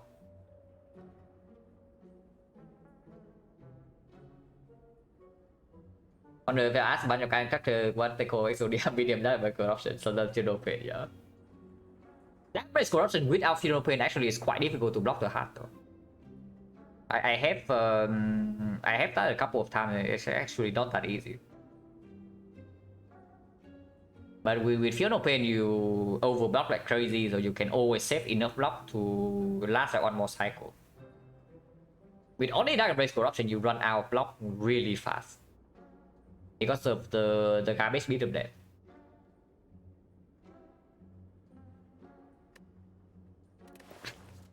But I don't think this is good enough.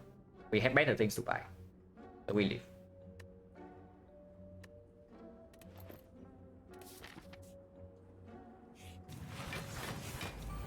Can instant kill if we would like to. Oh, they are pissed. They are fairly upset.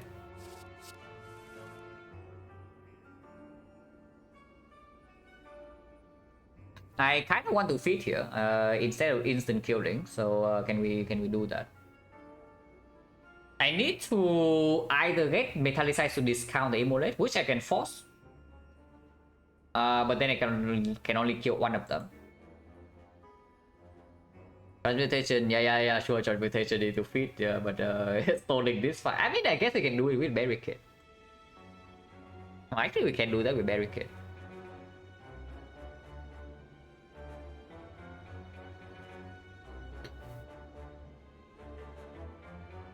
Offering into bone range, yeah, we can, but I'm not concerning on mid the bone right here. I want to feed. I don't want to kill because I want to feed, not because I want mid in the bone.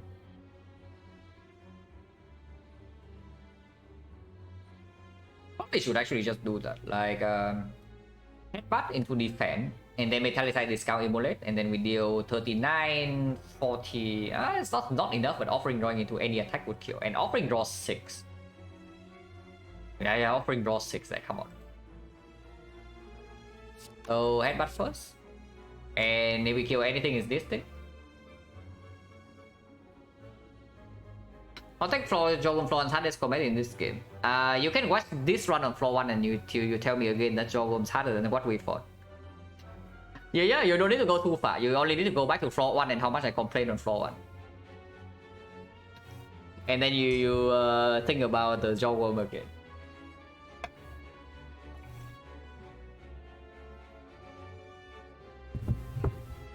Oh yeah, let's do that. Headbutt first, defend, and then Metallicize.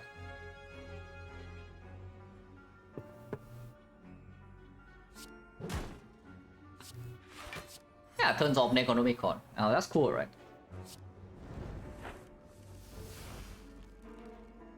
Did not get fit yet.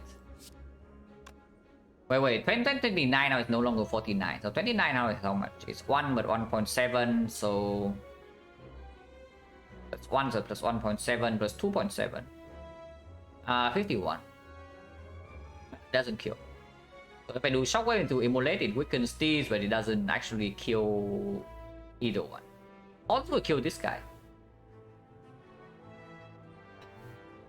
That's slightly annoying. That's slightly annoying. Very annoying.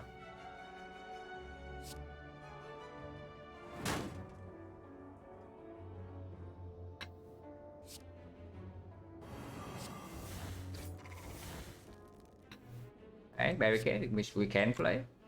Not sure what wood it will do, but we can do it. We have metallicize in place, we can do it. Only for 3 turns though. Okay, this guy buffs. He's stupid. We do need to offering one more time because otherwise we go to 57 out 112. And yeah, that's not in middle bone range. So this offering is actually just good. No headbutt, no armament, so the feat will be feat minus, but it's fine. I can do it right now. It's on 4, yeah, on 4 Nemesis rematch, it's good. Retromancer is whatever, but sure. Hello, Cerovic. Oh yeah, we just feed, yeah. With the bronze scale, we cannot wait until we armament feed plus, which is slightly unfortunate, but it's fine. Oh, perfect HP. More power through gets okay. Where the hell is my second win? Yeah, the second win was where with the auto skip in the early act 2 because we were freaking dying. That's where it is. But this one is still take. Because evolve can be in here, evolve can be in next 4 shot. We go to like two more shots, so we see 2 powers guaranteed. And it's just good for roadblock. Right now, outclass the burner. No, it's not burner setup. Every setup was outclassed by feed. That was the story of this act. Next time we have burner, yeah. So we can break pocket watch this turn, no problem. Panacea blocks weak. This thing draws +1. But break pocket watch sometimes, so in the redraw is not that good. Or trace can be handled with.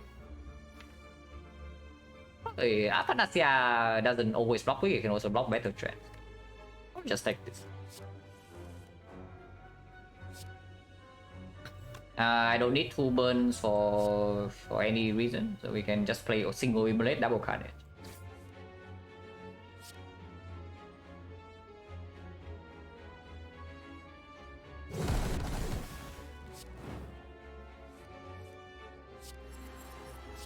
Draw 6. And yeah, we can headbutt the immolate and do that again.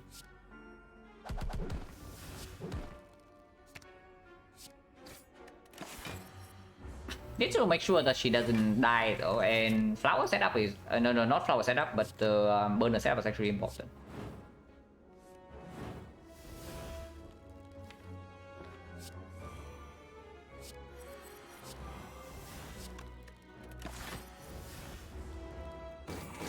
Burner setup is slightly more important than feed. We can take damage here though. We can take damage here. Yeah, on feed next turn, but that's not very good.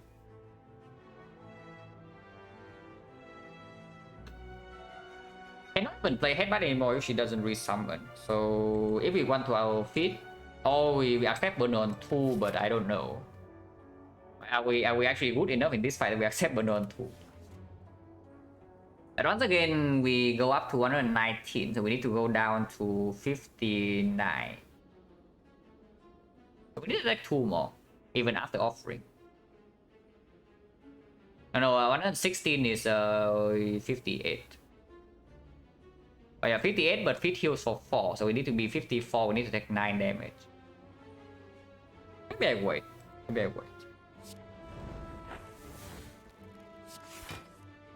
Okay, bottom deck the armaments. It's fine too. Pocket watch. This is a lot of damage though. Like we are actually taking 10. So we go to 47. 47 and then we heal 51. 51, yeah, 51 plus another 18. We go back to 69. Okay, perfect. But this is not in mid-range if we feed. I think it's not feed in mid-range even if we don't feed. So yeah, it doesn't make sense. We try to feed.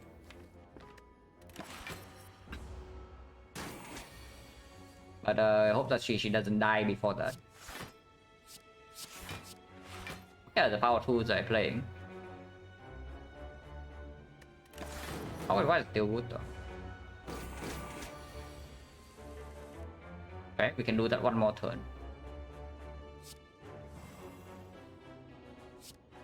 Oh, we don't to feed right now and we kill. But on 3, that's not too bad. Because turn 1 they don't hit that hard. Turn 2 they hit for into the horn clean, then turn 2 you have burner. It's not too bad. No armament here is a little bit sad, but whatever. Oh, 68. Really? Inflame is back, still bad. Double tap is back, still bad. The boot actually plays a little bit with this.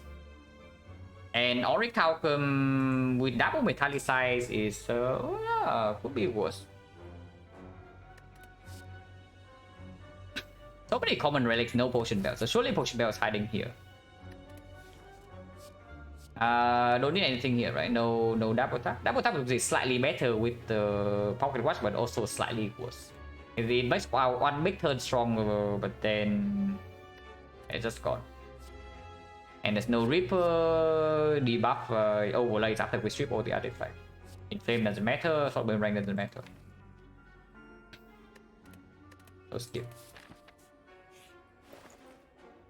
The card. The clay. The Dark Embrace. Ah, interesting. Okay, so there's no potion belt in here, yeah? But sure. We actually buy all of these, we have all the gold. Now, of course, magic card with Smiling Mask a little bit unfortunate, but sure, we do that. We probably remove twice for 100. So we still have 336, which is we buy the clay, we buy the Dark Embrace. What about the fairy? Probably not the fairy. It's okay, it's not bad, but we probably don't take that. But yeah, like clay with barricade, especially with the incense burner, we will win 50-50. It's ridiculously strong. So we always take this. And then 100 from the 2 removes is 203. 205. 205 minus the 43, 162. We still 320 plus for next shot. And we are not forced to remove. How was this Dark Embrace?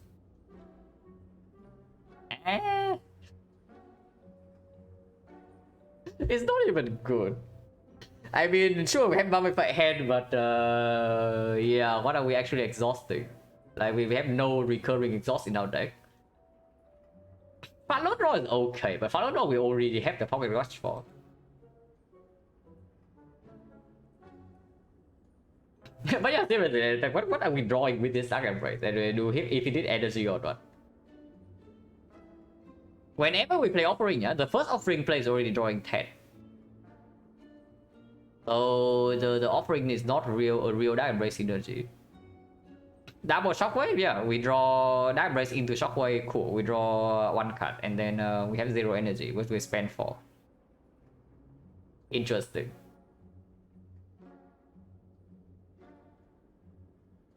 Yeah, honestly, it looked cool at first, but now that I take a double check, kind of sucks. Like Daisies, yeah, Daisies. Daisies a little bit status in the hard fight early if we draw it first. Maybe second win later. You think that we are not super fine if we see a second win already? Yeah, I want Evolve, I want Feel No Pain. Feel No Pain would actually do something. I don't think Dark Embrace is doing that much. Yeah, we have Mummified Hand. Yeah, we have Mummified Hand. And that's about it. I don't see it. It's also freaking expensive. And does it get the upgrade or what? Right now, what are we upgrading? This doesn't need an upgrade. With uppercut plus, this doesn't need an upgrade. So right now I see rage. With this puzzle, these things do not need upgrades. Yeah. So right now I see rage and maybe the barricade, but probably not. But yeah, Dark Embrace, it doesn't do enough. It will only be good if we see second win as one shop and then one more combat for the second win. So not really. Okay, is it generally positive enough in Act 4? So in the time meter fight, we have Pocket Watch. We are never going to freaking exhaust slimes to draw with Dark Embrace. That is complete nonsense. I mean, we will exhaust slimes at some point, but the appeal of Dark Embrace doesn't actually play there.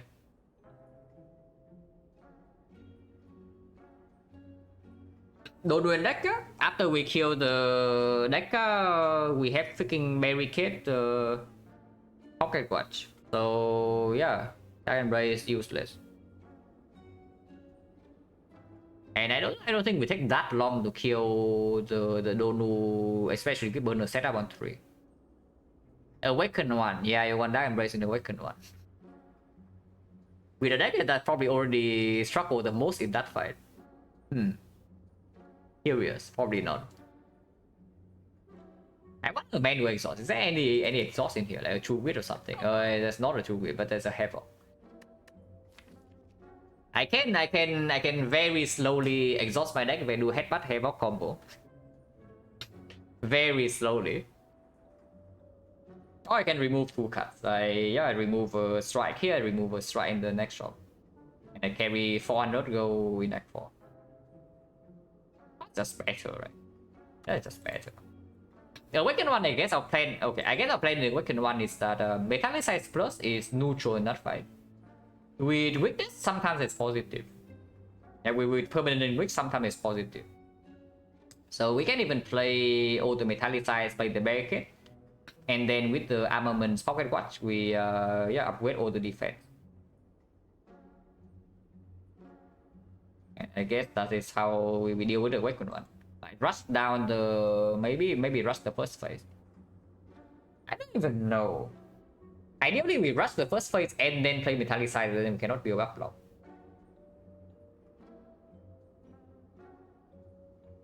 Yeah, that's actually pretty annoying, and there is no more fight after this, right? So we leave the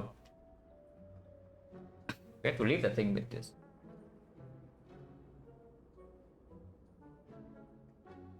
Incense burner helps. Yeah, okay. Incense burner every 6 turns we can build up some block. So as long as we can keep, we can be on pace with the Awakened one, we will outpace it eventually with the Incense burner. That's not too bad. That's not too bad. And yeah, if we already say that fight is a problem, then Dark Embrace is just not good, right? Because I don't even know whether it's positive enough in Act 4 or not. Consider Mayhem... What? Mayhem from what? Mayhem from here. I mean, yeah, if you don't have anything that is really bad to play, then it's fine. But we have the Pocket Watch, so first of all, that's already slightly bad. And in some fights, I don't want to constantly play Emulate or the Power Tools. Magnetism is interesting. I will tell you why. Because yeah, it refunds itself. If we add magnetism, it will give us 25 go back immediately in the Doran Decker. At least 25. And yeah, that is already 17, suddenly it's 79. And it is discounted with the Mummified Head. But the random colorless card also makes the Pocket Watch a little bit annoying.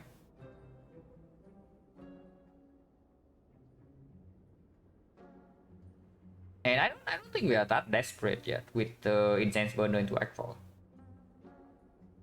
To me, things like Magnetism, Chrysalis and whatnot are desperate buys when you have no other way to win.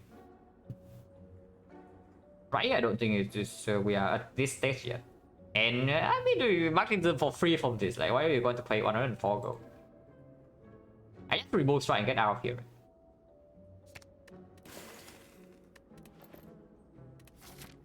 500. So if we take the remove in Act 4, 205. 205 is 410. 410, yeah, we can buy shop relic. Shop relic plus common relic plus remove, or single rare relic.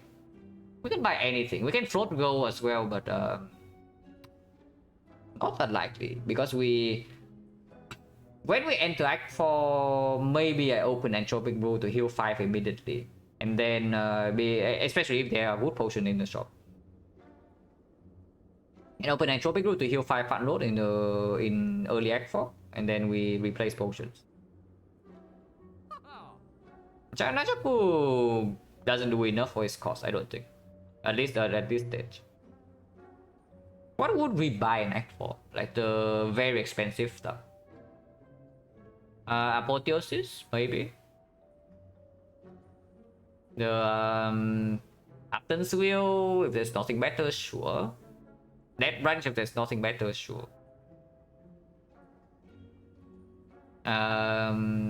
Ori with the barricade slightly weird, but it's very good with the clay, so probably yes. Healing like whatever. We have Intense Burner, we have clay. I want to be ping on. I guess we cannot be ping on turn 2.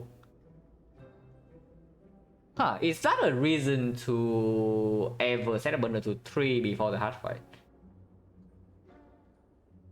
Not normally I say that there's almost never a reason to set burner to 3 instead of 4, but what about here? That turn 2 we have the Horn Cleat, and if we are facing multi-hit, we cannot take damage. And not being able to take damage on turn 2 is pretty bad, because that's like 45 block down the drain. So if we set a burner to 3, yeah, 2 cases. Case number 1, we face big on turn 2 and then we land it with into the Horn Fleet, so that's good. Case number 2, we face the multi-hit on turn 2, and then we get 45 block from the clay into turn 3. Burner is wasted, but by the time we get to turn 3 with the Pocket Watch, we probably can also draw into Barricade, especially with the Gambler's Rule. So suddenly we build up 70 block.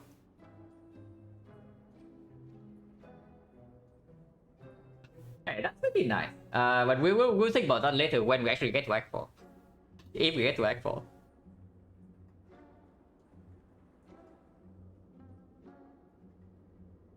But yeah, I'm actually pretty down to do that. Oh yeah, if there's an entrench in Act 4, we can also buy that. We have Headbutt, and we have the clay. So if there's an entrench in Act 4, I buy that. If there's an impervious, I buy that. Right? Nunchaku is not good enough, right, to close the outs. If it makes such a big difference, then sure, because we don't close that many outs. We can still buy anything even if we buy this Nunchaku or the Flash of Steel, and instead we just don't remove an Act 4. Is that Embrace Band is not in Act 4, but it can be a little bit weird in the Awakened one with this deck. And I don't know how positive it actually is in Act 4 with our deck.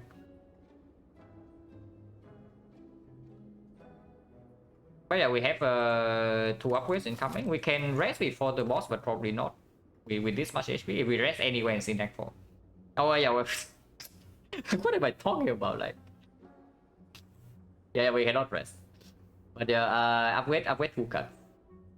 So at the moment, don't care about this. It's probably just rest Barricade. Another one after, probably not. I think this one's quite long. It's like 2 hours Act 1. Yeah, it's already 4 hours, almost a half, and we are not even in the Act 3 bosses yet.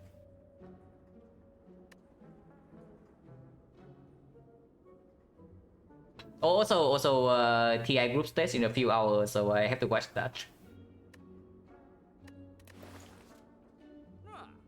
Yeah, I keep going. Honestly, I keep going back and forth with this Dragon Base, because I know it's positive in the deck in Act 4. But I am not 100% confident in the Act 3 boss Gauntlet.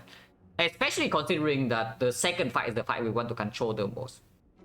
So second fight is when we want the barricade thing to be in play. If it's the Awakened one, we want to be able to outpace it. Then to set up another Nightfall. So a card like Dark Embrace that might force us to actually rush the thing down is not what I want. Not much scaling, yeah, not much scaling.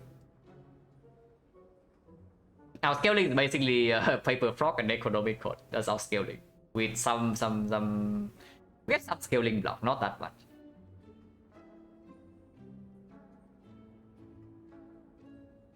Yeah, like looking at that, I think the upgrade is Rage instead of Barricade.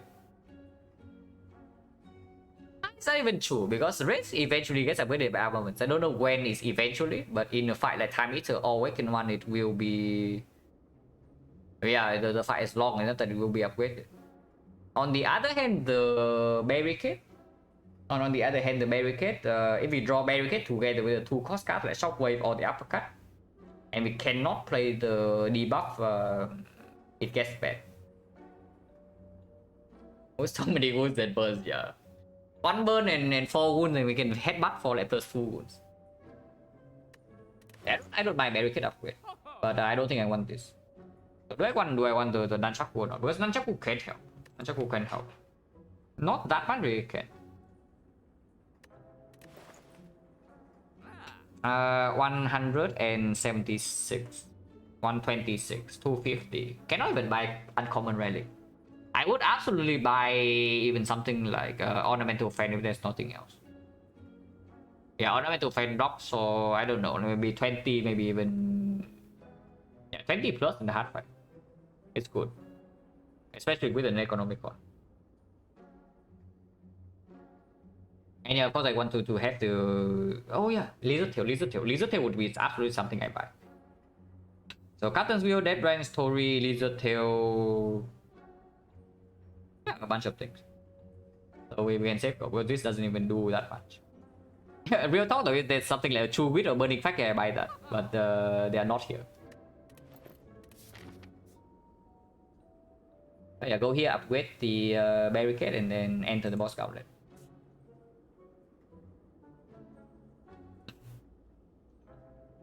What other games have I put a lot of time into? Yeah, those are 6,000 hours. Minesweeper probably like, I don't know, maybe 2,000, 3,000 hours. I played a lot of Minesweeper back in the days. And then yeah, Dota Underlords, like 1,400 hours or something. Then before that, what do I play? Statmania, yes.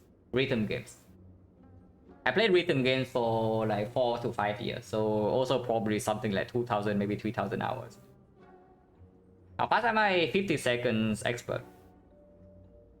I think my intermediate is like 13? Somewhere around. I don't even remember. I don't play intermediate that much. One day I played Dota, I started as position 3 but eventually changed to position 1. Quick my speed before boss, maybe after boss if you can remind me. And I also need to capture the browser in a way that that doesn't show anything else. But yeah, nowadays I'm not that good in Minesweeper. I mean, I have been playing casually for a couple of years now.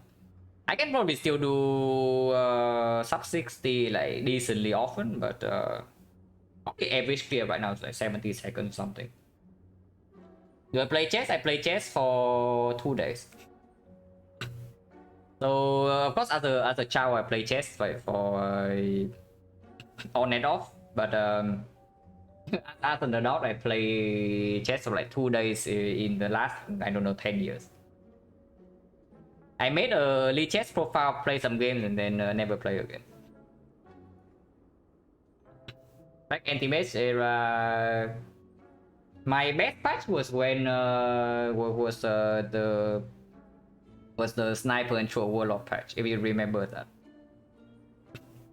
Like after TI3. No, after TI4, Yeah, the cancer patch.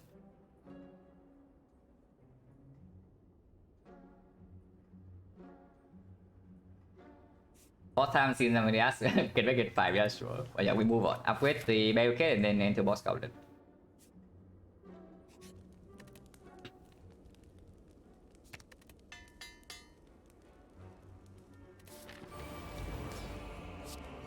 The bomb. Huh. Maybe that's our damage.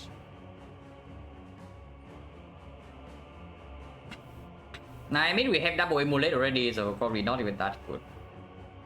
Good instinct is better to set up burner for the second fight because we want to kill this thing first with vulnerable and then we have barricade in place, so this thing cannot hurt us. And that is a good redraw. Or you can take transmutation. Transmutation basically empty first cycle, but after the barricade is down, maybe it can give us a head of quit. I can see that, but good instinct immediately block for 6, yeah. We don't need to take pocket rush this turn because we will take the puzzle. So the good instinct killing the pocket rush is not a consideration. So are we, the question we should ask right now is, are we confident in this boss gauntlet enough to spend a lot of HP here with the transmutation? It probably costs 6 HP this cycle and maybe even 6 more next cycle, so in total probably 12. How much can we lose here? Mid range, assuming we fit this fight eventually will be fit plus, so we can assume fit plus 119. We go to 59. 59 fit plus heals 4, so 55. So we can lose up to 38 HP. I mean, range we're still not super confident. Yeah, that is even with the Black Star scaling, crazy, right?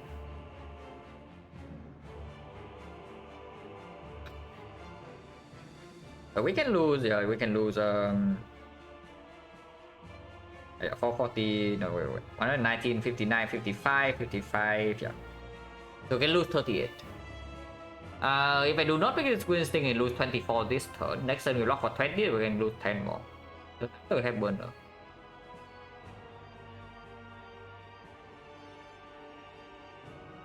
And wait, do we have calendar or what? Wait, we don't.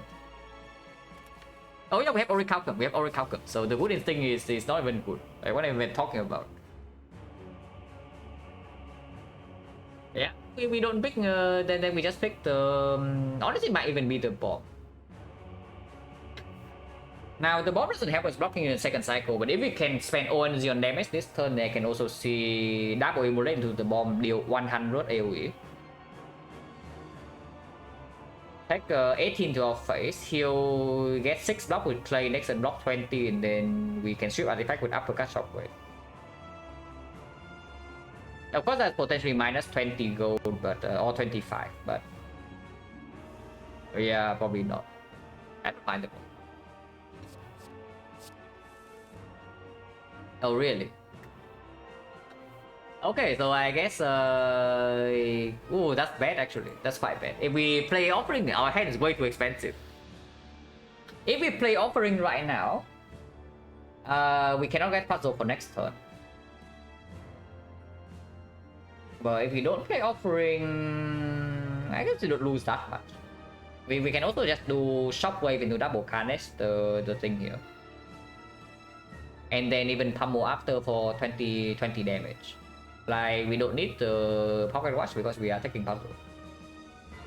Keeping the offering in to maybe control the HP loss for the thing, for the mirror, for the mirror on the bone.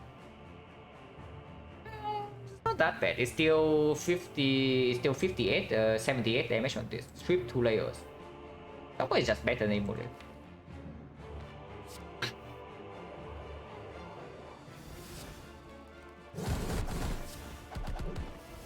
Yeah, the boot. Look at that.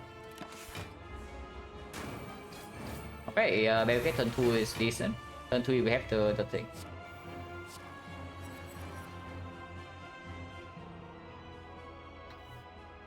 Way too early for the power tool to be played. I don't think we want to play for a lot of power tools here at all.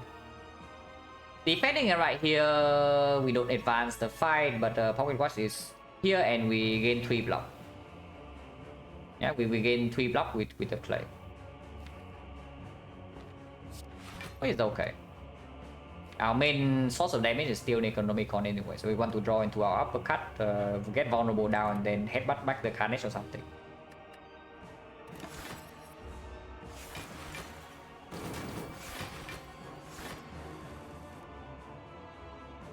Yeah, but on 3. And here's the Amwen on the Rage Plus. Yeah, Rage Plus, like look at that.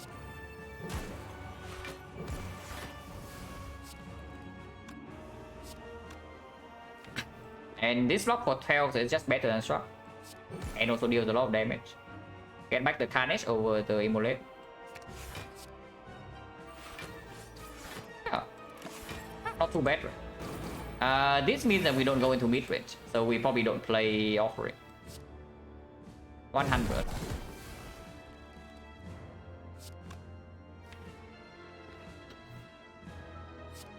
And lethal.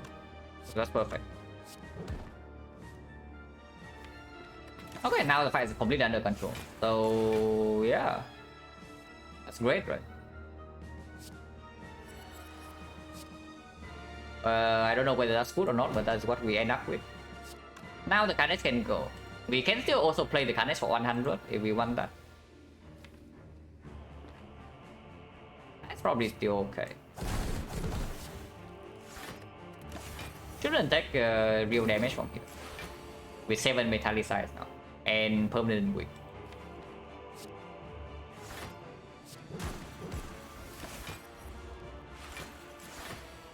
Do need to be a little bit careful because this thing takes 6 damage from taunt. Once every 2 turns.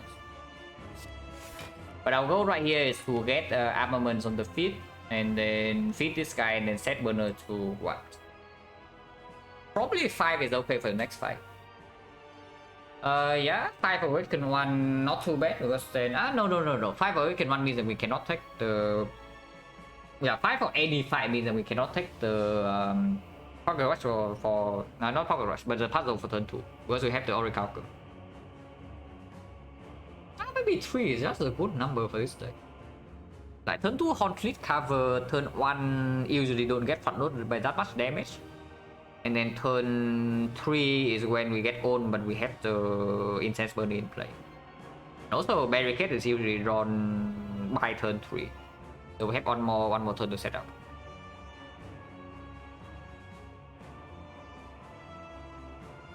Yeah, 5 on Awaken 1 is blocking like 16. Maybe 18 if we play 1 power, but maybe less if we have weakness. It's not even that good. And yeah, 3 into Awaken 1 fight is excellent because it blocks the first multi. Usually. Into Time Eater, I would say probably 5 is slightly better. But not always. Because turn 2 we have the Horn Fleet already, so we don't even want to play that many blocks.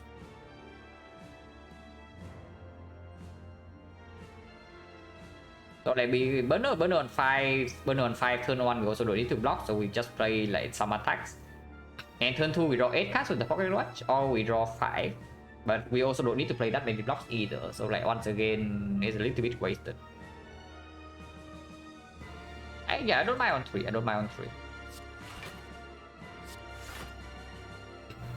no reason to attack and no reason to play this. And now I wish I have a freaking Transmutation over the board. But we do very well in this fight.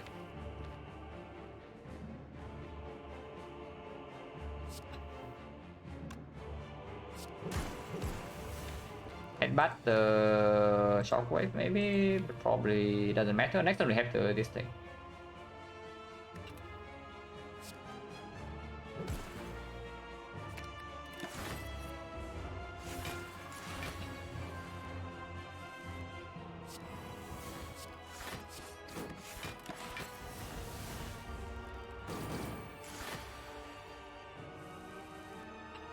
Really?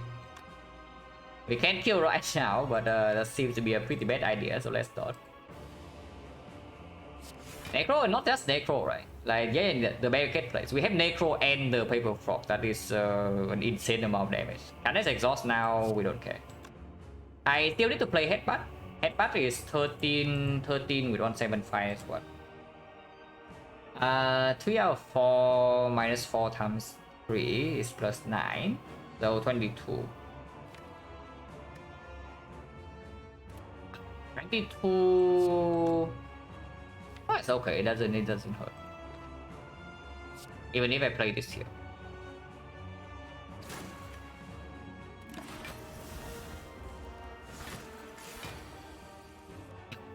Yeah, headbutt, and then we headbutt the feet.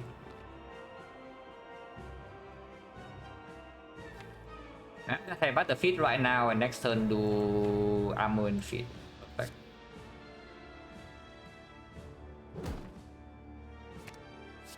This is too much damage, so I cannot do that.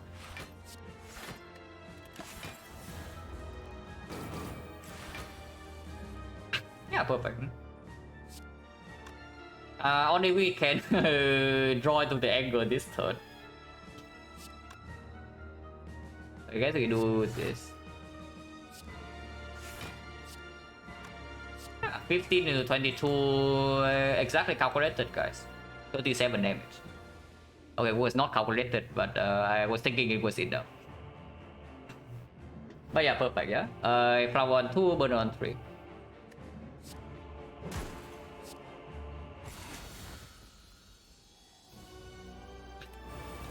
Okay, awaken 1. Burn on 3 is good. Oh, okay, awaken 1 dealt with. Yeah, awaken 1 is probably done for. With apotheosis, because all our defense are plus now. And of course, feet is also feet plus. And yeah, metallicized, second metallicized being plus is also pretty big. And if we don't make apotheosis, then the other are also bad. Like this thing is a brick, and this thing also a brick.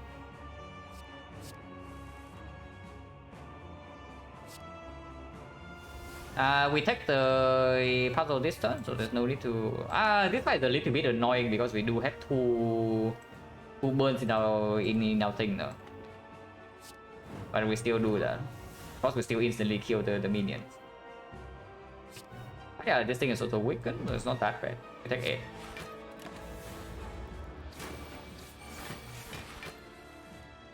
Maybe get after it gets played, and I guess we play all the metallicized. It's neutral at worst. As you see, yeah, this thing gives us 12 block every 3 turns, and this thing gains 2, 2, and 8. So depending on the weakness breakpoint, it's either neutral or positive, and we have also Incense Burner to outpace it. How much is it? It goes to 8 strength. It goes to 8 strength, so 16. No, it's 14. 14 weakens to 10. With 12, it weakens to 9. Yeah, so the second metallicide is just positive. Second metallicide, we are cheating because he gains only 4 damage for multi-hit, but we still gain 12 block for every 3 turns. Or for every turn. So we are outpacing with the second metallicide. We play both.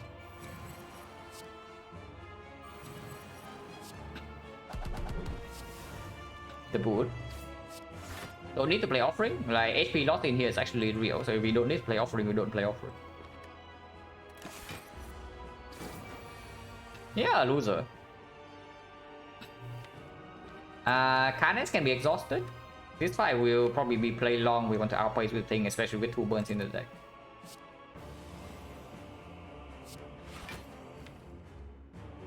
This is not a very good draw, but I guess we can offering one time. Too smart? Yeah, too smart because we set it up to the fight after, but it's not random. We specifically chose 3 because of this. And then because of how to do it.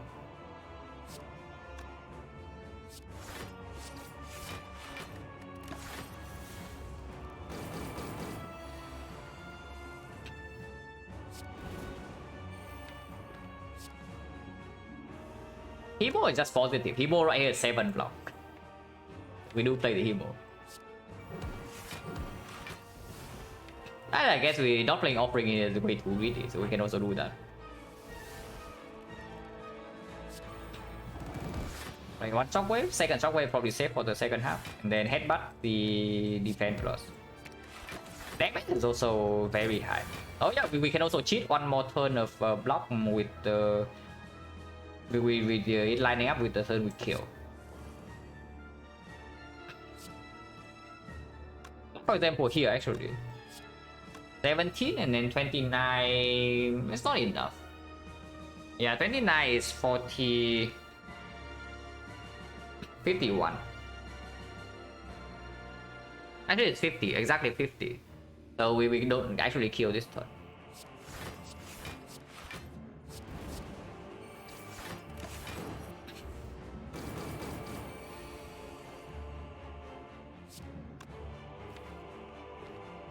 We do need to play power 2 at some point, but not yet.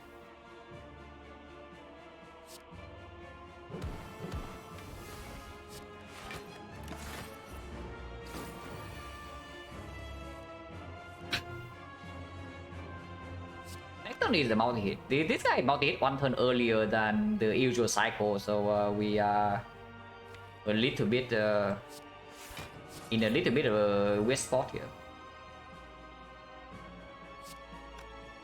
52. We can kill it this turn.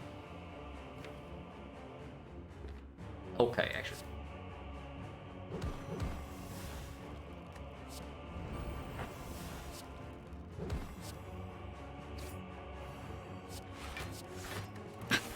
Yeah, I just block for first 40 and then burner doesn't line up, but yeah, it's fine.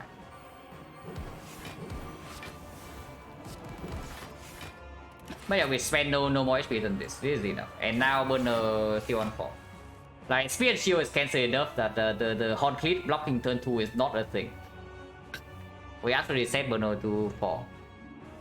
If we don't have Orichalcum, maybe I can see it on 5. But with Orichalcum, we cannot even take touch of turn 2, so it has to be on 4.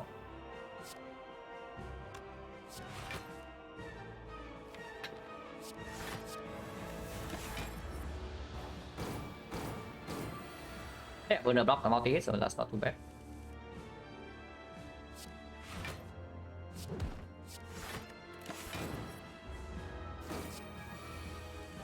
It's 39. 39 is quite a lot.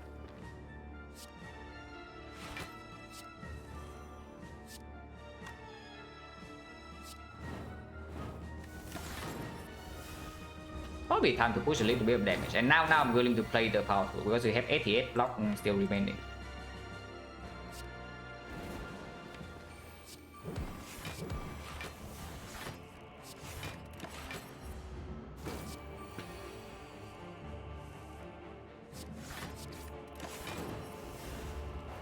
This block doesn't last that long though, so you do need to be a little bit careful.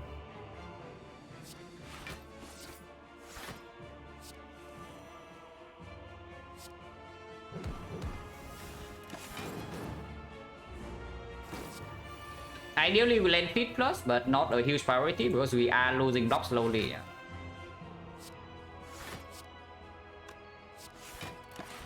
Like, pretty slowly, but we are losing blocks.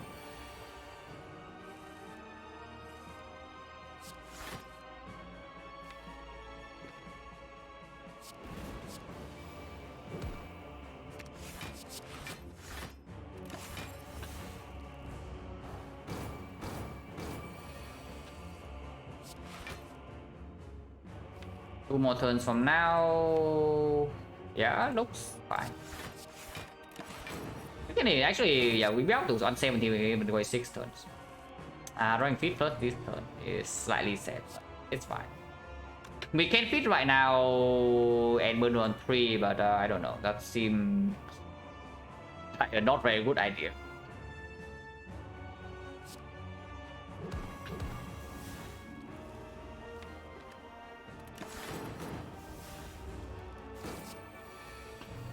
First one card for the feed. Okay, that's not the feed, so we just kill. Okay, overall actually very good boss counted. Like way better than I expected really, but yeah, I guess Necronomicon with the frog for 100 damage per pop is pretty good. You can see upgrade on like the rage, maybe upgrade on the battle trends, maybe even upgrade on metallic size. These upgrades do not matter. Pickup ended up being huge, yeah, absolutely. And that is with our before the best use case for it, yeah. That is with the clay in the hard fight. Yeah, race upgrade is pretty strong. I would probably just do that. We have enough fun load draw with the watch with these things and the Sentinel puzzle already. Okay, barricade is already upgraded.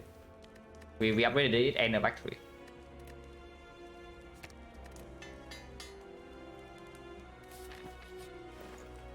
Oh, here's a dead branch, here's an evil. Okay, I take another short break and then we discuss this job. But there are very good things in this shop if we want to buy them. But yeah, we'll be back in like 3 minutes.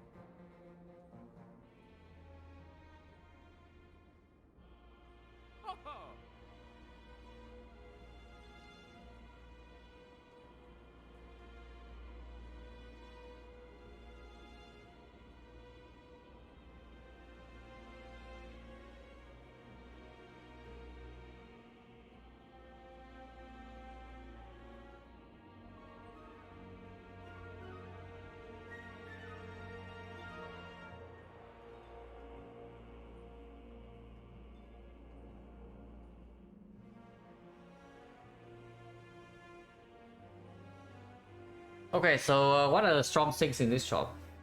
Yeah, evolve on sale, dead branch, remove, Panacea, blood potion. Do not underestimate this. Because this thing right here, yeah, if I open the entropic brew right now, I'm losing maybe 10 HP, maybe 5 HP. If the potion up under the entropic brew is good, better than this. But this potion right here is healing 5 with the Ornithopter. And afterwards it heals 20% how much? 105, 24. So it heals 29 HP. Mushroom, yeah, we got mushrooms. The Panacea is not as strong. 24, it rounds down. Yeah, last time I checked, this thing actually rounds down. So it heals 23. 23, 28. 28 HP versus one random potion. Debatable because I say it's one, but it's actually two. Because one potion doesn't save the thing here.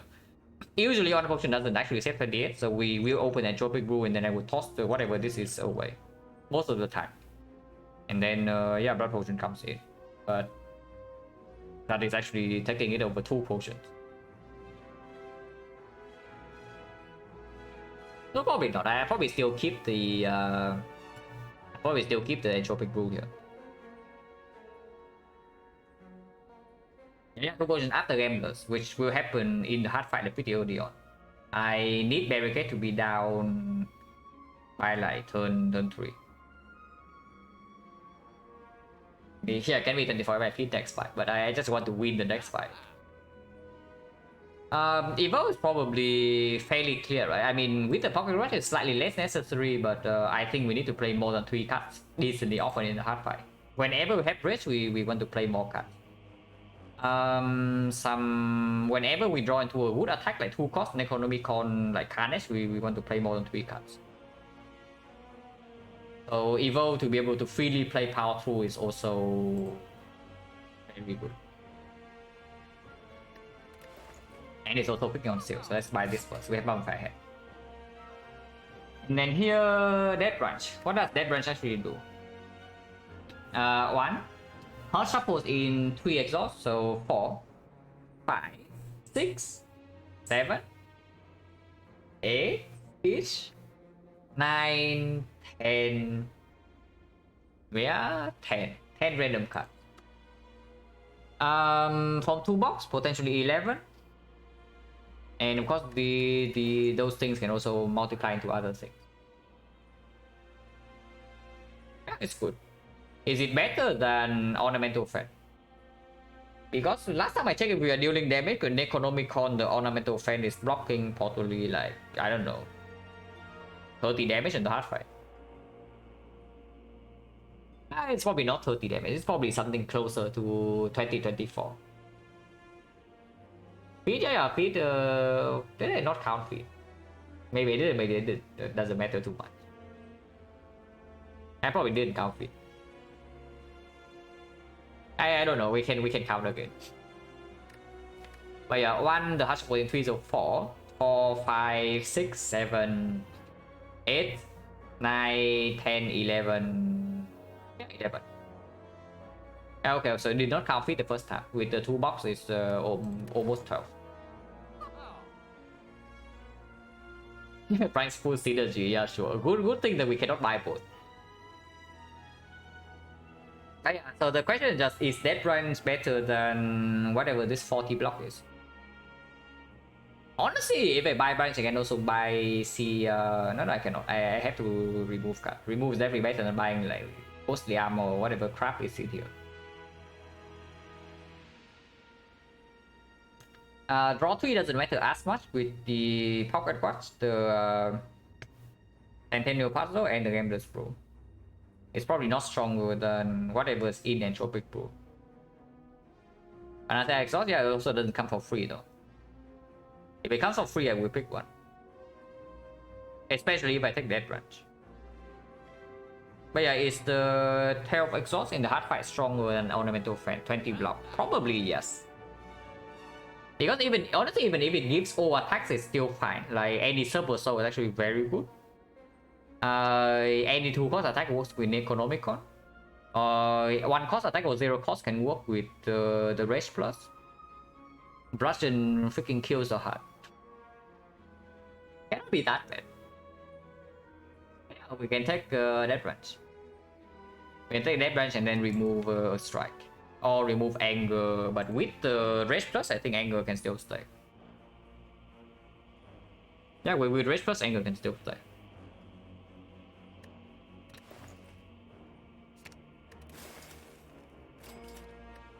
Pretty long relic bar. I just need to remember Oracle come in here because Clay Death Branch cannot forget.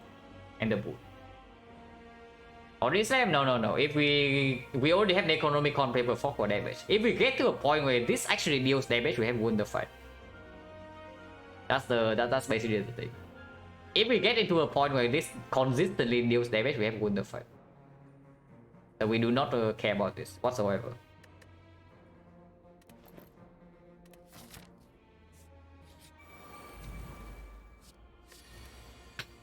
Getting owned because this guy once again sees the burner and decides to attack turn 1. But we do have the petrol grab, so we heal 25 here.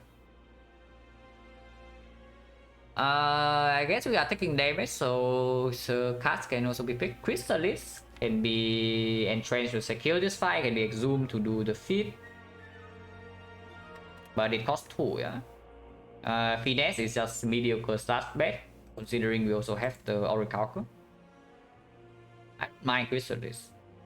I don't mind Crystallis. Deep Breath, no need.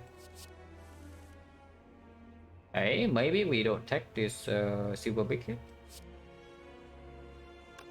We draw a lot. If we draw into the power tools, you can actually play them. If I draw into barricade, I also want to play because next time we have Concrete and Clay in the burner, so we retain the 20 block. Now free Crystallis. Oh yeah, Crystallis also exhaust for the death branch. So offering here will overdraw by 1 because of the branch, but we cannot deal with that. Anything either exhausts or consumes 2 energy. I don't mind playing Immolate actually, but probably not.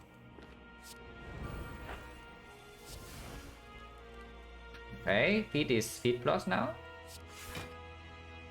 We can True Wit away something, probably the Hemo.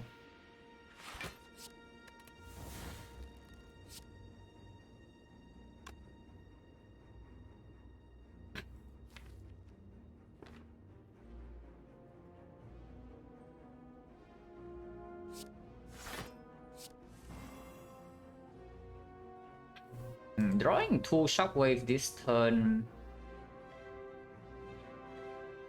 So for example, no. I mean, yeah, sure. If we get this fight absolutely under control, then sure we can stall. But otherwise, not too interested. Currently taking 10, so we are still Shockwave can be played. Oh, that would have been good. But we can headbutt, maybe. Yeah, we can headbutt.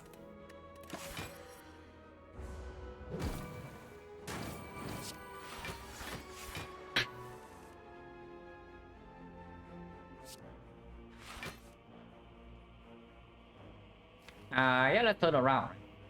And maybe we can even kill this next turn.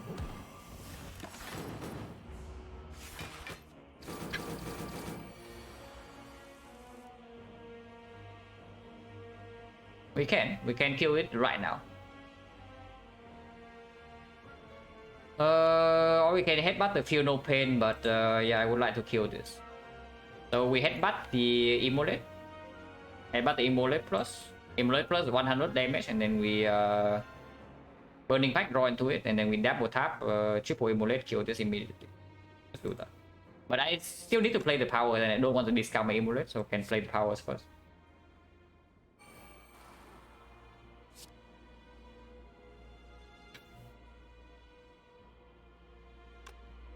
Yeah, I guess double tap Immolate 3 plays is more than enough to kill this, so we don't need to headbutt this guy. We can headbutt here to deal a little bit more damage.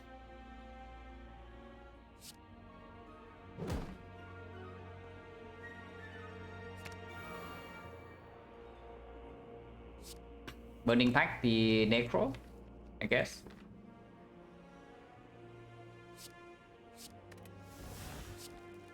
Oh, Entrench is actually here. Barricade's not down, but now we do have an Entrench. I didn't even do this. Instead of shuffling in 3 burns, we have an Evolve, but we have no second win. No second win yet. And exhaust. Probably not.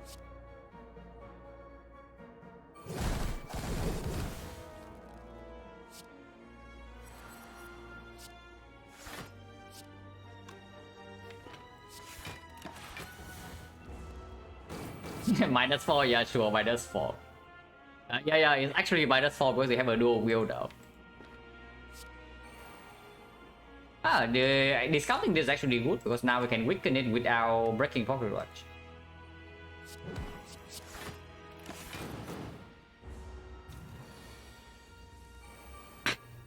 Yeah, feed plus. Fire breathing will kill this when we don't want to, so absolutely not.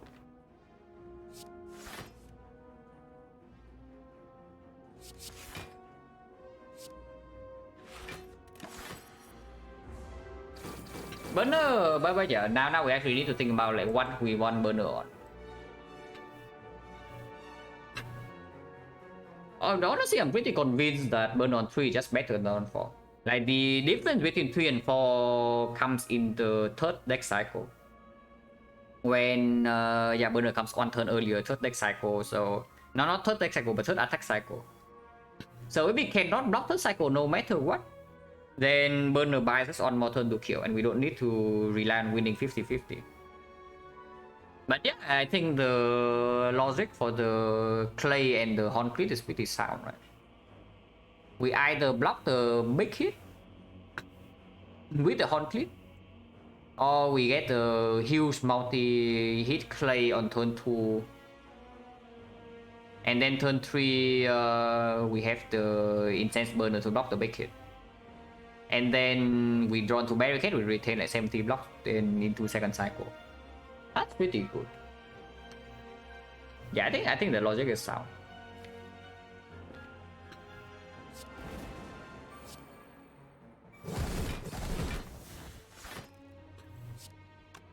I need to be careful not to accidentally kill this because we do have some taunts.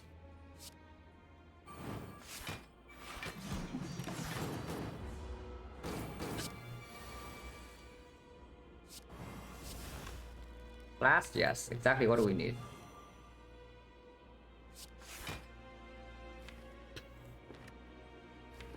Yeah, drawing into entrench next turn just better than this 8 block. And we have the burner anyway.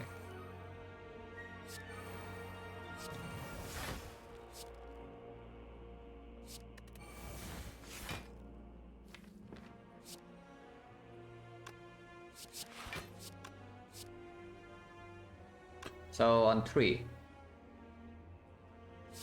Anger, yeah, anger is worse than burn. I mean, maybe it's not worse than strike, but whatever, I don't care too much.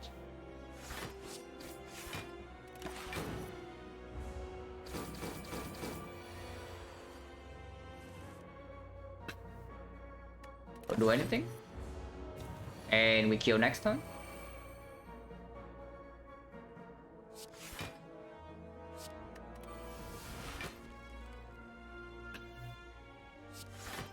Not know what's happening though. Maybe it's a little bit dangerous here, but we have to draw 10. Ideal draw is a boss feed.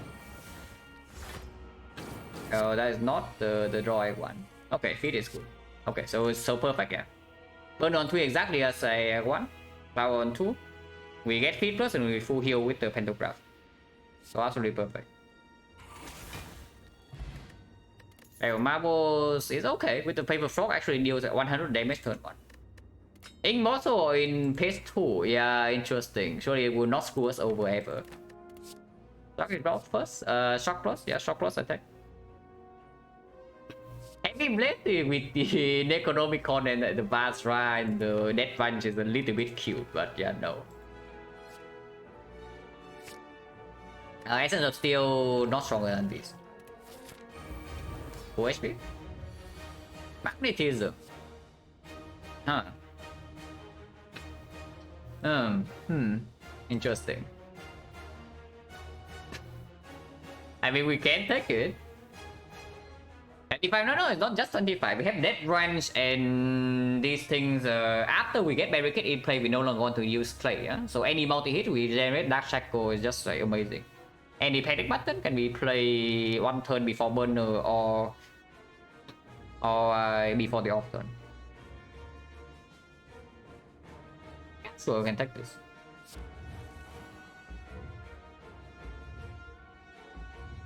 And prop puzzle right away, deal 100 damage. Holy crap, 100.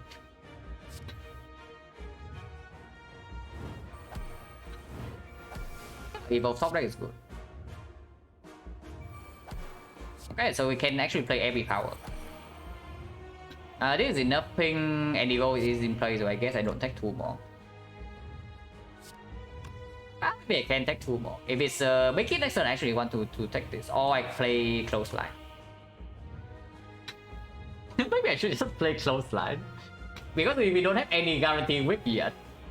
So next time with this guy doing the big hit, we get like kind of old. Yeah, the next time with this guy doing the big hit, we only block for 26 and we get like a little bit old. Yeah, how much do I care about this magnetism really? It's not 4 turns of weakness, it's only 2 because I play Immolate already. But 2 is enough, turn 2 you get intangible. Yeah, I can also just play Offering, play 6 more HP. And it's true, like if I don't play Offering this turn, then we also don't redraw into it until way late, so... I've always been played, like... Yeah, like, I guess magnetism is good enough. Yeah, sure, I can play Power 2 into Offering. If I get Barricade immediately, I can play that. Okay, more damage. Oh, it discount Clothesline, so I can even play Pummel. Or Battle Trance. Actually, I should play Battle Trance. If I draw into Shockwave or Barricade, I play that.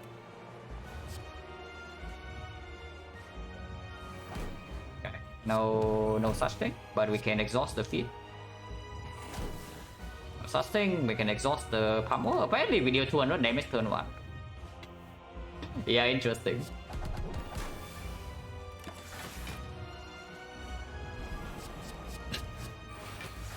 Okay, so we quote-unquote lost the 50-50, but also it doesn't matter too much.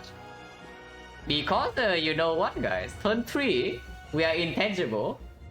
And this stupid heart is hitting us at 1 times 15. And as far as I know, that converts into yeah, 40 block. So did this guy... we block a lot passively next turn. We already block for 6, like 3 from Clay. So 3 from Clay and then another 3 from the Metallic side. So we block immediately for 6. So I do need to play some cards. And I don't play this hero.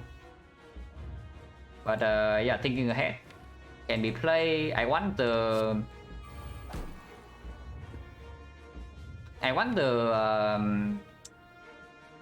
Pocket Watch. I can draw into Void right now, it's okay.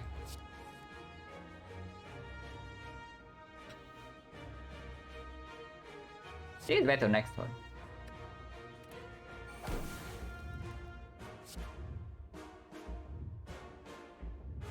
This is good to exhaust. Exhaust 1, 2, and then we draw 5, so draw 7, 3 status, and most draw 10. Yeah, I think this Ghost Liamo exhaust is fine for a little bit less HP. We still have not used the potion, but we can get the screw next turn if we need to. Okay, so far that runs like very cringe. I do not play Rage. Yeah, I do not play Rage, and I also do not play the Metallic size. Because I want to have Clay block. But yeah, we can apply, I guess, Shockwave into Carnage, and then we play the second Shockwave here permanent. It's just more damage, instead of playing double uppercut.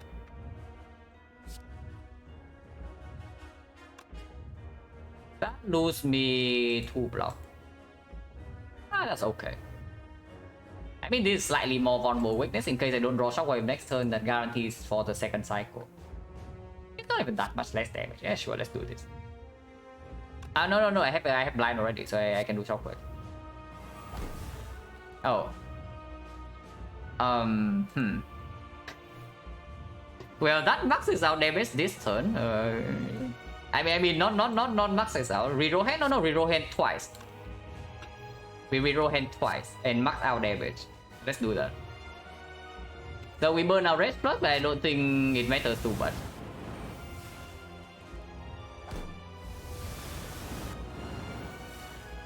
Yeah, interesting turn. Oh, Berserk, free energy. We actually play that. We have the odd mushroom, so it actually Berserk is vulnerable for 2. It carries over 1 turn next cycle. Like, how bad is that? Base attack multi-hit is 4. And yeah, it goes to 5 only, yeah, with 1.25. So minus 15 at most. 1 energy. Has to be good. I also discount 1, so maybe we can even play like 5 breathing, maybe Shockwave, Exhume. This turn is also good. This we don't play. Playing this right now is just griefing. Wait. Okay, whatever, guys. No, nobody saw that. Nobody saw that. Like, nothing happened. So I actually cannot play Feed Fire. Okay, sure. I play Feed Fire goes to 0 block no matter what. I cannot put it. I don't know. I cannot play Berserk. Yeah, playing Berserk. What's playing Berserk? The one that puts on 0. No, it's not. So Orichalcum just costed me how much? Yeah, 12 block. Interesting. It's 18, but it's also 6, so it's actually 12. Okay, I kind of want to open the thing now, so well, can start with this. Away is free. Dark Embrace is very unnecessary, but sure. Evo is fine. Dark Plus is good. No longer need these things, but she can do this. Oh, Dash Echo is great. Not now though. The game will, these things are going to shuffle them in. Headbutt is good to be shuffled in. And I guess this is fine. And these are all bridge cards. Modern Slam is okay. Maybe Bass Redraw is okay to strip artifact for these things. And yeah, these are very cringe. We keep this in hand. Oh, another game that's true. We can see Panacea from the Martyrdom and suddenly does 5 dexterity.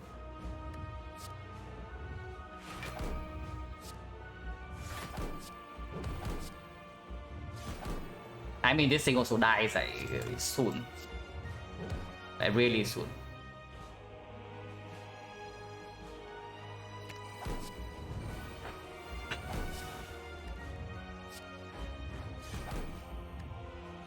Oh, do we have anything to exhume or not? Damage is already maxed out. Yeah, no, nothing.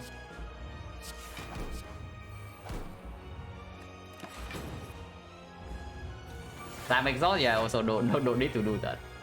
But here, like we strip artifact. Yeah. No. Playing Juggernaut can make stripping artifact fail. I want on 15. I mean, this fight is like super over, so whatever, really.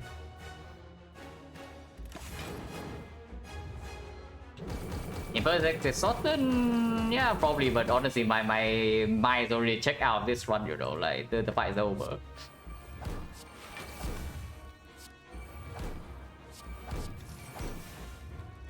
Silver Soul, yeah, Silver Soul Necronomicon, yes.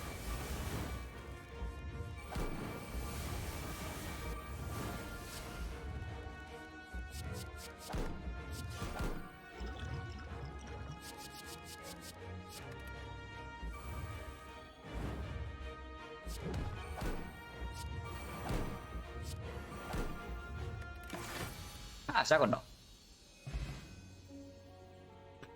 Okay, good run. But yeah, I'm still wondering about the P-box. But I think if you pick Fit into Choker, you are going to have a miserable time in Act 2. Looking at how we drew. On Epic, I don't know whether you could still be miserable, but that was pretty. This Act 2 was like pretty freaking scary.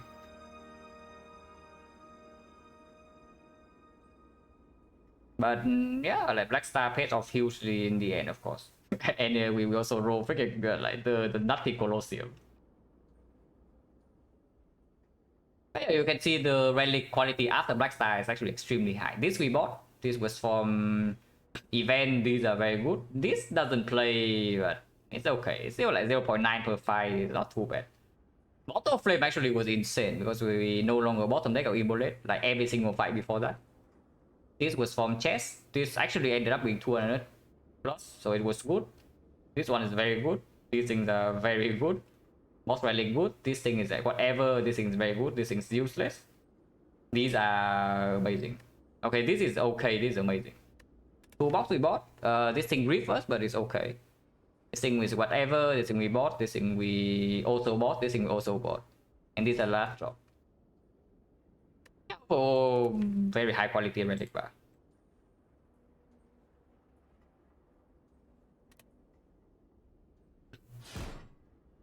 Oh yeah, last time I did not release the potion. I was saying bad karma and whatnot. You know what? The run right after we do like complete garbage and Act 4 just died. So yeah, better release this potion.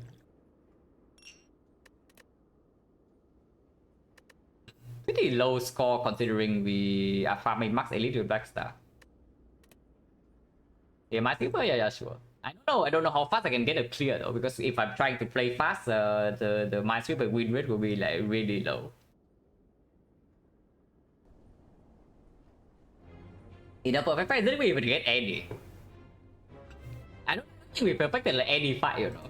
We just heal. We just like use beat the ball every single fight.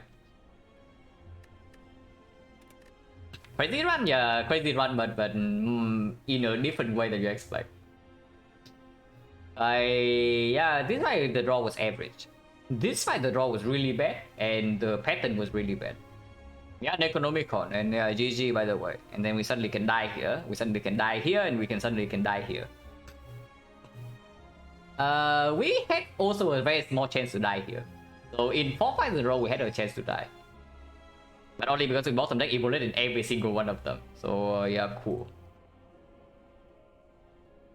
Yeah, I still have the original win 95 executable though. I just play in my browser. Oh yeah, wait, give me a second. When I get immolate, very early Act 1 actually. Yeah, here, floor 11. Oh, the Act 1 was also cool. Like here, for example, we know that clicking 4 times is still enough HP to get through this. So I clicked 4 times, nothing, and then I left. So how long did we get in these things? Yeah, 8 HP against Lago Wooden. And you guess what? Clicking 1 more times would deal... we click 4 times, right? So it's 5, 6, 7, 8. Clicking 1 more time will deal 9 damage to us. And guess what happens if we have like -9 here? Yeah, good news. We did not click the 5th time. And then, yeah, here once again go down to 13, but it's fine. This fight was pretty annoying, like that we were forced to use blood potion, and then once again we had a like 2% chance to die in this fight because we did not have blood potion after this. So honestly, this run in total, if you count all the percentage to die in the fights like we low roll, it probably comes down to, I would say probably like 15%, maybe even higher. But yeah, that's also because we drew like complete crap in like, a lot of fights. That these things can even happen. So the actual chance of death is definitely lower than that. Should be below 10. Because the fact that we bought some deck of Immolate plus in all 3 fights after getting the Necronomicon is incredible. Like, what the hell is that? Yeah, like 3 fights in a row after the Necronomicon. Now Immolate first is at the absolute bottom of the deck. Yeah, they're not even exaggeration or anything. It's actually the last straw. Pretty insane that this thing go like this badly. But yeah, after Act 2, I guess it was not super chill, but we were like in a little bit of a rush because yeah, the deck had no scaling whatsoever yet. But no immediate danger. So no immediate danger, so we can also just take like yeah, 1 million HP just to feed. This is not because we actually take 43, but we intentionally took 43 to draw into the feed. And the same goes for this fight. Actually, damage is real, I think. The damage in this fight is actually real. But a bunch of other damage is also because we just wait for the feed. Then yeah, Black Star carried with the membership card. Oh, pretty good. Okay, so I look. Give me a second. I look how to capture my picking browser, and then you can play a shorter Minesweeper, maybe 5 to 10 minutes.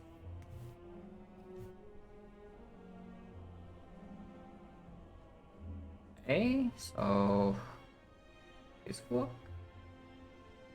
Oh, it does. How do I make this bigger? I'm not very used to playing with like this zoom now, so we'll see. Maybe a little bit smaller.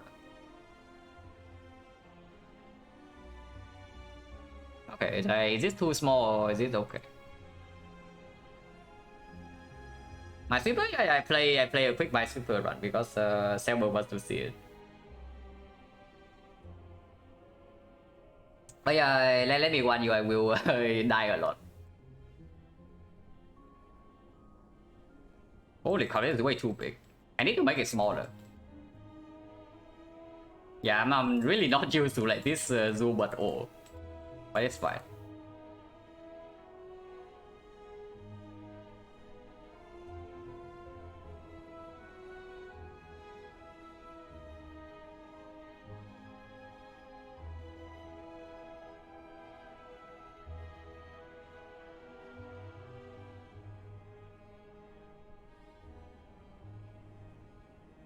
Oops.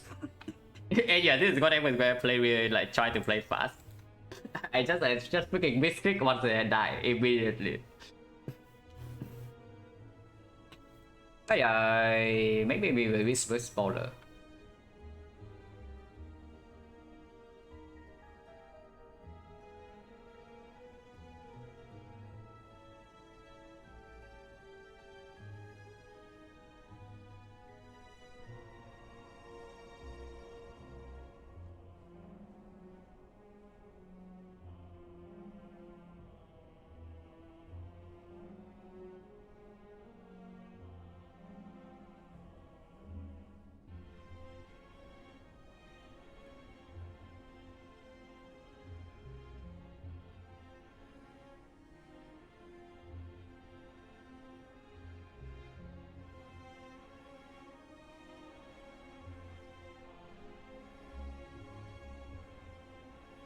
Will die a lot. I don't know whether I should play until I get a win or because usually it takes like, I don't know, maybe 10 to 15 minutes when I'm playing like this to actually get one win.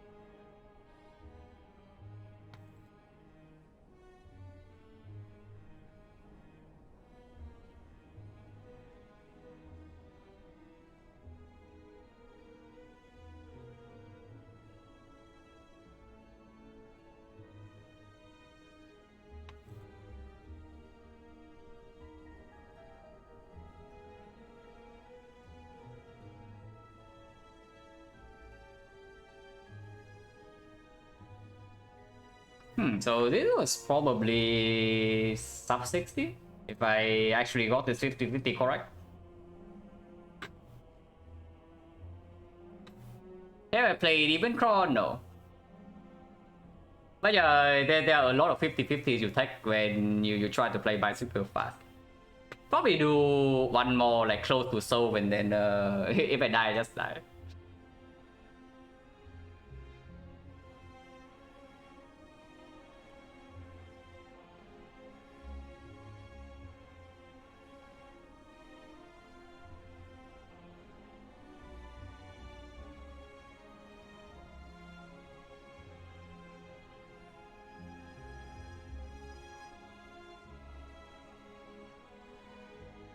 That was a mistake.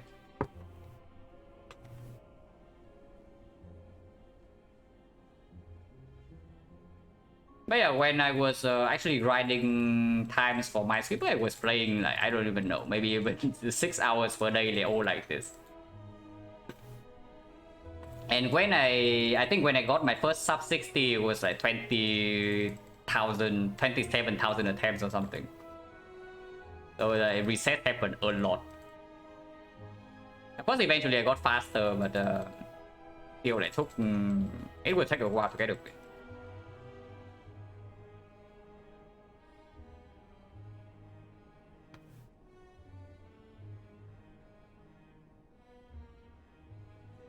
And also the seed needs to be decent for speed too, because some seeds, even if you are trying clicking really fast, it's just the board is just not good enough.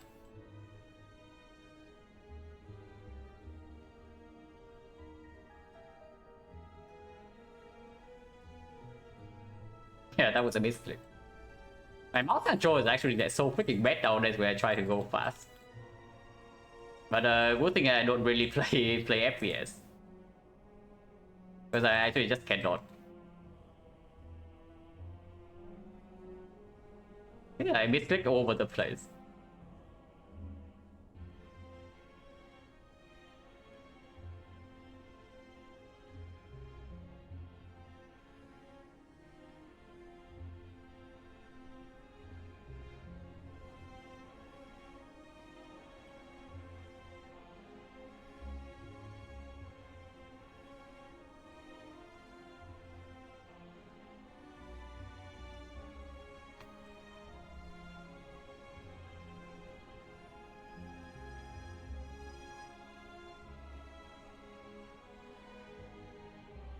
I mean, this map kind of sucks.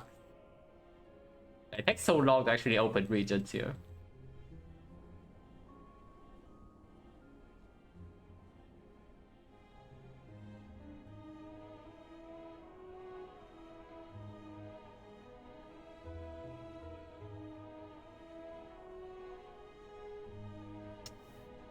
Okay, that was a misclick. You want to flag, you want to click right click and then just do left click and then die instantly. That happens a lot.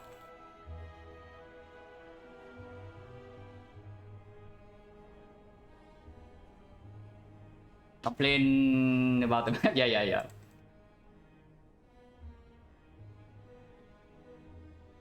Yeah, normally if I see I make a small mistake, the take like maybe 2 seconds to correct, I just reset.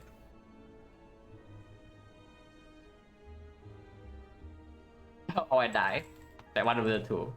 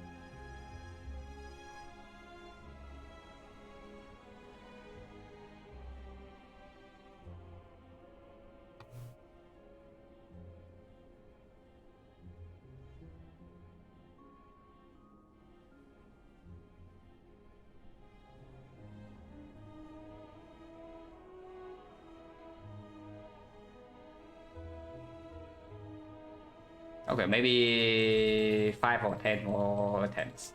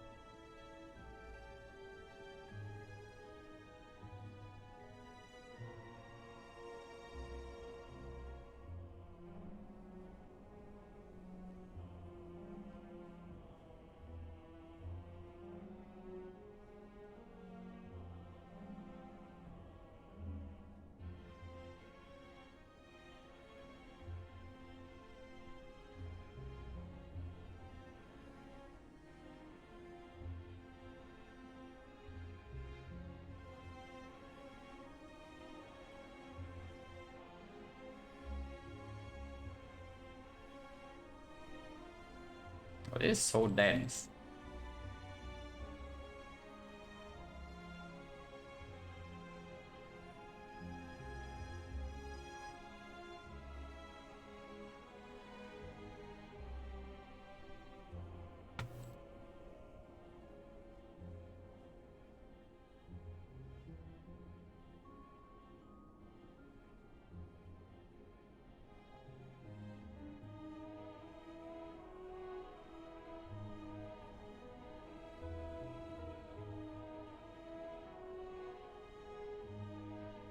Okay, is it actually impossible to not miss click? Apparently. Go a little bit slower. If I slow down by like 10%, I probably miss click less.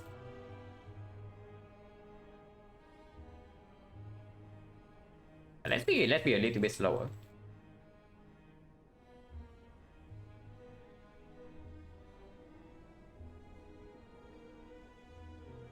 That was just wrong. It was not a mistake, it was wrong.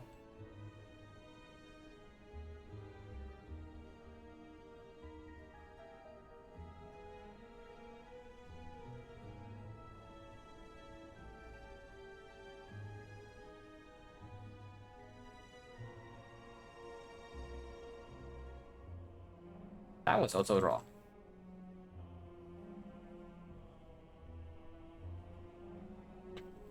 Okay, maybe 2 more tries. Here's one of them. Because honestly, only clicking this much already makes my wrist not feel very good. I really shouldn't do this for an extended amount of time.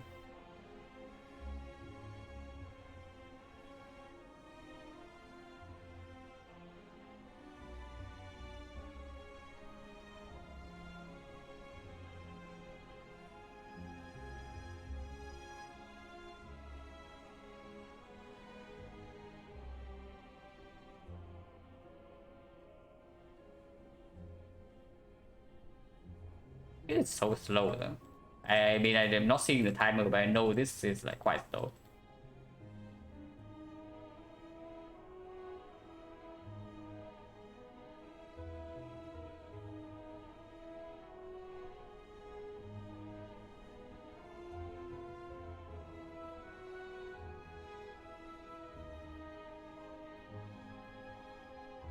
Wait, what? Okay, never mind, cause this is it. But yeah, this is yeah, sub 80, so it's definitely slow.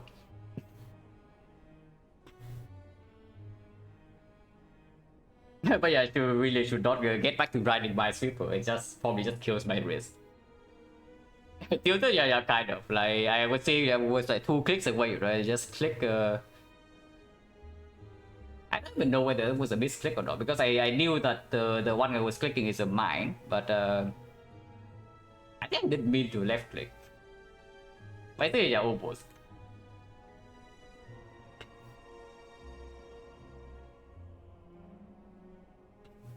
Do I play chess? Looks like would be good at bullet. No. I've been a little, but not really. I play chess, but I don't really want to study chess.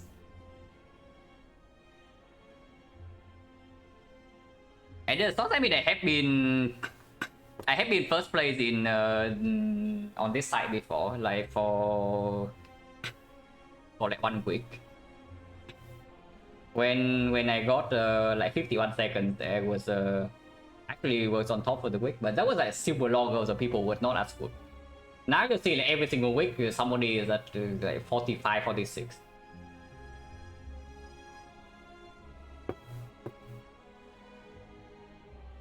To play not really, yeah. Losing all the 50-50. I mean, I do take a lot of risk though. I think when playing when trying to do fast Minesweeper, like you actually just blindly take some risk. You do recognize there are a lot of patterns, but before you actually care to spend half a second to actually think whether there's a mine or not, you just click. Because resetting it so fast.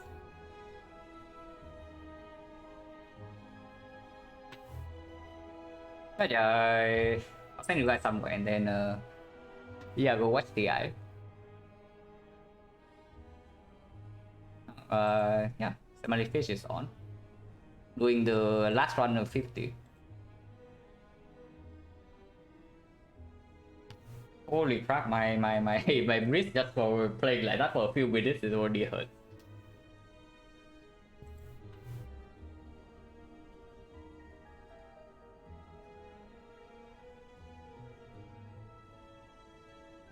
Same time thinking about 50-50 just makes no sense. Like, it's just a waste of time. But there are definitely spots where thinking improves your chance. But 50-50 is just you just click. But yeah, thank you for watching as always. And yeah, see you later.